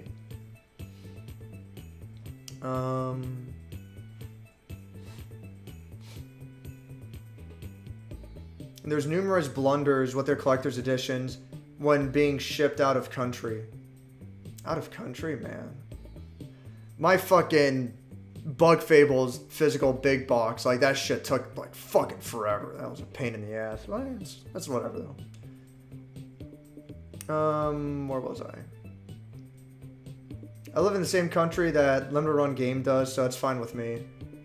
I don't like how they are taking longer to produce their physical copies. Yeah, like, it takes fucking forever. So limited secondhand markets make the games a big deal. Yeah, the last 3 years, 100% Orange Juice did Kickstarters for certain characters' plushies with physical cards for them and their hyper. What? Fuck me. 100% Orange Juice. I'm actually surprised that fucking 100% Orange Juice is like still going on like this. This game is so fucking old and it's still so popular. What fucking ones would I even want? Design prototype, I mean. Oh, okay, here we go. Yeah, like, I'll just look at the proof of concepts. Yeah, so, like, man, I would like a Suguri plush. That would be cool. I don't give a fuck about fucking Popopo. I'm good on Sora, I don't care. Starbreaker, I'm good. QP, I don't care. Yeah, I actually would like a Suguri plush. That would be fucking cool. And it looks cool what they have on the proof of concept here. God damn it.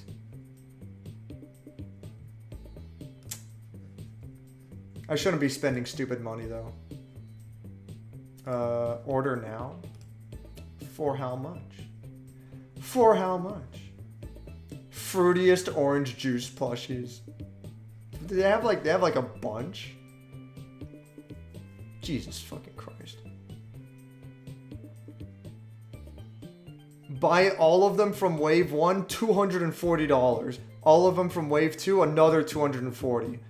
You have to pay $480 to get all of them. That's insane. Fuck that. Who the fuck's the character with an eye patch? It's fucking great.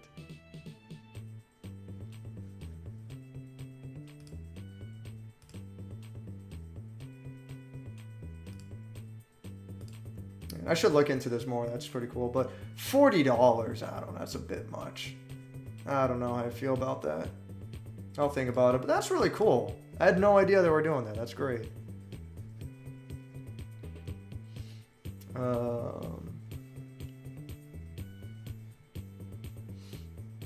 I had to cop this something hoodie that just came out. Totally worth it. Let me see that. Omori something hoodie. Let me see what this is all about. Nah.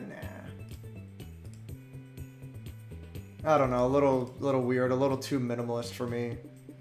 That's not my style. Looks cool though.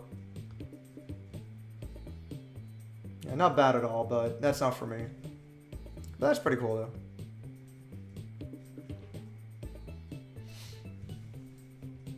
There's a conspiracy that limited run games set aside copies, sell them at markup on eBay, which wouldn't surprise me since it happens like clockwork every time. I wouldn't be surprised. It makes sense.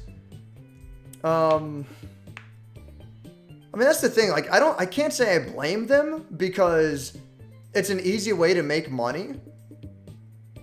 And it's like, I can't even say that they're fucking with the market because it's not that they create limited copies.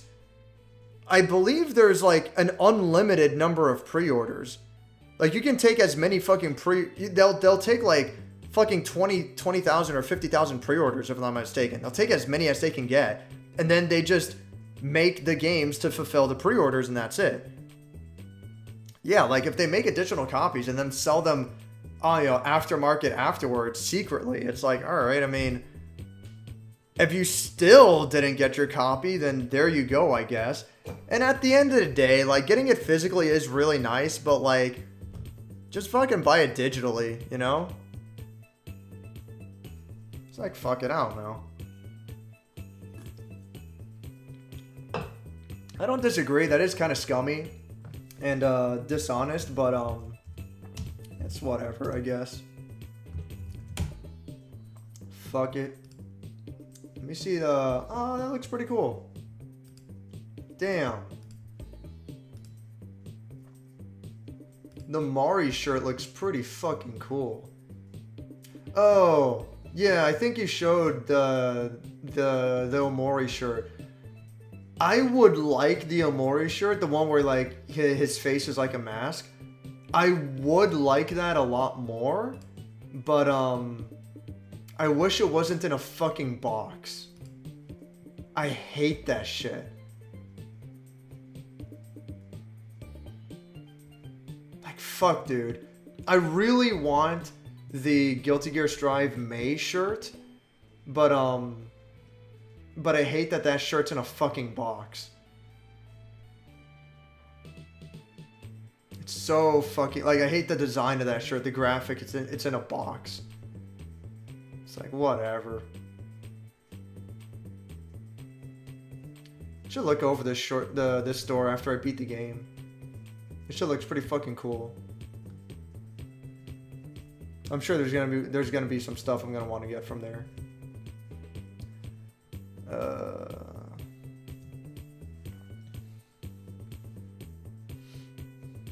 Might buy more later. No, they will never restock. God damn it, why? God damn it, why? Dynasty Warriors 2 is the first game syndrome game, and it's very lame. I don't like using repetitive as a complaint. I usually say game loop. If the game has a good game loop or not. I mean, it's whatever. Other games I like consist of doing the same thing over and over. My last video on Pac-Man, it only has one layout. That's different. So, like, I watched the Pac-Man video, by the way. That was really good. That was, like, really good. It goes to show how much can go into such a simple game. And how much strategy... how much strategy you have to form to get good at a game. But anyway, that's different with a game like Pac-Man. A lot of old arcade games are extremely repetitive. And that's fine. Because, I missed this. There we go. That's fine because they're fast-paced, they're exciting, they're very easy to lose. So there's a lot of pressure. There's a lot of tension going on there. There's a challenge. If a game is challenging, then it's okay if it's repetitive. Because there's always that pressure and tension that you're just a step away from losing. And that's what makes a game exciting. That's what makes it engaging. That's what makes you want to keep playing. If a game is too easy to win, if you just never fucking lose, then it's like, it's fucking boring and you don't feel like playing anymore.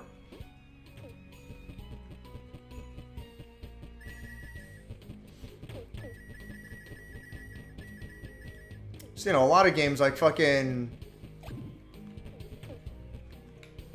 God damn it. You know, a lot of classic arcade games. Fucking Galaga is really fucking hard.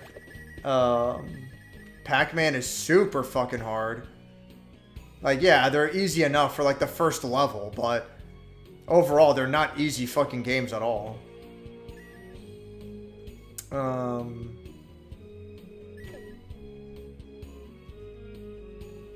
Fuck, man.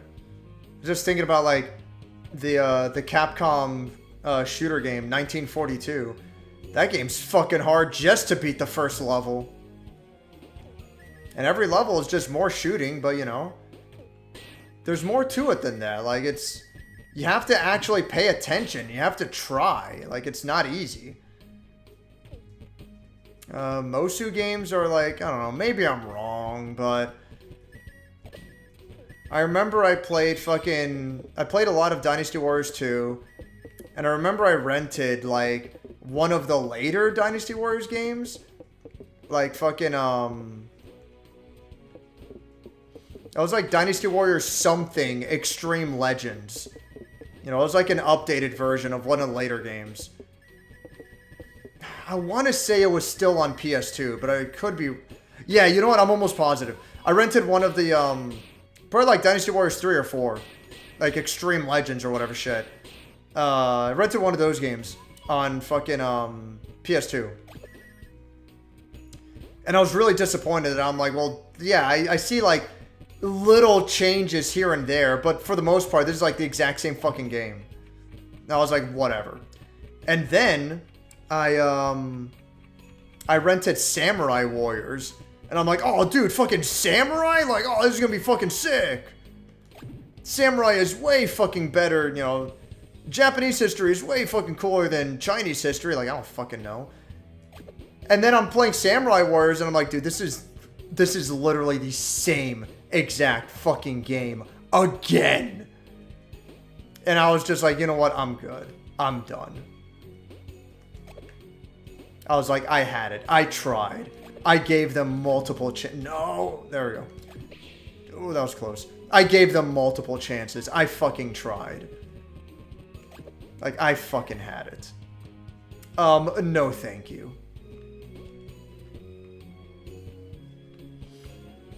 So it's whatever. I don't play too much Mosu games because of that.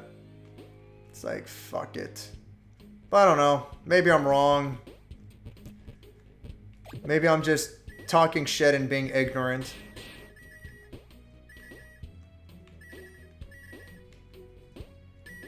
You know, maybe nowadays, like, Dynasty Warriors games, there's actual strategy involved. Which is funny, because they pretend to be strategy games.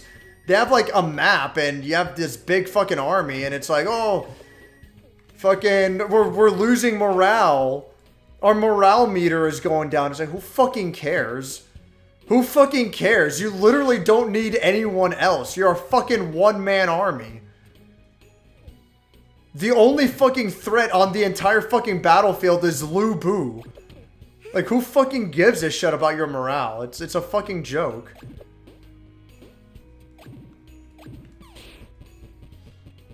But yeah, I don't know. Maybe the later games, like, they actually fucking do something about it. I don't know. I doubt it. Oh, come on. This is where the hit detection on the level starts to get pretty fucking annoying. No, that was, yeah, speaking of hit detection, that was real fucking cool. Come on. Oh, come on! Yeah, I'm not doing this level again. Fuck this. Yeah, I went over this in the review, and now you're seeing it. Dude, thank you. Holy shit. Yeah, I remember some of this shit was a fucking nightmare to get through.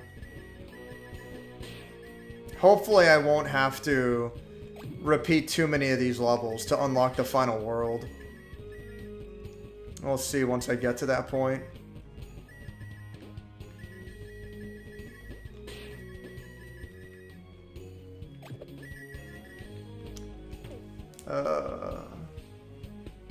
Last Mosu game I played was Sengoku Bazara on PS3. I was really impressed with how each character has different movesets. Became one of my favorite Mosu games. Anyone that's pledging through Nintendo Wii, I recommend Sengoku Basara Samurai Heroes. Yeah, I mean, I don't know. It's whatever. Like, maybe I'm wrong. Maybe fucking they actually made Mosu games decent these days. I find it kind of hard to believe, but I can't talk too much shit because, oh, fuck. Because, I haven't really played, you know, Mosu games recently myself. Forget recently, for a long fucking time. So, it's whatever. Not to shut up Mosby, I hate when people talk about game loop. Because it just makes me remember that games are just Skinner boxes. Yeah. Basically. They don't have to be. A good game. You know, like fucking, I don't know. I wouldn't consider a game like Omori to necessarily be a Skinner box. A Skinner box is like fooling you into thinking that you're having fun, into thinking that, you know, something's exciting. It's like, wow, you just got a new item. It's like, whoa, this item lets you do this, this, and that. It's like, I don't fucking care. That's not gonna change anything if the game fucking sucks.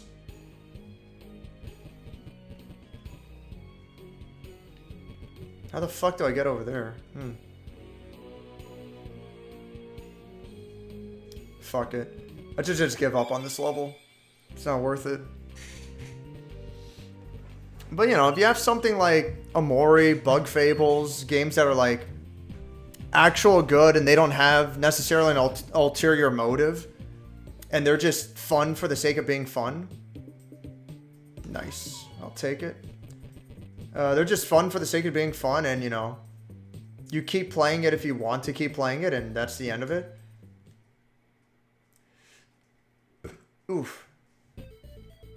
Like, that's the way it should be.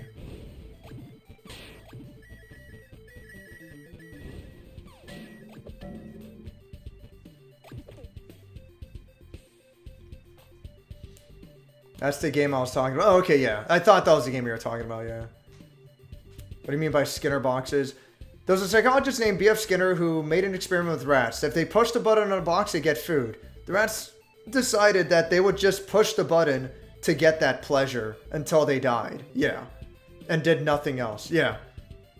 Skinner box is a very common term in video games where it's like you end up associating something unrelated to something you want. The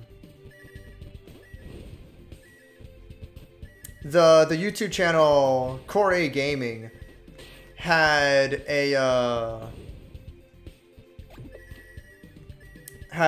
good analogy for this, because there was another researcher named Pavlov that he made it so that whenever he would ring a bell, he would also go to feed his dog. And it got to the point where, like, just for ringing the bell and nothing else, there was no food involved at all. Just for ringing the bell, the dog would start to salivate. He would start to drool. Just because a bell was rung. By the same token, fucking, God damn it. By the same token, the rats would, like, find pleasure just from hitting the button to get food. Because they're like, oh man, more food, oh my favorite. I'm just gonna press this button and, like, that's gonna be great. And it's like, you shouldn't find pleasure from hitting the button. You should find pleasure from eating the fucking food. But, the rat's sensibilities started to become twisted in that sense. And then Core A Gaming made a joke where they're like, just like someone's young daughter starts to cry because she hears her father put ice cubes in a glass. And it's like, ooh, that's dark. But yeah, it's like the daughter's not even crying at the beating necessarily. She's just crying at the dad preparing his whiskey. You know, because of what's gonna come next. But yeah, it's like that becomes a thing with games where it's like, you know, oh, fucking, like fucking Frogun, for example. Oh, I got a fucking, my maximum health increased. Oh, isn't that awesome? It's like, well, okay, you made the game easier. That's about it. You didn't make the game any better, you just made it easier so you could survive more hits. It's like, who fucking cares? But, you know, it's like they want to try to make the game exciting instead of properly balancing it one way or another. You know, making it so, like, easier levels, you always have less health. Harder levels, you have more health. And trying to balance the game around that, it's like, no. Fucking people playing video games, they want to feel like they're progressing. Like, whatever the fuck that means. They wanted to feel like they're accomplishing something. It's like, so, you know, they set it up so, like, fucking, people get health upgrades.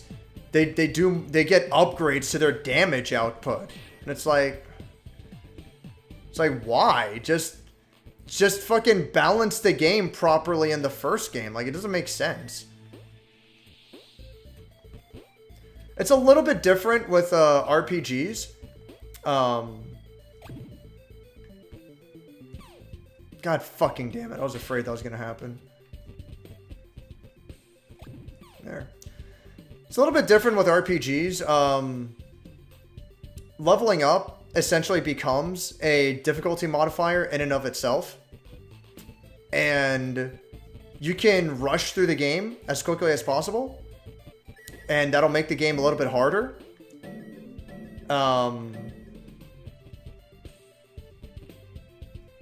Or you can fucking really take your time grinding, and that'll make the game a little bit easier.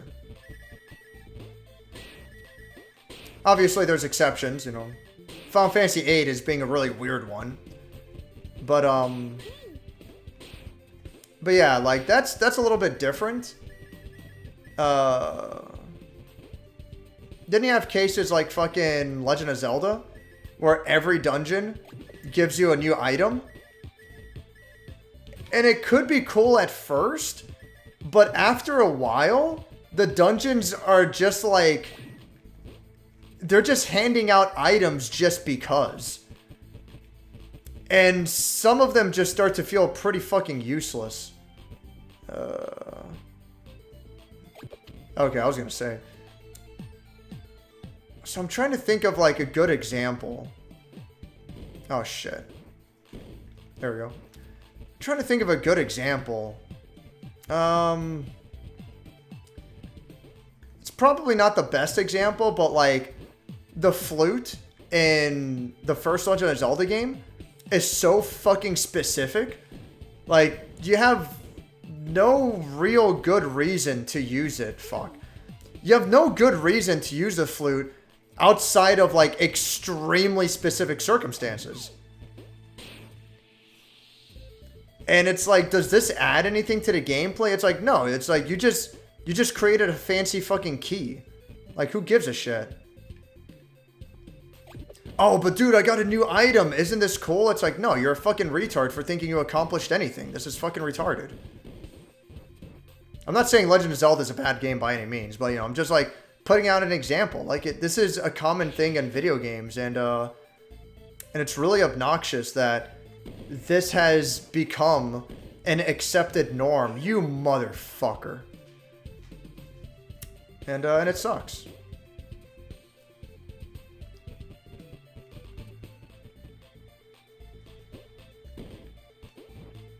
Yeah, whatever. Should have known that wasn't going to work. Limited run sent me to the PS4 version of Zombies Ate My Neighbors, and I had to send it back because I bought the Switch Collector's Edition. Not like it matters because it's not even a good port. That fucking dude. That's pretty unacceptable. I would have been furious if I got the wrong version of the game I bought. Especially considering how fucking long it takes for them to fucking produce the shit. You'd figure they'd make sure they got it fucking right. I would have been pretty furious if if they got that shit wrong on my order. Fuck. Okay, good. I avoid collector's editions from limited runs. Horror stories, I heard about those and the prices for them. Yeah. It was expensive. Fuck. Oh, I made it. It was expensive, but I really liked Bug Fables a lot. Highly recommended. Better than any of the Paper Mario games. Which I would say is a pretty tall order for Thousand Year Door. I think the first Paper Mario has pretty big weaknesses. It's still a good game, the first Paper Mario, but I think it has weaknesses. But Thousand Year Door is pretty damn good. Definitely recommend Thousand Year Door if you've never played it. But fucking Bug Fables just shits all over it. Bug Fables is insanely good. It's like, holy fucking shit.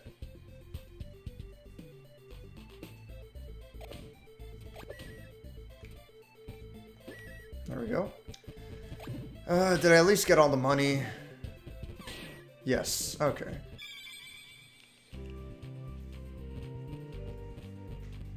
Maybe I'll do this level again because it didn't seem too difficult to beat with no deaths and on the time limit. So I'll give it another shot.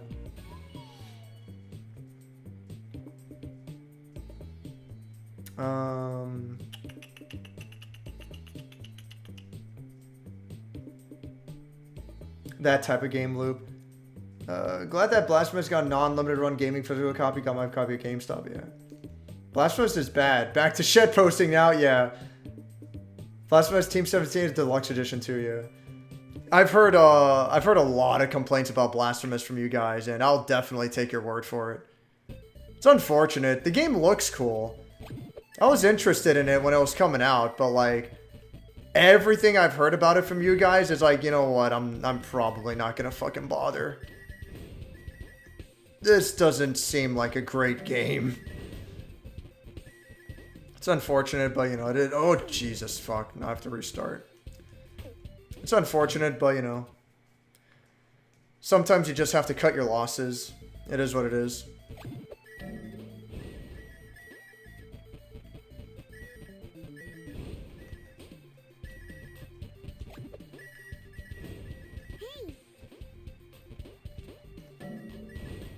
Alright, so I gotta remember that there's a gap here. There it is. Alright, I'm good. That's fine.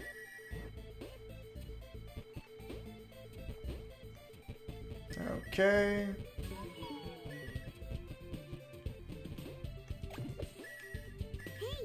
Now what?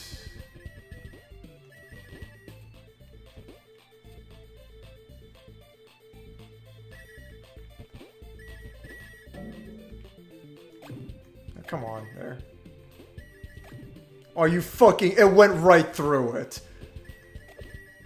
Jesus Christ. Feels like that was like...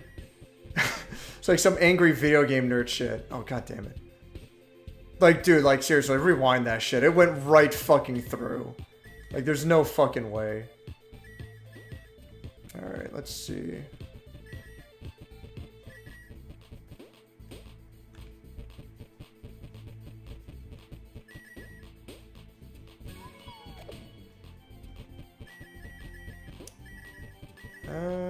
Right.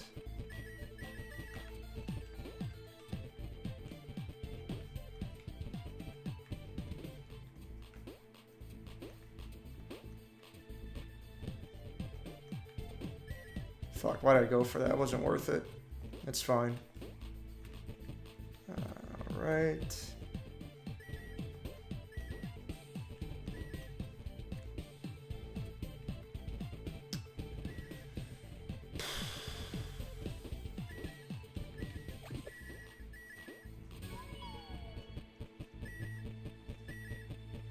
God damn, this level's a little longer than I thought. At least I haven't died once yet.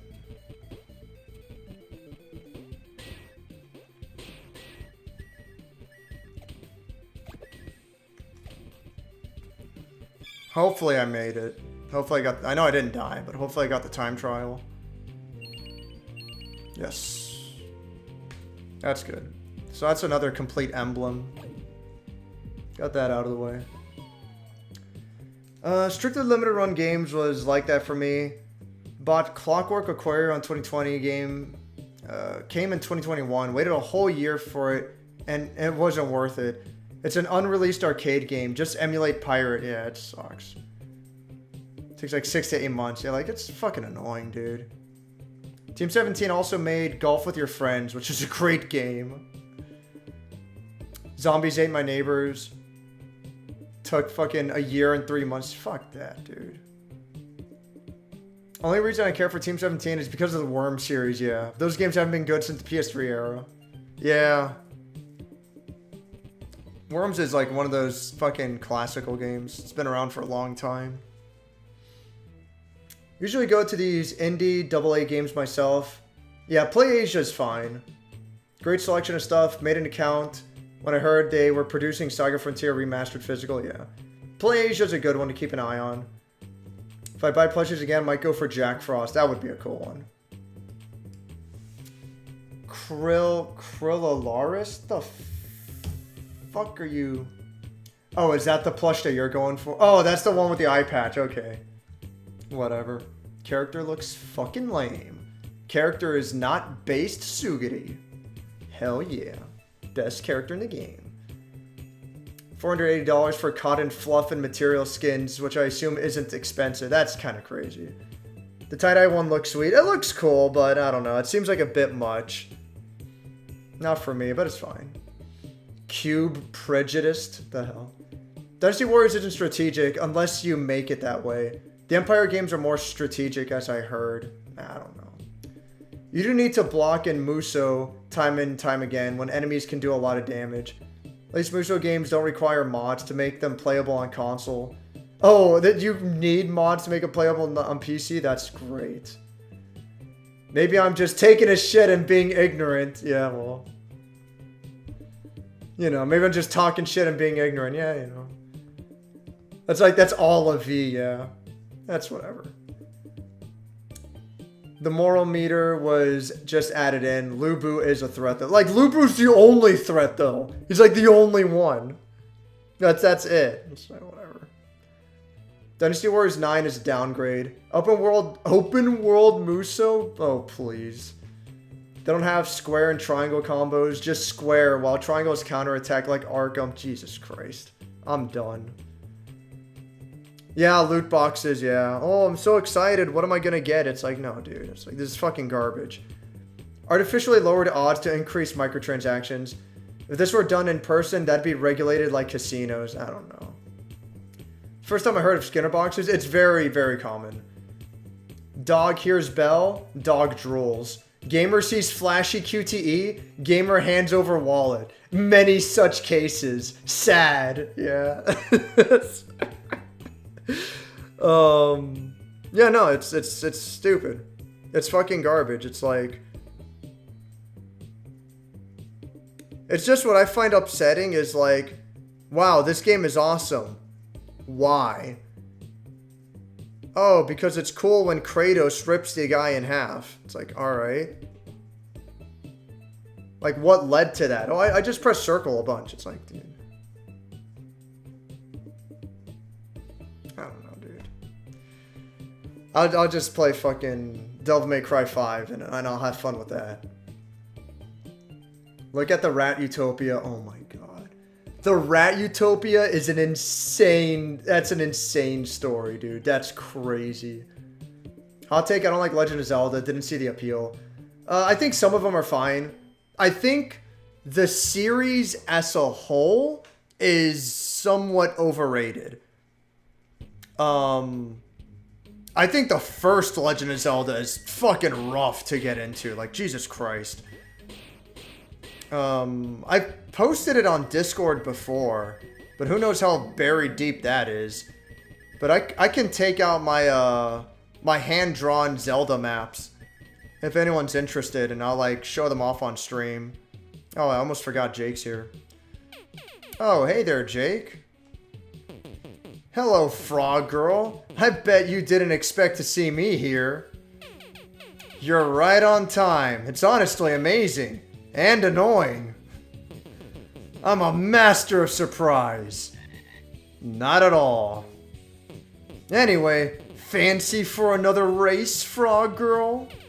My name is Renata. Renata. And he just runs off. Oh, you motherfucker. I fucking hate the fucking collision in this game. God fucking damn it. So, the first Resident Zelda is, like, really rough to get into, and it's pretty fucking bullshit. Because, even if you try to play it without a guide, like, some shit is just way too fucking hidden from you. Like, it's... Oh, what the fuck? It's almost impossible. Are you fucking kidding me? I'm gonna fucking kill someone.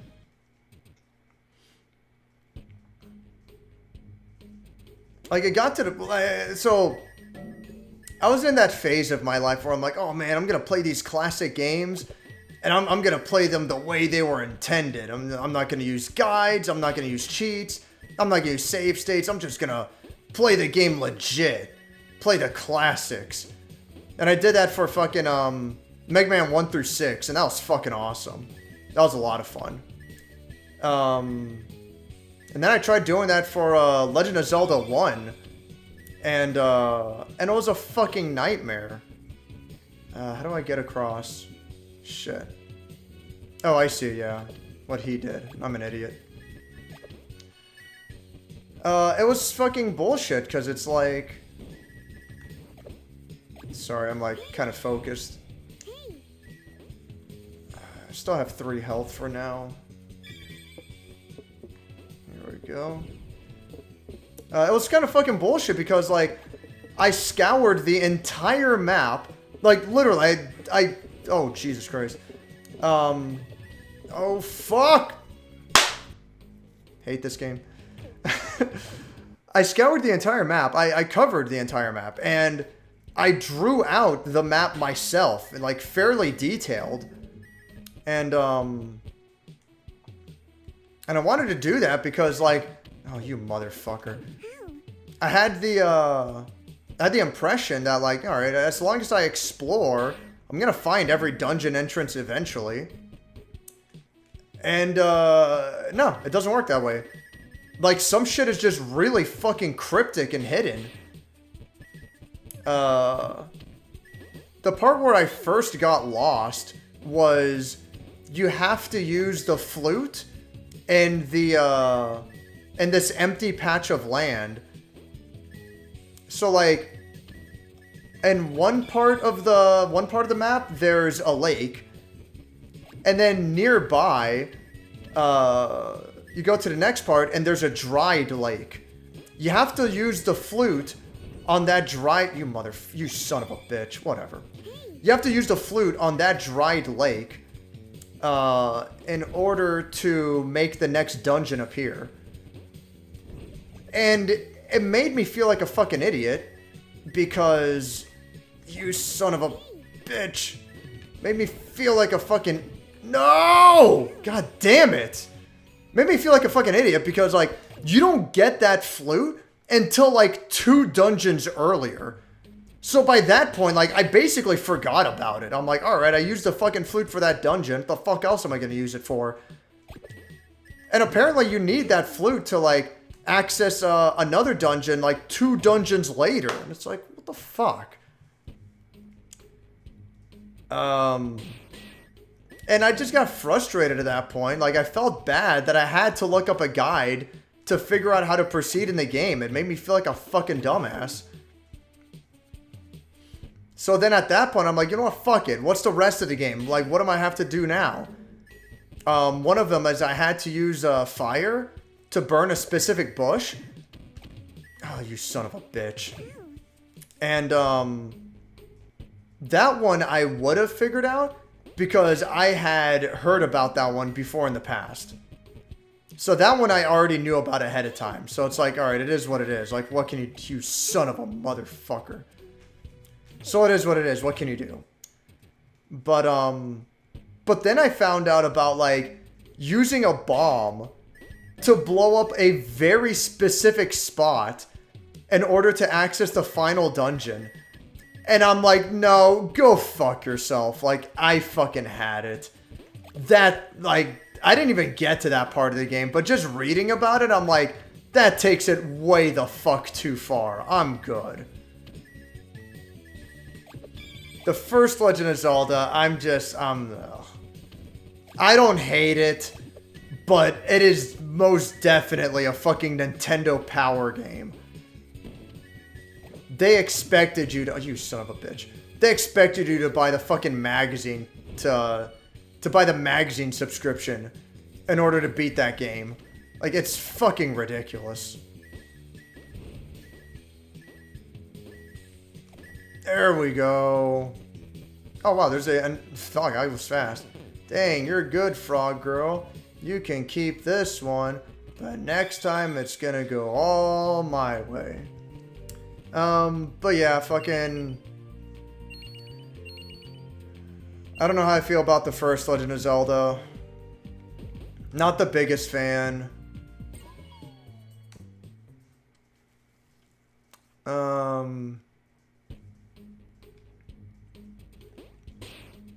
Ocarina of Time is really good. Majora's Mask is really good. I'd recommend those. But I also feel like those games are kind of overrated. They're very slow paced. They have a lot of charm. They have a lot of character to them, which is really nice. But the combat is just like, it's nothing special. You know, and the combat doesn't have to be everything, but... Ooh, excuse me. But you would hope that aspect to be good. Oh man, excuse me, jeez. You would hope that aspect to be good, and it's whatever. It's fine, it's serviceable, it's just very bare bones.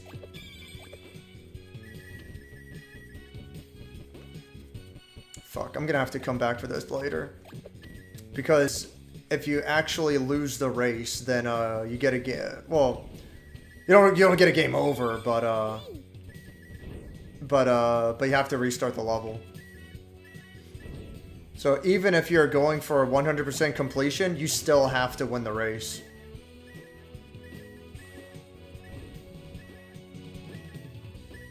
Thank God. Alright, I made it. Now I can take my time. Oh, please don't fucking die, I swear to God. Oh, good. That would be such a pain in the fucking ass to die right before the checkpoint there.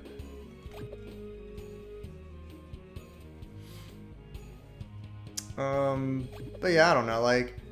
The Zelda game... Oh, jeez. Oh, well. The Zelda games are good. Like, they're perfectly serviceable. There's nothing, like, terribly bad about them, but, like... I don't know. Fuck it. I'd like to hear Doom's opinion on it, because, he's a pretty big fan of Ocarina of Time and Majora's Mask, which... Oh, you motherfucker. And Wind Waker... I like Wind Waker. I don't know. I like the games, but I do feel like the fan base has a hell of a fucking hard-on for the series, and maybe it's a bit unwarranted. Why'd I do that again? Forgot that I can't reach it by jumping. I have to fucking grapple for it. Games will introduce creep to offset whatever gains you get to keep things interesting. Fallout 3 and 4 did it where starting weapons become useless as you level up against the same enemies. Alright, but fucking Zubity, like... Games like Doom, they don't have to bother with that. Like, yeah, the original Doom, you know, sure, fucking... You get little upgrades, like, you get the... You motherfucker. Oh my God. You get the machine gun and the assault rifle, or not, you know... You get the machine gun and the shotgun and the super shotgun and whatnot, but, like... Every weapon has its purpose. You know, and it's not like... It's not like, in Doom that, It's not like the weapon roster is fucking bloated or anything. Like, you just get... you serious? What the fuck's going... What the fuck? Is it, like, off to the side? Jesus. It's not like the weapon roster in Doom is fucking... Oh, are you fucking kidding me?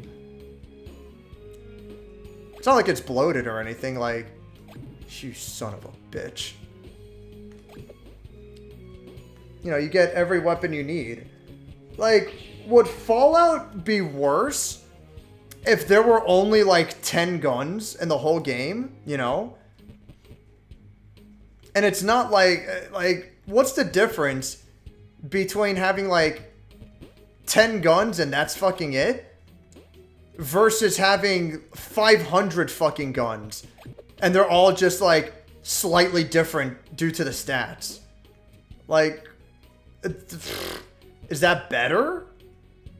I mean, I don't think so. I don't see the point there. It's the same reason why, like, Borderlands is a weaker game to me.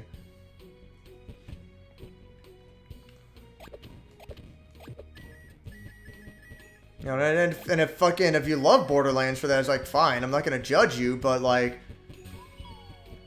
I would rather have a game that does a few things well than does 100 things poorly. Or at least mediocrely. It's like, oh, we introduced power creep to keep things interesting. It's like, if your game is uninteresting, then power creep isn't gonna solve it. And if gamers say that it solves it, they're looking at it, you know, they're looking at it from the wrong angle. They're liking it for the wrong reasons. It's like, wow, I like this gun because it does more damage. It's like, you like the gun because the numbers are bigger? Like, do you not understand how fucking retarded that sounds? Like, what the fuck, man? It's stupid. It's fucking retarded.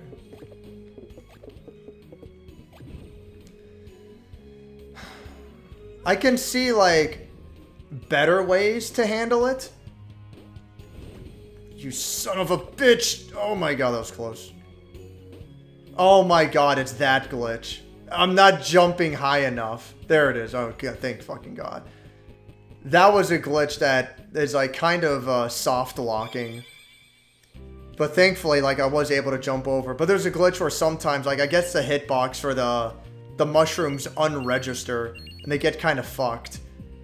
And it doesn't allow you to jump high enough. But thankfully it worked out. But there are some better ways to do it. You have games like Stranger of Paradise and Neo. Where, like, yeah. It's also based around, like, you know, oh, there's like 100,000 weapons. And they all have, like, different stats. And, like, oh, bigger numbers are cool. But, in a game like Neo or Stranger of Paradise, there's actually an extremely limited number of weapons. Like in Neo, there's a grand total of... I'm sorry, not Neo. Stranger of Paradise, there's a total of like 8 weapon types, I think. Like 8 or 10 weapons. You know, great swords, axes, sword and shield, mace, which is like your magic wand, spears, you know, whatever. And then there's like 500,000 spears or whatever shit. It's like, oh, they all have different stats and whatever shit. That I can do without, but like, fuck it, whatever. But at least Neo is organized and balanced around like very few weapon types. And each weapon type like plays very differently. In Fallout, it's like who fucking cares? You have like ballistic weapons and energy weapons. It's like, okay, it's still point and shoot. You have pistols, assault rifles, shotguns, sniper rifles, and rocket launchers. That's about it. And they're all still point and shoot. I'll give you, like, assault rifles, shotguns, and sniper rifles. And then, like, rocket launchers are your rare power weapons. It's like, okay, I guess. But, like, what are you telling me? There's, like, realistically fucking 3 weapon types? Pistols, if you want to go that route, if you want to be like a special fucking idiot, fine. Melee weapons is like, all right, why? It's like, all right, oh, I'm doing an unarmed build. It's like, all right, fucking whatever you want to do, I guess. But let's look at like the base foundation, like how the base was meant to be designed, how the game was meant to be designed, and And it's stupid, you know? Again, at least Neo has like 8 or 10 weapon types that are all like drastically, or I'm sorry, I keep saying Neo. But I mean, Neo is another good example though. Neo has like 9 or 10 weapon types, something like that. And they all play like differently enough from each other, you know? Like fucking in Neo, like the only weapon I really like is the axe, but you got choices and they all play very differently. The katana plays very differently from the dual katana, which plays very differently from the odachi. Even though they're all katanas, they all play differently from each other. The spear plays differently from the kusarigami. You can go the whole game with one weapon type and then replay the whole game from the beginning with a different weapon type, and it's practically like playing the game with a different character. But thankfully, you don't need to do that. You just switch weapons throughout the game however you want, if you want to. That I would rather prefer. But games like Borderlands does it a little bit better, I guess, but it's still not great. And then like fucking Fallout and Bethesda, it's like, who fucking cares? Fucking all the fucking Bethesda open world RPGs, like they all do the same shit. Skyrim, it's like, oh, you can do a difference between swords and axes, and I forget what the last one is. Like blunt weapons, maybe? I don't fucking remember. But it's like, who fucking cares? It's still like, this is still the whole fucking game in Skyrim. It's fucking embarrassing. It's so fucking gay, dude. I don't give a fuck what anyone says. I'm ranting nonsense. Probably not even making sense at this point. About 1,000 Year Door in 2015 was $20. Boy, was that a good... Yeah, you fucking lucked out. Jesus Christ. That game really skyrocketed. What do people complain about in Blasphemous? You know, like Jonathan saying, jank platforming, unfun and overly tanky enemies, too many instant death traps, too many bottomless pits, bad hitboxes. I just didn't care for it. I don't know why, but plugging in cables for anything is the most taxing thing ever. I go for a 3-mile run and unplug stuff on my PC and sweat the same amount. I just wanted to dust the damn thing. Oh, man. I think what made me completely drop the game was the game wrong warping me, causing a death. I load the day. I'm going to clean out my PC. Instead of just going down a screen, the bottom of the screen had spontaneously turned into a death pit. Oh, shit like that. Looked up what I last wrote about the game. Yeah, fucking, I assume, like, you fell faster than the screen could keep up. And you ended up hitting, like, the bottom of the screen and, like, you just died. And it's like, yeah, no. It's like, fuck off. That's kind of ass. Blasphemous seems like the kind of game where it's a Metroidvania with Souls-like influences, where it's too easy to die, and Metroidvanias are practically defined by their massive maps, so you don't want the player to slow down when you're playing a Metroidvania. You want them to explore, you want them to go quickly, and you want the aspect of exploration to be exciting and fun. That's part of the reason why, ever since Super Metroid, one of Samus's cooler abilities is her ability to just run really fucking fast. And if you know what you're doing, you can use that to your advantage in order to skip certain areas of the game. Like, it's fucking cool. But yeah, you want a Metroidvania to allow you to just fucking move and go, you know? When you add too much risk of death in a Metroidvania, and keep in mind, like, some of the more famous Metroidvanias, like fucking Super Metroid, Metroid Fusion, Symphony of the Night, Aria of Sorrow, Dawn of Sorrow. One of the main things these games do is they make it reasonably easy to keep your inventory stocked. Symphony of the Night and Aria of Sorrow, Dawn of Sorrow, because those are the games I played. You have an inventory of potions if you need it to come to that point. and save points are frequent. And, you know, save points fucking heal you. So, like, it's still, you know, like, it's never too big of a worry that you're going to lose health. Metroid games, enemies drop health items all the fucking time. So if you're worried, if you're getting low on health, just kill some enemies and you're fine. It's not that big of a deal. The focus should be on exploration, and you don't want to limit the player on that. With Blasphemous, it's so easy to die. There are so many instant death pits. You force the player to slow down and be overly cautious. And when you do that too much, it gets to the point where the game starts becoming a chore.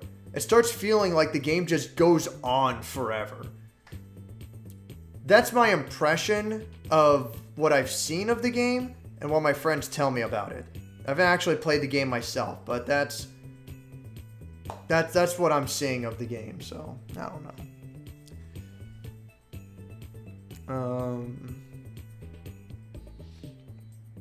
My PC has been freezing up. This time, no blue fucky wucky frowny face.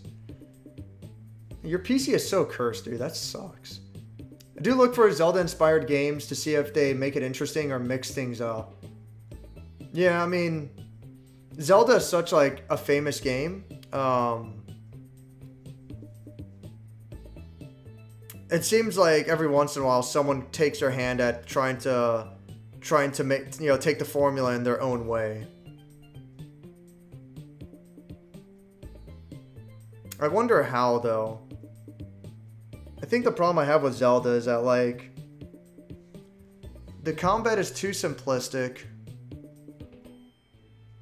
The dungeons are cool, but the puzzles are usually too easy. I don't know. It feels like Zelda games try to do a lot of things, but it never nails down one of them exceptionally well. My favorite is probably Wind Waker. You know, all things considered. I don't know. Thinking about it. It's whatever. I think Zelda's fine, but fuck it. Damn, I thought I'd break my computer for a second when I booted it up. It's just not as noisy. Zelda 1's my favorite. I like Breath of the Wild because it was kind of like it. I've tried to get into A Link to the Past, I just couldn't. Tried Ocarina and didn't get past a tree at the start. Oh man, that's like the very start of Ocarina of Time. NES games like Legend of Zelda and Metroid are just rough and outdated. I mean, I don't want to call them outdated, it's just... they need more direction, really. Metroid's especially tough because everything looks the fucking same in Metroid. So it's so easy to get lost in that game. Only other one I beat was Four Swords Anniversary on 3DS. I was liking Zelda 1 quite a bit when I was initially getting through it. Like, I don't hate the game, but like, I got to that point towards the end and I felt so lost and I'm like, fuck this. It made me feel bad. I don't know. I don't necessarily want a game to hold my hand, but like, that shit was way too cryptic for me. Super Metroid was kind of bullshit too. Having to use the power bomb in that glass tube. I understand the hints, you know? I get it more looking back on it, of course, but like, at the time, like, I had no fucking clue what to do. It's whatever. Legend of Zelda is really popular with women, surprisingly. I've met far more women who like the series and can only think of a couple of guys I know that like it. Something for the girls, I guess. Also tried Link to the Past and it's funny because I feel like I hear Link to the Past being like the best in the series, but it's whatever, I guess. Instantly, the game dropped from a 7 to a 6. Are you talking about Frogun and me bitching? Maybe. I don't really care for the top-down Zelda games. I like Link's Awakening a lot. Link's Awakening might be the only Zelda game that, like, really resonates with me. Everything feels like it lines up well with Link's Awakening. The overworld map, the dungeon layouts, the bosses. I like the story in Link's Awakening. Yeah, something about Link's Awakening, it just really clicks with me. I don't know. It might have to do that was a childhood game. A lot of it might be nostalgia. Yeah, Link's Awakening is fucking cool. I like that one. Maybe one of these days I'll get the remake, but only if I can get it for really cheap. So, like, it's probably never gonna fucking happen. I'll find it if I just walk around. LOL. Laugh my ass off even. Yeah, it's like, Jesus Christ. What a nightmare. Sorry, Dave, but you didn't find the correct old man whose message is probably poorly translated to tell you what to do without a map marker. Dude. I hate it. If you like Zelda 1, that's fine. Like, don't get me wrong, but like, dude, I fucking hate it. The only top-down Zelda I've played and beaten was Link's Awakening, and I enjoyed that one, yeah. Even Turtle Rock didn't give me... Turtle Rock's like the only part of Link's Awakening I'm like, this is fucking bullshit. Turtle Rock, like, that takes it too far for me. But, it's whatever, though. God, I hate Turtle Rock. Final boss in Zelda 1 NES just becomes invisible, and he never appeared for me to damage him. Bullshit pussy-ass final boss doesn't even fight like a man. A lot of Zelda 1 is fighting someone else, and they tell you some hint, or just flat out tell you. 1/3 of all the screens of that game have a secret. I'm sure, but it's like... It definitely feels like Zelda 1 was designed around subscribe to Nintendo Power and /or talk about it on the playground with your friends. Which... It's a similar argument I have with Dark Souls. I feel like those games were designed around... Like, they have such strange secrets. One of the most famous that I always remember is, like... Dark Souls 1, you get to the bottom of Blight Town. There's a massive swamp. You don't want to fucking explore that shit. It fucking sucks. But let's say you're crazy enough to do it. It's like, alright, fine. You find this giant fucking hollow tree. So fucking, you start like going in there, and at the end of the tunnel, there's a treasure chest. It's like, oh, cool, treasure chest, that's neat. At that point, most people would fucking leave, and that'd be the end of it. But no, you actually have to walk behind the treasure chest, which looks like there's nothing there. It's just, like, the treasure chest is basically up against a wall, but you walk behind the treasure chest and attack the wall, and it's an invisible wall, and you can keep going. And that opens up, like, a whole nother part of the game. Like, it's fucking ridiculous. Like, no one is gonna fucking... Not no one, but, like... No one, like... 0.5% of people are gonna figure that out, But that's where the excitement comes in, and, like... One person eventually talks about it, and it's like, oh, dude, fucking I found this out. Whoa, that's amazing. What other secrets might be in the game? And, the community gets together, and they discover shit like that. So don't get me wrong, that can be very exciting, especially at launch. And I feel like Zelda 1 was like that. But, fast forward 20, 30 years later. Fast forward 40 years later. I mean, for example, like, how old is Legend of Zelda 1?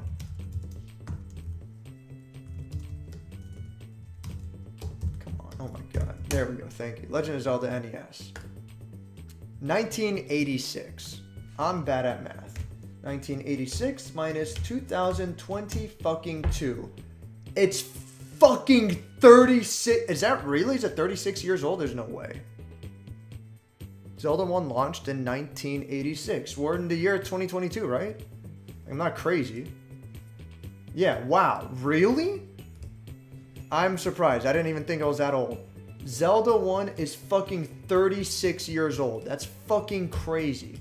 It's gonna happen for fucking Dark Souls as well. Fucking, 20, 30, 40 years from now. The community's not really gonna be there, like not in the same way by any means. So what's your recourse?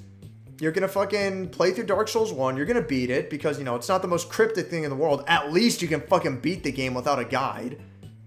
But you're not going to know about all these secrets unless you look it up afterwards. And that's fine. But with the case of Zelda 1, I couldn't even fucking beat the game without a guide. And I swear to God, like, I'll fucking, if you want to, I'll go get my hand-drawn maps right now. Like, I fucking tried. But, like, fucking, the game's, like, you can't fucking, I don't want to say you can't, but, like, it's not realistic to beat the game without outside help. And that feels like shit. Like, I don't want to fucking rely on that. That's fucking bullshit. So, I don't know, dude. It's whatever.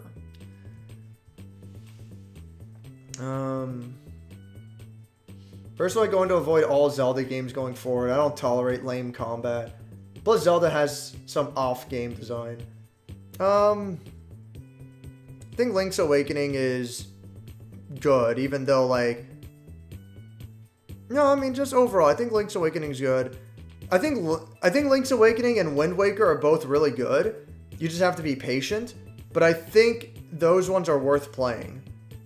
Even though Wind Waker, it's kind of love it or hate it. Especially, like, the boat shit. But I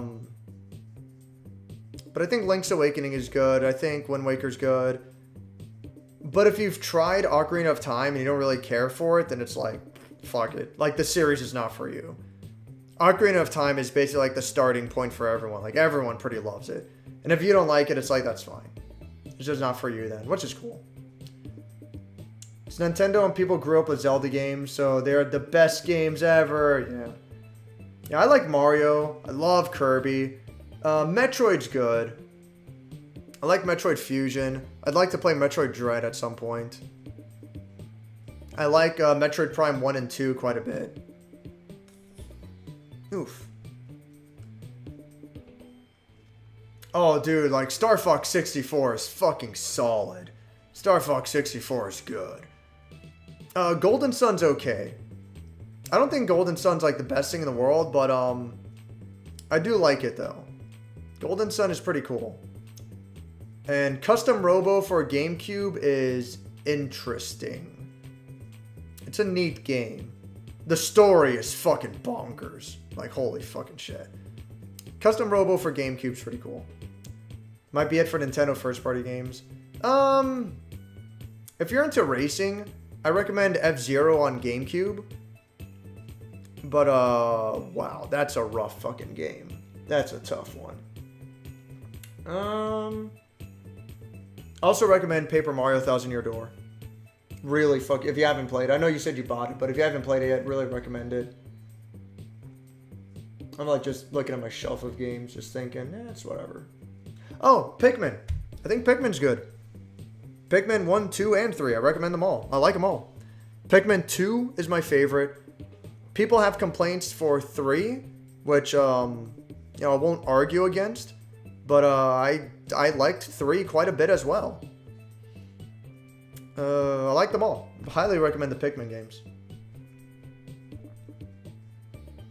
Meanwhile, Fallout 4 has, like, only 10 guns legitimately. I don't know. I'm just talking shit about games I don't play. Fuck it. Whatever. I played Skyrim. I reviewed it. Skyrim's fucking gay. Played Borderlands 2. Yeah, I got tired of that game. Yeah, it's super bloated. Enemies later on become bullet sponges. Plus, the writing is very unfunny. I don't care what anyone says. You know what? Like, I actually kind of like the writing of Borderlands 1. It wasn't, like, the greatest thing in the world, but I found it enjoyable. And then Borderlands 2, like, they went fucking overboard. Borderlands 2, like, Borderlands 1, Claptrap was, like, a little bit annoying. And that was his character trait. And it's like, all right, I see where they're going with this. It's fine. And then Borderlands 2, like, they went way fucking overboard. And Claptrap was, like, really fucking annoying. It's so fucking stupid. Completely forgot I beat Wind Waker. I like Wind Waker. It's whatever. Ghoul Reverse and Albino Rad Scorpions were the worst examples of power creep. A headshot with a mini nuke at level 30 barely slows them down. It did not make the game fun. It broke the immersion. I mean, yeah, sounds about right.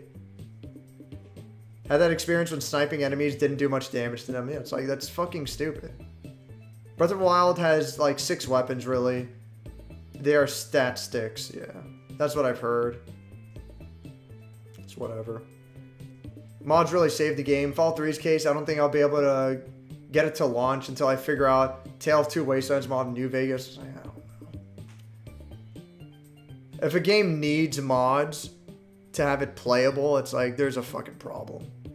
I don't like it being up to the fans.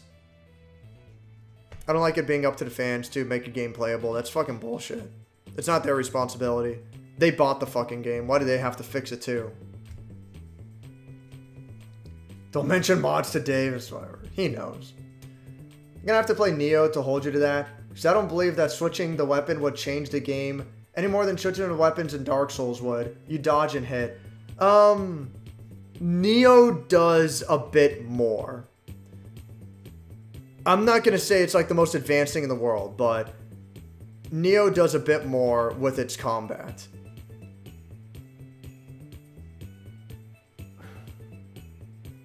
It's like you get, you also get a skill tree in Neo, and you do shit like fucking, so you do like light attack, light attack, light attack. You do a heavy attack at the end of a combo, it'll do a special attack that you have to unlock from the skill tree, you know? And there can be multiple special attacks. You have to choose between them, you know, depending on what you want to do. Each weapon has a low stance, a mid stance, and a high stance.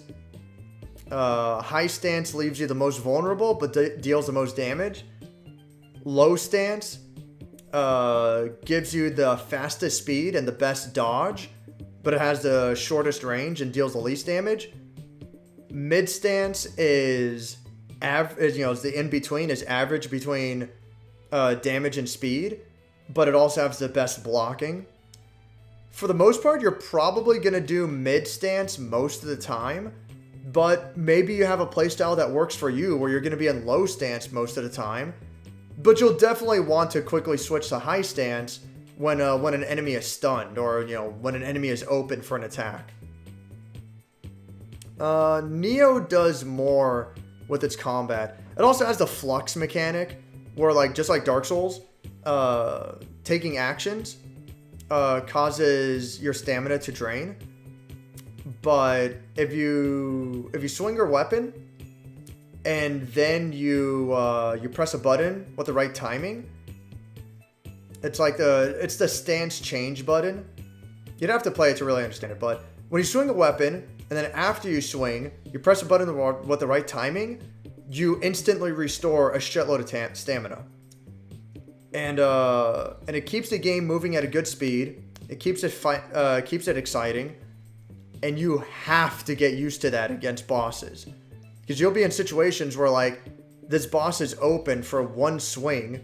You take that swing, then you flux in order to get your stamina back. Then you immediately block the boss's next attack. You block or you dodge the boss's next attack, And battles tend to have, like, a back and forth like that, You swing, you flux, you defend, look for an opening, swing, flux, and defend, and so on. And yeah, like the stance system, I think the weapons are different enough. The weapons are way more different in Stranger of Paradise. In Stranger of Paradise, the weapons are drastically different. I don't know. Play it for yourself, and if you find it different. If you disagree with me, then that's fine. Like, I'll definitely hear you out for sure. But that's how I found it. Stranger of Paradise, like, the weapons are, like, way more fucking different. That was a big part of why I like Stranger of Paradise so much. But in Neo, it's like, the weapons are definitely different enough, More so than in the Dark Souls games. Definitely more so than in Dark. There's definitely much more of an emphasis on combat in Neo than there is in Dark Souls. I would recommend it for that aspect. just be prepared that Neo is like really fucking bullshit with its enemy designs, its enemy patterns, enemy placements. Neo like actively goes out of its way to try to fuck you over a lot of the times, and it's really annoying. But like arguably more so than Dark Souls does. But because Neo is a lot more faster paced, I feel like it's a little bit more bearable. You know, for what that's worth. Also, Neo is a lot more straightforward too. Whereas Dark Souls is essentially an open world kind of setup, kind of Metroidvania in its own way, Neo is paced like a traditional level-based, stage-based video game. Where it's like, you know, this is level 1, mission 1. Level, you know, stage 1, mission 1. Stage 1, mission 2. Stage 3, mission 2. And it's like one area of the, you know, because you choose your stage from the world map. And one stage on the world map can have like 3 different missions. Only one of them is a main story mission. You beat it, you move on to the next stage. Or you can like go back and do the other missions for additional content just on the same map. They just have like different enemies. You might start like in a different part of the map and work your way backwards instead. It might be isolated to like a specific area of the map, shit like that. But it's organized like a traditional video game where like you have a starting point, an ending point, you fight the boss, that's the end of the level, you know? And you look for secrets in between and whatever, but it's a lot more contained, a lot more streamlined, and that's what I like. I like those games way fucking more. I like straightforward games more than gigantic fucking maps. And Stranger of Paradise is like that as well.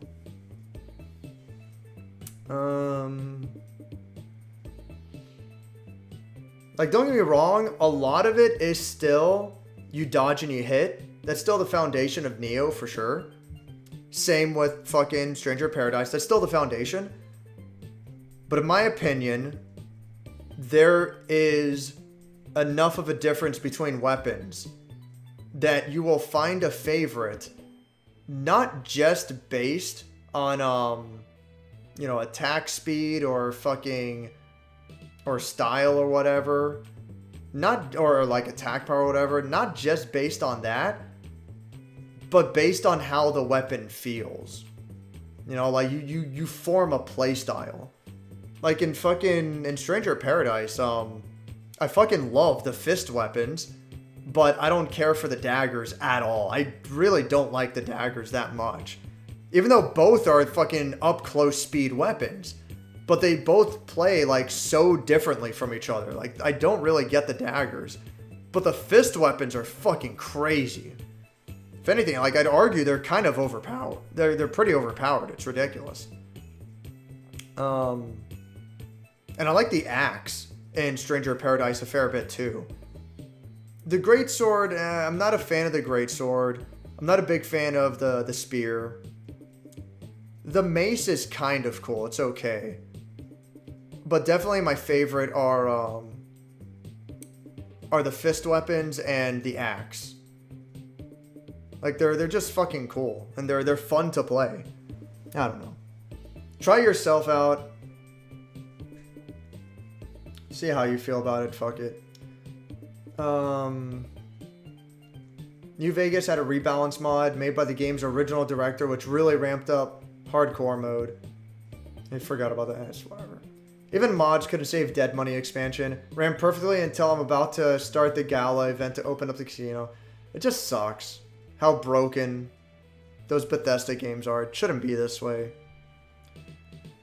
Played Salt and Sanctuary this year. It's a Metroidvania with Souls-like elements. Didn't like it too much. Sold it after beating it. Yeah, Salt and Sanctuary seems like it's similar to Blasphemous in that sense, where it's like it's really slow paced. It's really unforgiving, and that's probably not great for a 2D platformer Metroidvania.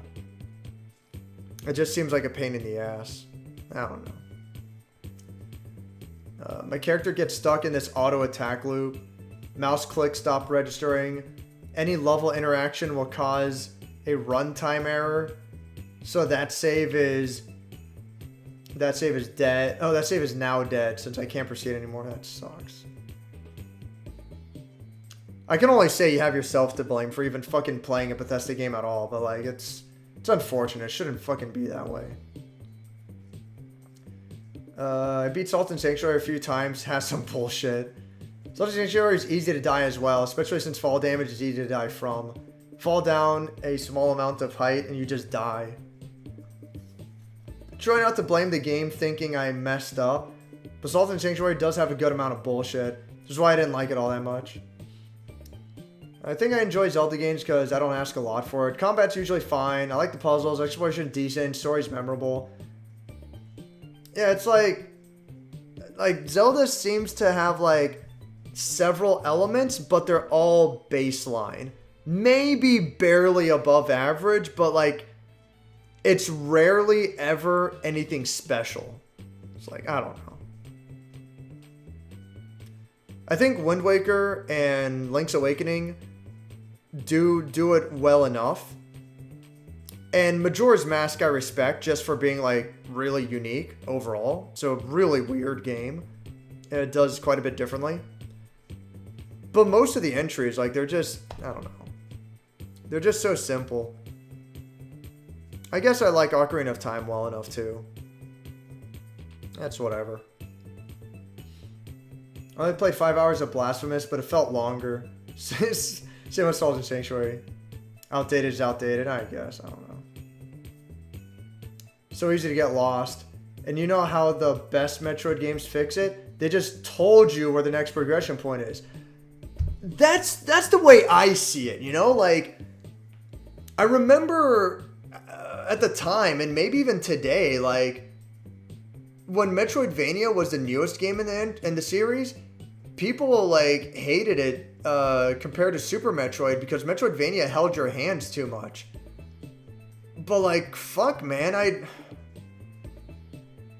don't know. I like when it came out, Metroidvania was my favorite of the series, and I don't know.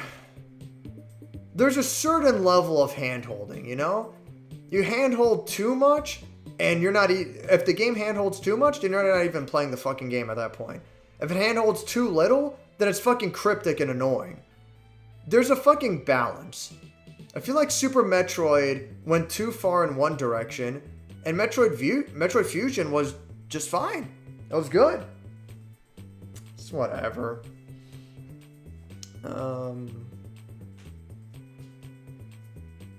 Sword and Sanctuary at least has fun magic. You know what they forgot to add to Samus Returns and Dread? Oh no. Whatever. Fucking hell.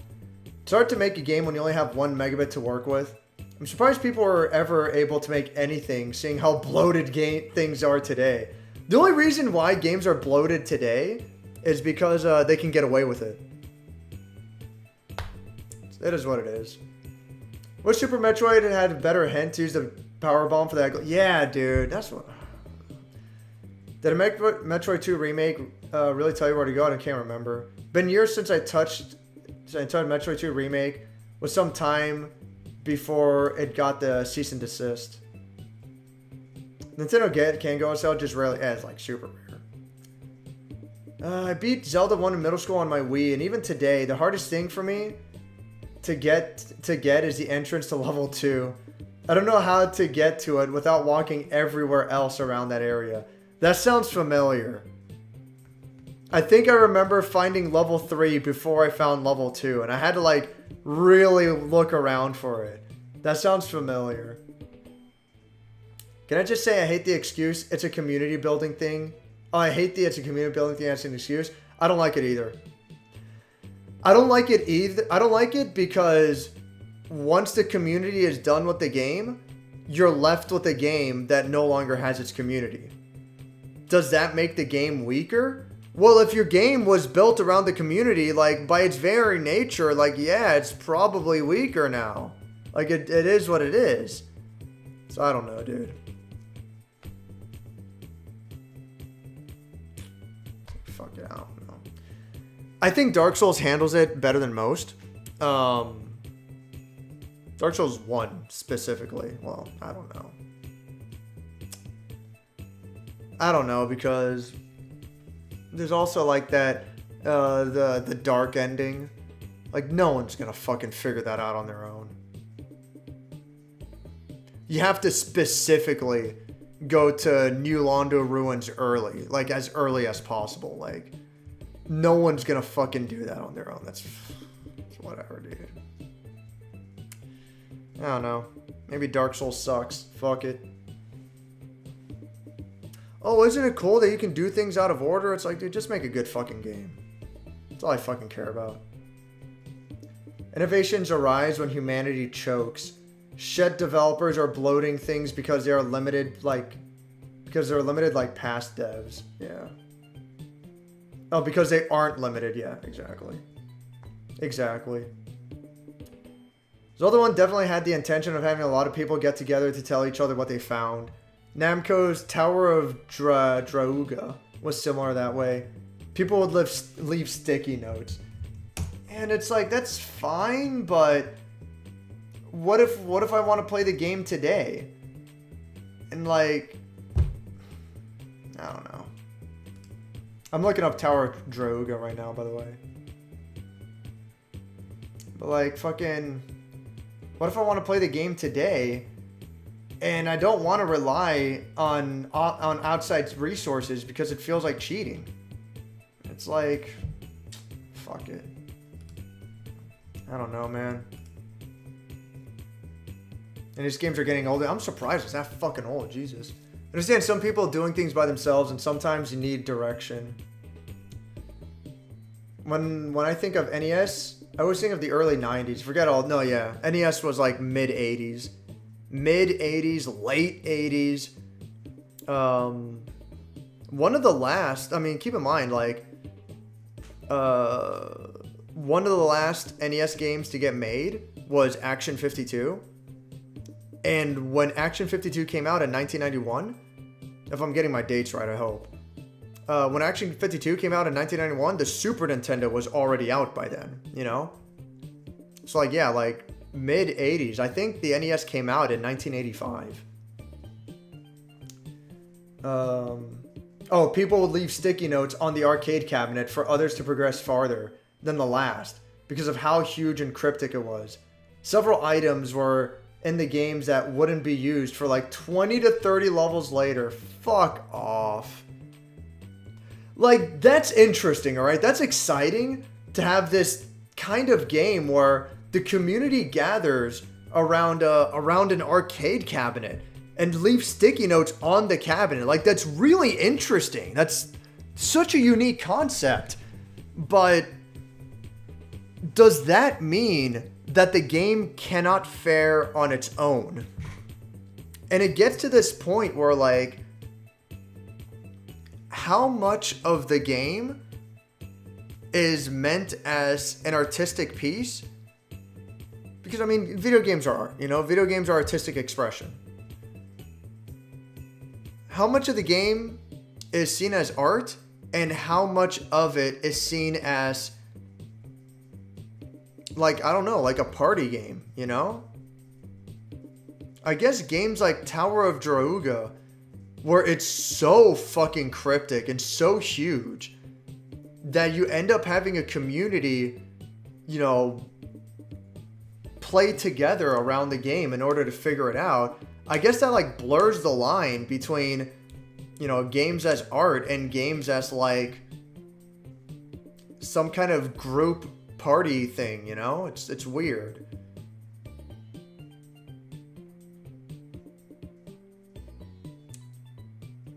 I don't know. I guess put it this way, all right? Put it this way. If you're going to make a game like that, then I want the developer to be upfront about it. I want their intentions to be made clear. If you're going to make a game like Tower of Drauga, I want the game description from the fucking title screen. I want it to be like, this game is intended to be played with a community. The community is meant to work together asynchronously and try to figure out the game together, you know? If that's your intentions with making a game, then I want that to be like upfront.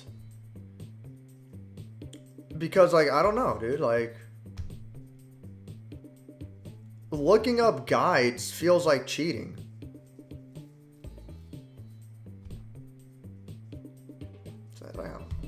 It's whatever. Did play F-Zero on SNES, didn't care for it. I actually like F-Zero on SNES quite a bit. I would recommend F-Zero on GameCube. It's up to you, obviously. You know, want to try it or not, whatever. I like F-Zero, though. I think it's cool. Very rarely do I need a guide for games now, unless it's a stupid secret. I never found the secret keys, because 3 and 4 are stupidly well hidden. All it even gives is you as one lore item. Yeah, fucking nowadays, you don't need to rely on guides so much, which I appreciate. If I get to the point where I need an outside resource for a game, I'm just going to be like, you know, I'd rather fucking play something else. It's whatever. Already played and beat 1,000 Year Door, yeah. I like 1,000 Year Door, that's good. If you like 1,000 Year Door, I can't recommend Bug Fables enough. Bug Fables is more of 1,000 Year Door, but 10 times better. It's just a good fucking game. Remember when devs like Valve used to cleverly share files for their games on the same engine to save space? That was nice. The entire orange box can fit on one 360 DVD, and that was actually that's a good point. That was a lot of content. That was a good point. Can't say I've ever picked them in. I like Pikmin a lot. I feel like you would like Pikmin Default. I feel like that... I don't know. I feel like that game would resonate with you. Maybe I'm wrong, but I think that's the kind of game you would like. Try emulating the first game on Dolphin. See how you like it. And like fucking stream it or whatever shit. I'd be interested in you playing through that game because I really like Pikmin. I'd be interested in seeing how you approach it. I didn't play much of Borderlands 1. I heard that didn't have the whole bloated level stat stuff. I mean, I'm sure it did. Just it didn't do it as much. Just Borderlands 2, it did it like it went like fucking out of hand with it.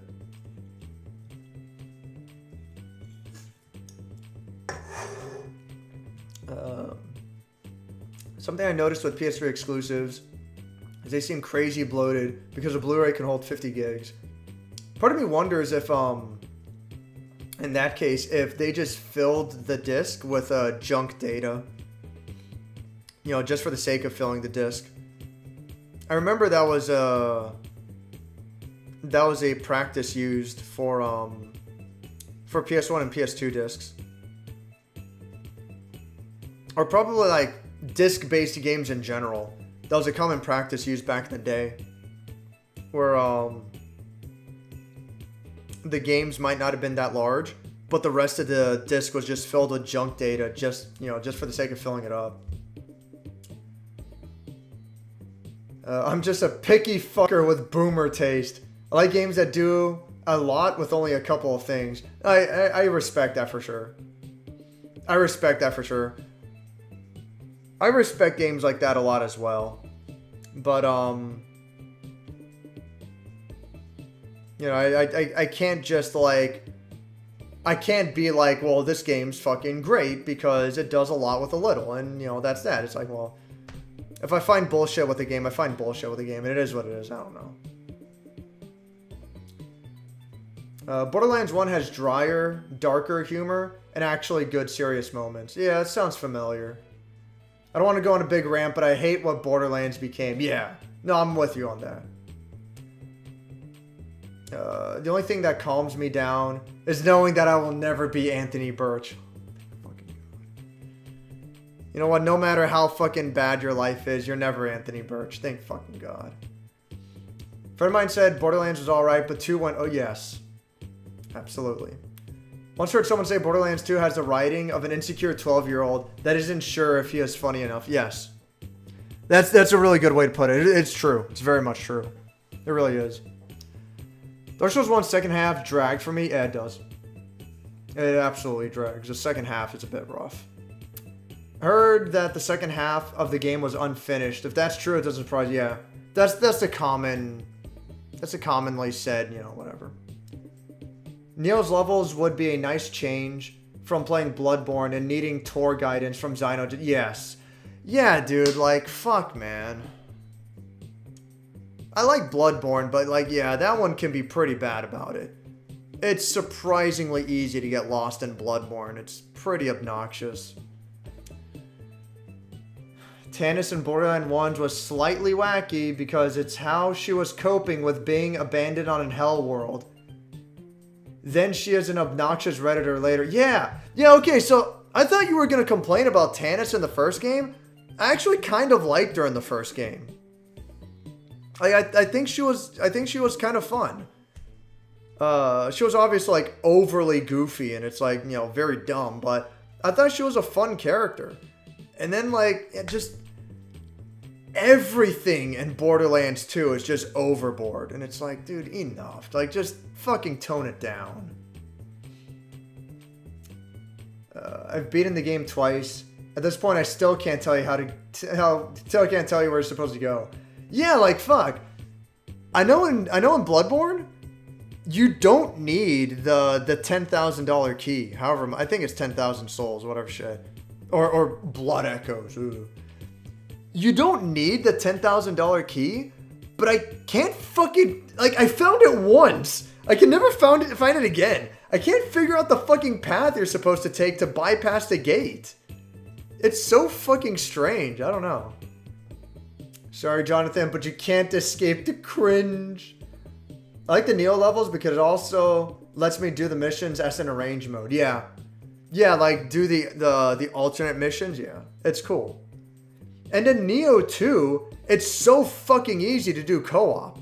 There's a separate mode. So like you can still do the thing where you go into the level and then you summon your friends and like that whole fucking shit. It like cost a currency to summon your friends, whatever. The traditional shit. But in Neo 2, there's a separate mode called Expedition Mode. You and a buddy join a lobby together. Then you both agree on a level to do. You do the mission. And it plays like a traditional co-op game. You just go through the game. And it has like its own special rules. There's a unique meter for that mode. When a player dies, that meter goes down. If the remaining player goes to the corpse of the player and revives them, then you restore some of that meter. And if they're unable to revive them, I don't think there's a time limit, just, you know, if they're not able to do it, if that player dies as well, then the player that died can just choose to respawn themselves. But then they won't restore any of that meter. When that meter empties, it's a mission fail for both players. The exception being that if that meter empties during a boss fight, then it'll at least let you keep going, you know? Like the meter has to empty and everyone has to be dead in a boss fight. What else? One of the stranger rules is, you know, in Dark Souls it's bonfires, and in Neo it's shrines. But it's the same idea. One of the stranger rules is that shrines, you know, bonfires, whatever, they're still in there when you're doing expedition mode, but the first time you activate a shrine, it'll heal everyone and replenish all your resources like normal. But once you do that the first time for that shrine, then that's been used up. And you can't just like go back and like get your health back and whatever shit, you know? Furthermore, you can use a shrine to swap out your equipment and, you know, swap out your spells and whatever shit. But if you went to a shrine for the first time and you used up that like one-time heal, and then you leave and you come back, you can swap out your spells unless you've actually used that spell already. If you've already used the spell, then like it won't let you swap it out, and like you're stuck with it until you get to the next shrine. By the same token, when you're playing in expedition mode, enemies do not respawn after they die. It's really interesting how they handled it.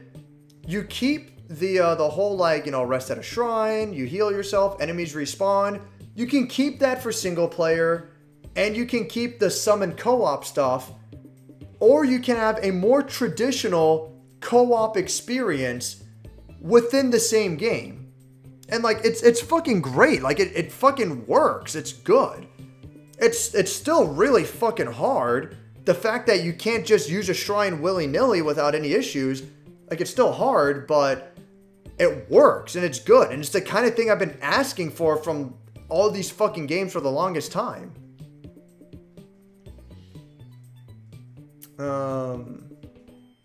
Also, Stranger of Paradise does it reasonably well as well. Stranger of Paradise is less of a pain in the ass with co-op as well, so that's good. But Neo does it the best, like, or Neo 2 specifically. Neo 1 just has like, you know, the summon your ally and the level kind of shit, and it's annoying. But Neo 2 does the best co-op in my opinion for this style of Souls game. And if you're trying to play with a buddy, I would recommend that. It's actually pretty nice. Recently found out that in New Vegas Dead Money, the enemies have infinite perception instead of zero perception because of a bug. Which is why I hated it so much, trying to stealth it with 2 endurance. Wow. Thank you, Bethesda. Very cool. Forgot to mention, but Asterigos has like 6 weapons, and you get all of them at the start. Would it be better if there were 20 reskins with the same moveset? Of course not, yes. That's another thing I like about Neo. With Stranger of Paradise, you only get like a couple of weapons at the start, and you know, you get them later, you get the rest later on. With I don't remember how it is in Neo. I think Neo, you get weapons little by little as well. Like they trickle them down to you, and you get them all eventually. But with Neo 2, you get every weapon right at the start, and you just choose what you want to start with. You know, you can play with whatever weapon you want. I don't know. Majora's Mask is Groundhog Day, the movie. Yeah. Yeah, basically. Majora's Mask is pretty interesting. Ocarina of Time is fine as a simple game, but I found it boring without Master Quest. Yeah. I think it's fine without Master Quest. I like it well enough, but I understand where you're coming from. It's pretty easy. It's pretty slow. It's whatever. The way Fusion and Zero Mission... Yeah, Zero Mission's another one. Yeah. Do It is perfect. Is that they tell you where to go, but they don't tell you how to get there. So you have a good idea of what direction to go in without getting too lost. Yes, I agree. It's really good. I think there's one aspect about Nintendo games. One aspect that Nintendo games nail we haven't mentioned yet is the music. Can't think of any other company where I can instantly think of so many motifs reused in their games. Yeah. I don't disagree. Nintendo just seems to... They just nail the composers. Like, a lot of their games have really good music. Even if a lot of their games don't have like this, like just a straight up best music, you know, whatever. Even if they don't have the best music, like a lot of them have really good fucking music. Like, it just is what it is.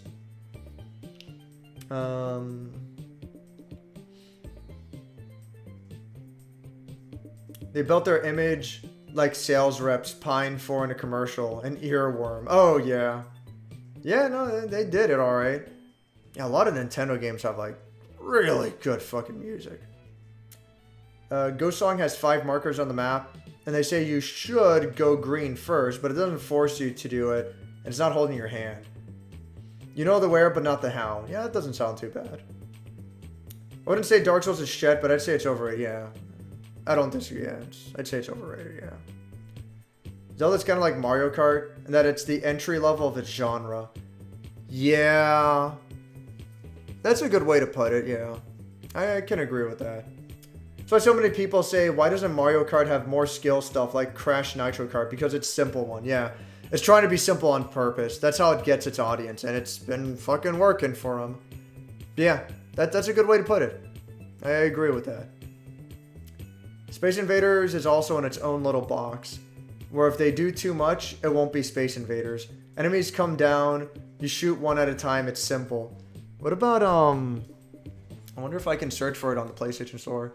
There's that one fucking Space Invaders reboot, for lack of a better term, I guess. Forget what it's called exactly. Space Invaders, like Infinity something? And maybe they don't have it, though. Space Invasion, totally a different game. Galaxy Shooter, oh my goodness.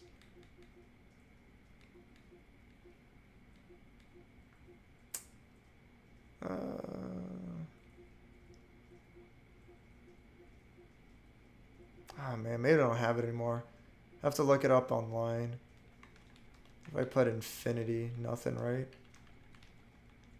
Yeah, by the way, Rez is fucking excellent. Everyone should play Rez. Cake Invaders, what the fuck? This is just being goofy, yeah. Let me look it up. Space Invaders PS3. Space Invaders PS3 game. Infinity Gene, yeah. Space Invaders Infinity Gene. Look up that game if you never heard of it. That's talking about like if Space Invaders does too much, it won't be Space Invaders anymore. It's like, take a look at that game. Like, that game is kind of fucking wild. It's pretty cool though. It's interesting. What does Crash Nitro Chart have more of anyway? I tried it out, didn't care for it. I think Crash Nitro Chart, like, I haven't played it myself, but what I've seen of it, it seems like you have to be more tight with the controls. It's less forgiving with the controls. And then you have shit like, God, what is it? Sonic Robo Blast Kart 2, I think.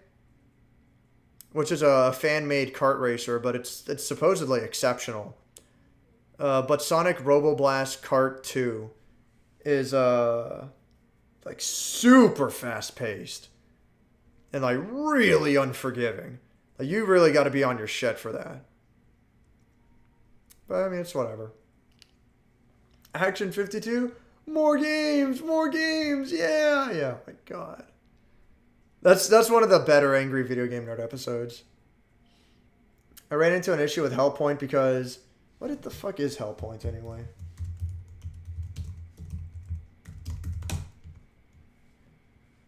What the fuck is this?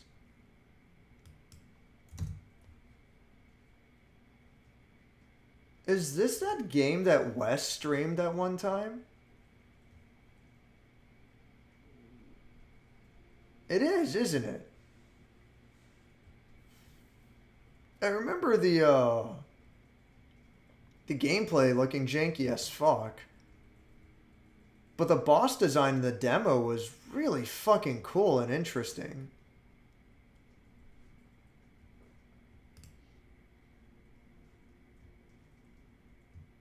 So that's Hellpoint. I ran into an issue with Hellpoint because even though I actually owned the game, I never found a single player message for Hidden Walls because I played the good old games version instead of Steam. Oh my God. Whatever. How does Hellpoint fare for Souls-like game? Here's some bad things about it. At least in Hellpoint, 99% of hidden walls look the same, so you can find them. Oh, I see. Yeah, I get what you mean by that. All right, well. It's a bit janky, but I had a fairly good time with it. I actually bothered to get the secret ending, so 6.5 out of 10 maybe. Pikmin's going on the list. I want to play the new Squeenix Farm RPG, though. Probably can do it sometime this week, hoping. I forget what it's called. What is it? Square Enix farming game. Harvestella, yeah. Yeah, I remember there was this presentation recently where, like, 5 farming games were announced in the same presentation or some shit. It's like, what the fuck? I've been playing too much Spelunky 2 despite how much I hate it. I played Spelunky 1 quite a fucking bit, and I really, like, I wanted to like it so bad, but it got to the point where I'm like, you know what? No, I don't like this game. Like, fuck it, I'm done. So disappointing. Nowadays, the only games that are like that are Nikki type games where everything is made to be discovered. Or those spooky Easter eggs that keep getting brought up later in the series. Yeah, Nikki is, that's fine. Because that's the thing, like, Nikki is designed as an art piece, first and foremost. It's not a traditional game. It's like LSD for the PS1, you know? Like, it's not meant as a traditional game. It's meant as, like, this elaborate art piece. So that's fine. But then you have these games that are designed as games, but they feel like cryptic bullshit.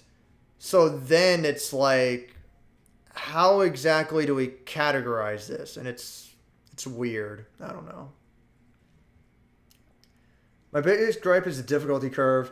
Get a gun or a magic staff, or you will have a very bad time. Also, level proficiency for some weapons is crazy slow. It's like they got so close to making a great game and fucked it up by saying it needed to be hard. Oh, Spelunky 2? Yeah. I don't know. I don't want to bitch and moan, but that's kind of how I feel with Spelunky 1. I don't know. It's whatever. It's just not for me, and it's fine. Even Namco put a guide in Namco Museum on Switch for Tower of Daruga, because of course it's not in its prime. At that point, it only depends on if you can do it or not. I guess, like, in that case, it's like, if they were going to do that, I wish they would explain, like, hey, the game was designed to be super cryptic on purpose. We recommend you play along with a guide. Which is just super fucking weird. It's like, why would you design a game that needs to be played like that then? It's like, I don't know, dude.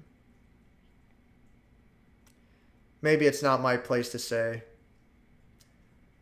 The magic hand weapon took forever, but the far better stabs are much faster.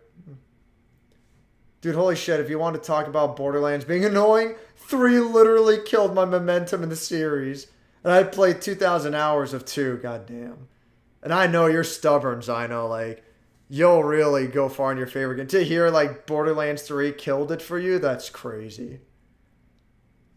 I found the way to Amelia without the key on complete accident during my playthrough with Zino. Can't even recall the right way to go, right? Like, it's so strange. Like, I'll look everywhere, and it's like, it feels like the path is just not there randomly. It feels like the game's gaslighting me. It's like fucking... It's like a path will be open for you, you know, sometimes, and then randomly it won't be fucking open for you. And it's like, what the fuck is going on? I don't know. It's whatever. Oh my goodness. Bloodborne is just fucking wild like that. In the first game, after collecting audio logs, she breaks character for a moment and seems genuinely sad. Oh, what, in fucking Borderlands? I don't know. If you want the alternate path in Bloodborne, Dave, I can show it to you sometime. I mean, I don't care enough. I got the Platinum Trophy in Bloodborne. I'm probably never going to play it again. The only trophy I'm missing is, like, I have to collect the one weapon in the DLC that I never bothered to get around to. And that's the only one I'm missing. Maybe I'll do it for shits and giggles one day, but, like, I don't really care that much. I already got the Platinum Trophy. Like, I'm done. I don't care. The closest Borderlands 2 gets is audio logs where a guard bonds with a crystal monster, and then she is shot in the throat. You can hear her gargling on her own blood. It is played completely straight. But also in the same area, you can fight creepers from Minecraft. Nice. How to get that longbow drop. The hell? Longbow drop? I don't know. You can keep a boost going forever and drift the entire stage if you're good enough. Oh, and fucking Crash Nitro Kart? Yeah. The skill ceiling is a little bit higher than Mario Kart. I'm once again enjoying Vanilla Ocarina of Time, despite how V has gaslit me. I've only played 3DS Ocarina of Time. I don't know, I just really dig it. There's actually multiplayer? Oh, okay, yeah. Ocarina of Time mods, I've heard of that, yeah. For me, Mario Kart 8 is the only Mario Kart game I got into. The rest I didn't care for. I liked Mario Kart 64 a fair bit. And Mario Kart Double Dash I liked a lot. I thought Mario Kart Double Dash was really good. And then Mario Kart 8's pretty good too. I like Double Dash more. I didn't care for Mario Kart 7 too much. Like, not really. Yeah, I feel like Double Dash is the best one. But 8 is good too. I like 8. Talk about Space Invaders Extreme. I'd say it keeps things simple gameplay wise. No, Space Invaders Infinity Gene. Check that game out. That game is fucking ridiculous. That game is something else. I got distracted again, but also on Hellpoint, the super heavy weapons are actually comically slow. Like, it looks broken how slow they are. Also, and it actually sounds annoying, but Yum Nikki has a multiplayer mod. What? Damn, now that's out there, yeah. Oh, peace out, Crazy Mosby. Have a good night. Take care. There's also the Duke Nukem 3D mod. That's Yum Nikki 3D. No way. That sounds pretty great. Cosby. 3 a.m. here. Brain gone. Sorry. It is late. In Minecraft, in the Minecraft Easter egg for Borderlands 2, the creepers can drop a legendary sniper rifle with no scope called the Longbow. Unironically, pretty good sniper. Sounds like it. If it has no scope, you can use it at closer range. Whatever. Oh, let's do the boss fight, and maybe that'll be the end of it for now. No, that'll be the end of tonight's stream.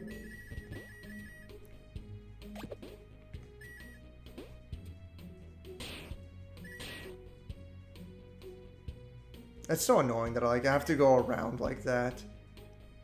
Just to get those missing coins, but whatever.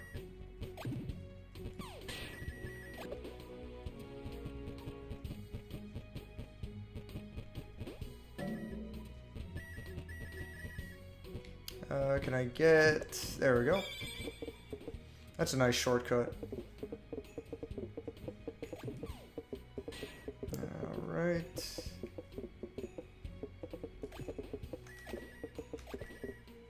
Nice. That works.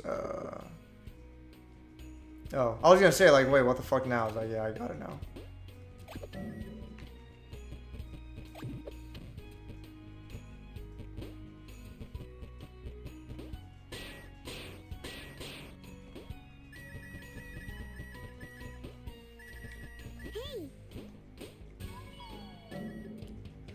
Alright.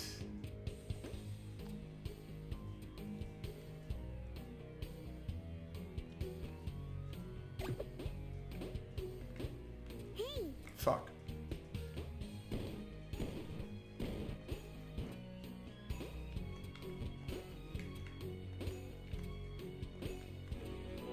Oh, I see. Fuck. Okay. No! God damn it. It's just... There we go. Oh, come on.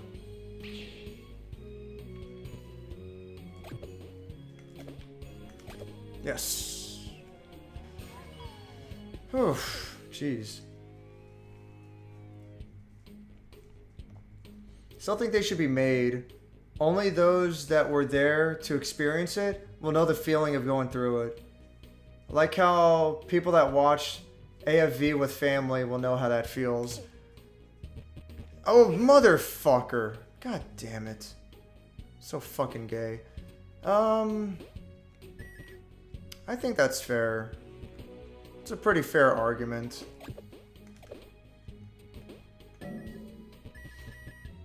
I guess it's like sometimes you have to have been there during the time to really appreciate it. Oh fuck. God damn it, I have to go back. Yeah, I know I'm dead. Fuck it, whatever. I already died anyway, so fuck it. I guess you had to really be there to properly experience and understand it. I hate that argument because, it's like, well, you didn't get this movie because it's too old for you. That's just how it was back then. And it's like, what the fuck? I don't know, man. If you have to use that argument, it sounded like your movie was kind of fucking shit. But, I don't like that argument because, like, it should, an artwork, a piece of art, should be able to stand on its own, alright? And we're, you know, at least I am. I think most people would agree, but we want to make the argument that video games are art. As such, they should stand on their own. They shouldn't have to rely on, like, explanations from the artist or guidance from the artist in order for it to be enjoyed. If that becomes the case, then is it not missing something? But the other side of the argument, which I don't disagree with... Fucking Christ. The other side of the argument, which I don't disagree with, is, video games are able to create this really unique, aspect of a, oh, you gotta be fucking kidding me. This really unique aspect of a community-driven game. And it is an aspect that's, you know, very unique to video games. And, I mean, one of my fucking biggest complaints about... Oh, shit. Alright. Oh, you motherfucker. One of my biggest complaints about modern games is fucking too many games being fucking too similar to each other. And now we have fucking... Now we have a type of game that's doing something unique to itself, doing something unique for the medium, and I'm still bitching about that? It's like, you know... Where am I going to draw the line? Fuck. Where am I going to draw the line, right? So...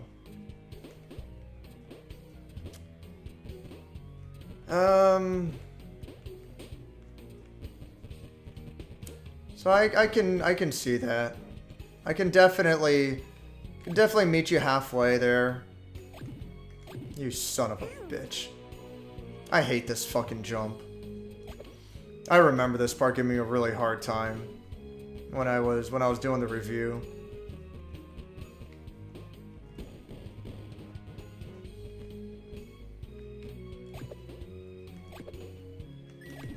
What the fuck? What the fuck?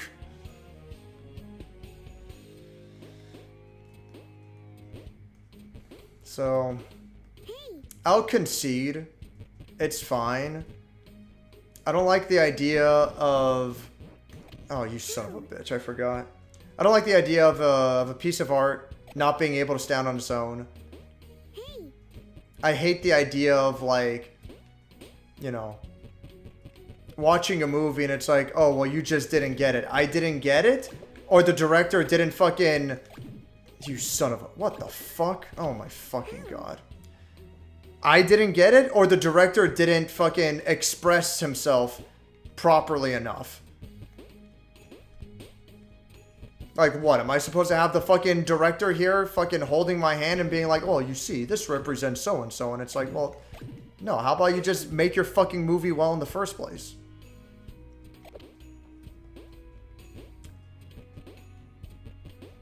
So I mean that's the outlook I see it. Like if I have to play a game in a specific way, it's like, well, it's probably a little bit of a fucking problem there, no? Finally, fucking Christ. But I definitely get where you're coming from.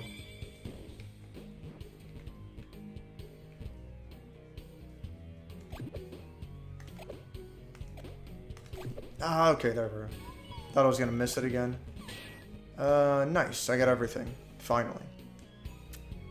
Asynchronous multiplayer, like messages are fine. Unless there's something so obnoxiously hidden, the thing is effectively impossible to find. To me, the solution would be to have the game save the messages when it shuts down, so you get a slice of life of what once was. So, well, hello? Is anybody home? Welcome, brave child. I am pleased to meet you. Such a brave, resourceful child. Reminds me of myself a long time ago. Please don't hate me for this. It simply shall be done. And then boss fight. Fuck, what was I saying? Oh yeah, so like, I get what you're getting at, Jonathan. And in an ideal world, sure. But think about how many messages are in Dark Souls. It's impossible to save them all. There's no fucking way. It can't be done, period. So your next best bet would be to, Next best bet would be to determine which ones are worth saving. It's like, alright, sure, we can do that. Oh, god damn it. We can do that. How do we make that determination? Well, how about which messages got the most votes? It's like, well, we can't just rely on that, because then more than half the messages are going to be try tongue butthole or amazing chest ahead. And it's like, that's going to be like fucking more than 50% of all the messages, which is fucking stupid. And it's definitely not reflective of the overall quality of the game itself. Like, it's a fucking joke. So it's like, alright, if we're gonna do that, then we're gonna have to, like, pick and choose and, you know, try to curate which ones are worth keeping at all.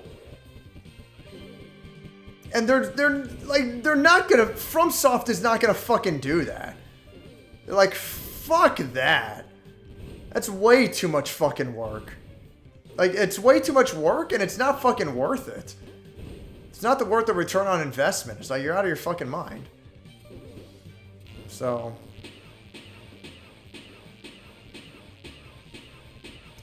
it simply is what it is. I don't think there's any real solution, aside from the developers themselves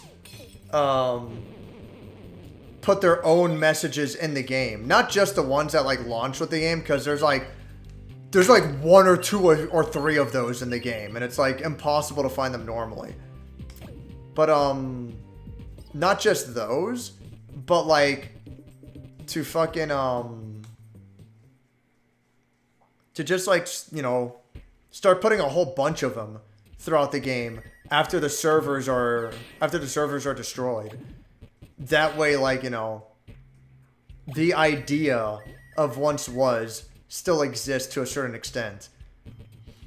But again, it's like, why are they gonna do it? Like, what's in it for the developers? It'd be nice for the game, but the amount of effort and what they're gonna get out of it, like, it makes no fucking sense.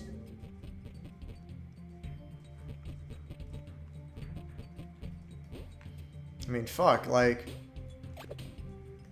with the case of Dark Souls, for example, let's say From Software, like, actually really wanted to do this. Like, they were passionate about it, and they really like the idea of doing that. They're not going to do it for free. They're going to want to get paid for it, because it's their fucking job, and, you know, understandably so. So they're gonna have to convince Namco Bandai in order to fund them to do this. And how the fuck do you think that conversation's gonna go? It's like, hey, you know, we have this idea, it's gonna make the game better. Oh, really? It's gonna make the game better? You know, is it gonna fucking make more sales? And even if it did make more sales, it's like, dude, like, this game is like fucking 15, 20 years old. No one even fucking plays anymore. Like, who gives a shit? I'm not saying who gives a shit, like, you know, I'm not saying who gives a shit as if, like, that's the kind of attitude that people should have. I'm saying that's how fucking Namco Bandai is gonna look at it. Like, why the fuck should we fund this? Like, this isn't gonna make us any fucking money. This is gonna cost a shitload of fucking money for what? It's not even a shitload of fucking money, but, like, I don't know, even if it fucking takes a week or two of effort, it's a week or two that could have been put towards working on a game. Or hell, at the very least, fucking, oh, you're kidding me, I'm gonna fucking die doing this? At least a week or two that, like, they didn't have to pay an employee to do stupid shit for, you know? The publisher would never go for it. You know, it just would not fucking work out. Which is unfortunate, but that's the reality of the situation. So, I don't know. Whatever. I don't even know what Dave is talking about. Fuck, well. That's when I've lost everyone. The solution is to just make game gooder. Elden Ring in 2050. Every message on the ground is just Fortnite. Yeah, exactly like I just said. You know, it's stupid. Not even all of them, just a random pool of them. There doesn't need to be curated because that would be a false view of what it was. Yeah, but then, like, even if it's a random pool of them, fucking more than half of them are going to be Fortnite. Which, like, that's not even going to be fucking funny 50 years from now. You think Fortnite is going to be remembered in 50 years? I mean, I don't know, fucking maybe, but I would like to hope that it wouldn't. I'd like to hope that it's going to be a stupid fucking meme game that gets forgotten.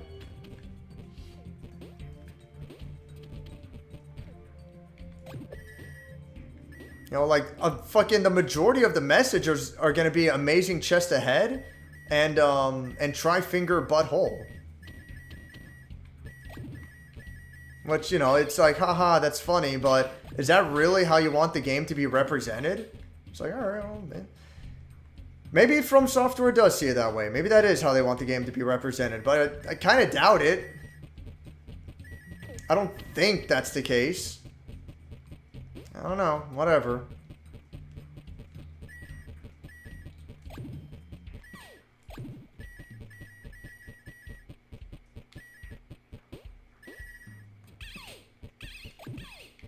Oh, great. These ones spawn.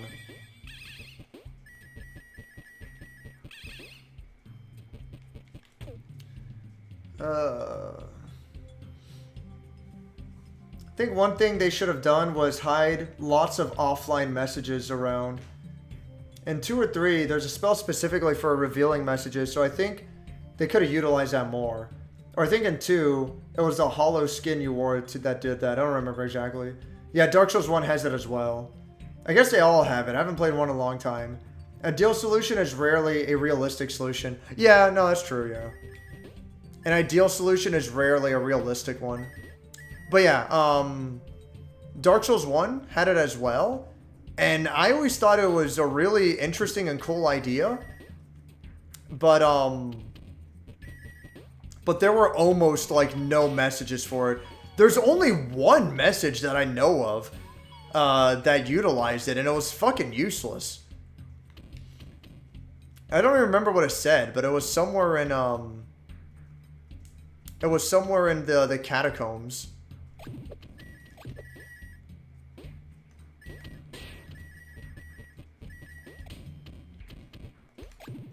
Oh, you fucker. There we go. Go this way.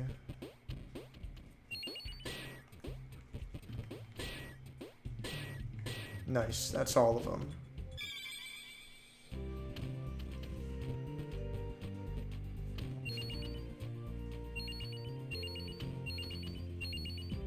I think I said I was just gonna do the boss and that's it. Should probably like cut the stream soon. Let me see.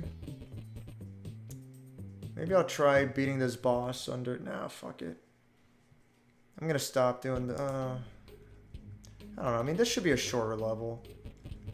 I'm gonna say I should stop doing the time trial shit because I don't need to do them all. But oh my fucking god.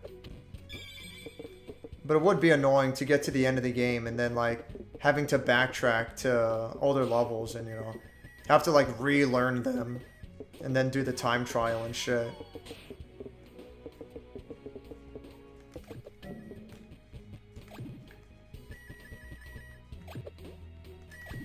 Oh my fucking... Yeah, you know what? I'm good. Fuck it. I'm good. This level is pretty annoying anyway. What about, this one, though? Oh, what is this? Oh, party hat. There you go.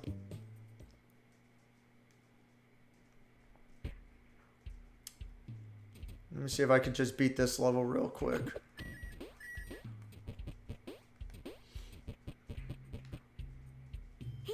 Oh, you motherfucker. Just let me fucking go.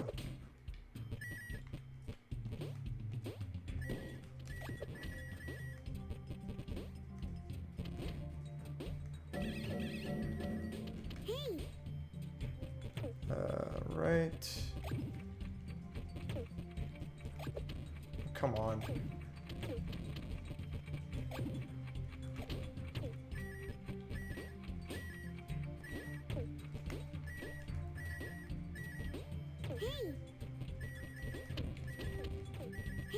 Oh, come on. Fuck. There we go. Go this way. Oh, come on, please. Oh, you gotta be fucking kidding me there.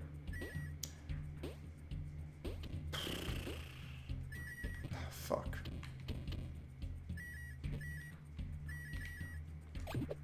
There we go.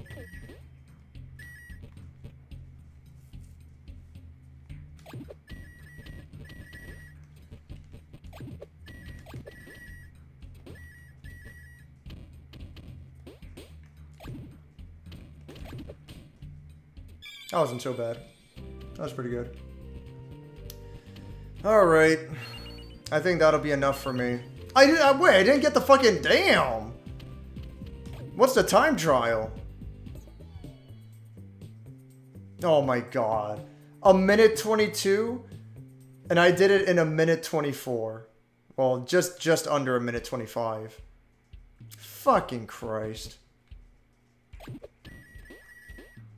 Let's try this again.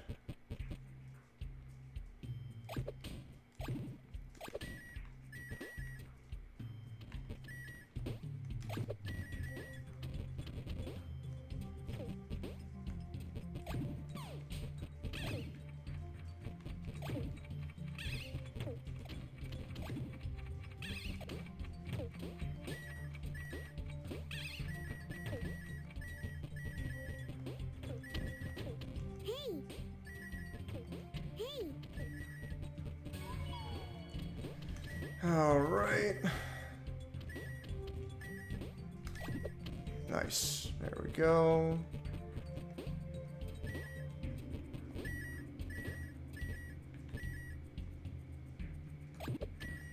That was close. Whoa. Oh, what the fuck? That's fine. Come on.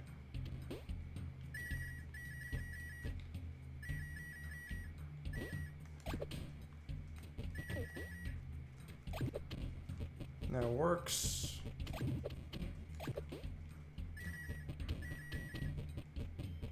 Dude, just fucking move. Now I made it. That's better. A masterpiece you consider amazing will be what someone else thinks of Fortnite, I guess.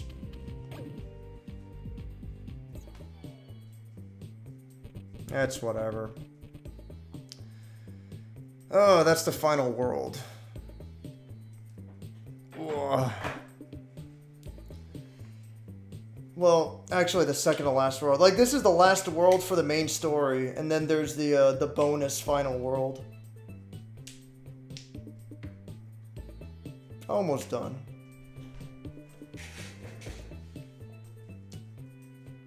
Even if progress goes really well. Oh, excuse me. Even if progress goes really well, still should take like 2 more streams to get the platinum. What's this one? Yeah, beat Beelzebub. Oh yeah, do all the races. I'll get that one soon. Buy all the hats, buy all the image galleries, complete the bestiary. Oh yeah, I forgot I wanted to show that. That boss has like the funniest bestiary in the game.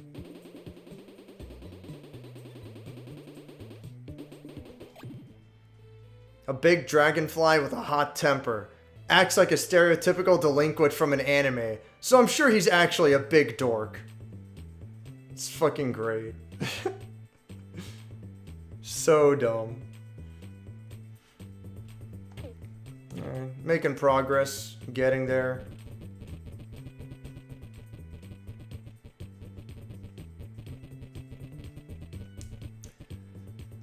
Should be like another 2 streams to get the platinum trophy for the fucking game. The next stream would be like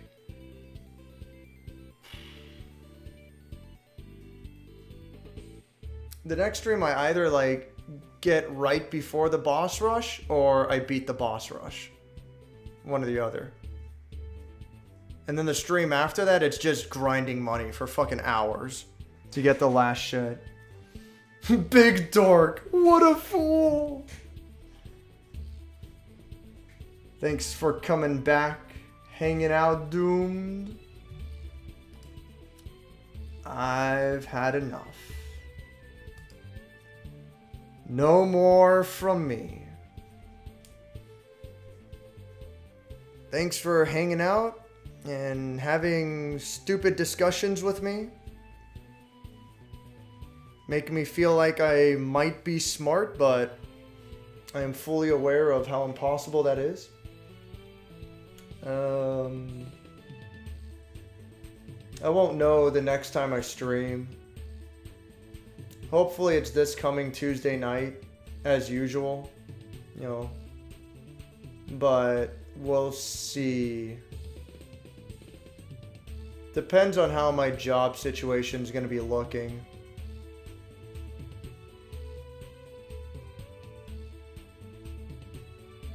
If anything, I'll try to make time to finish streaming Frogun. Even though it's like not even that special of a game. Like, I like it, but it's not even that big of a deal. Like, there's other games I would much rather stream that I'm much more interested in, but I'll try to make time to finish streaming Frogun just for the sake of completing it. But depending on how things go, depending on if I can make time or whatever shit, maybe I just won't stream anymore. We'll see. It all depends on how my job fucking scheduling ends up turning. So, whatever. We'll see.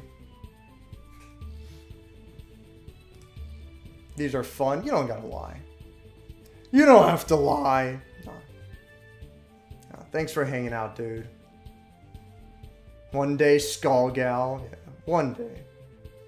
Not me. I'm the smartest land alive. And once in a generation comedic talent, anyway. Unfortunate schedules ahead, yeah. Nothing's for sure. We'll just see. I don't know. It could be weird.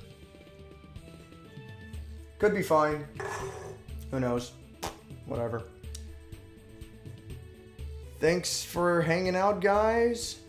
Peace out. Until next time.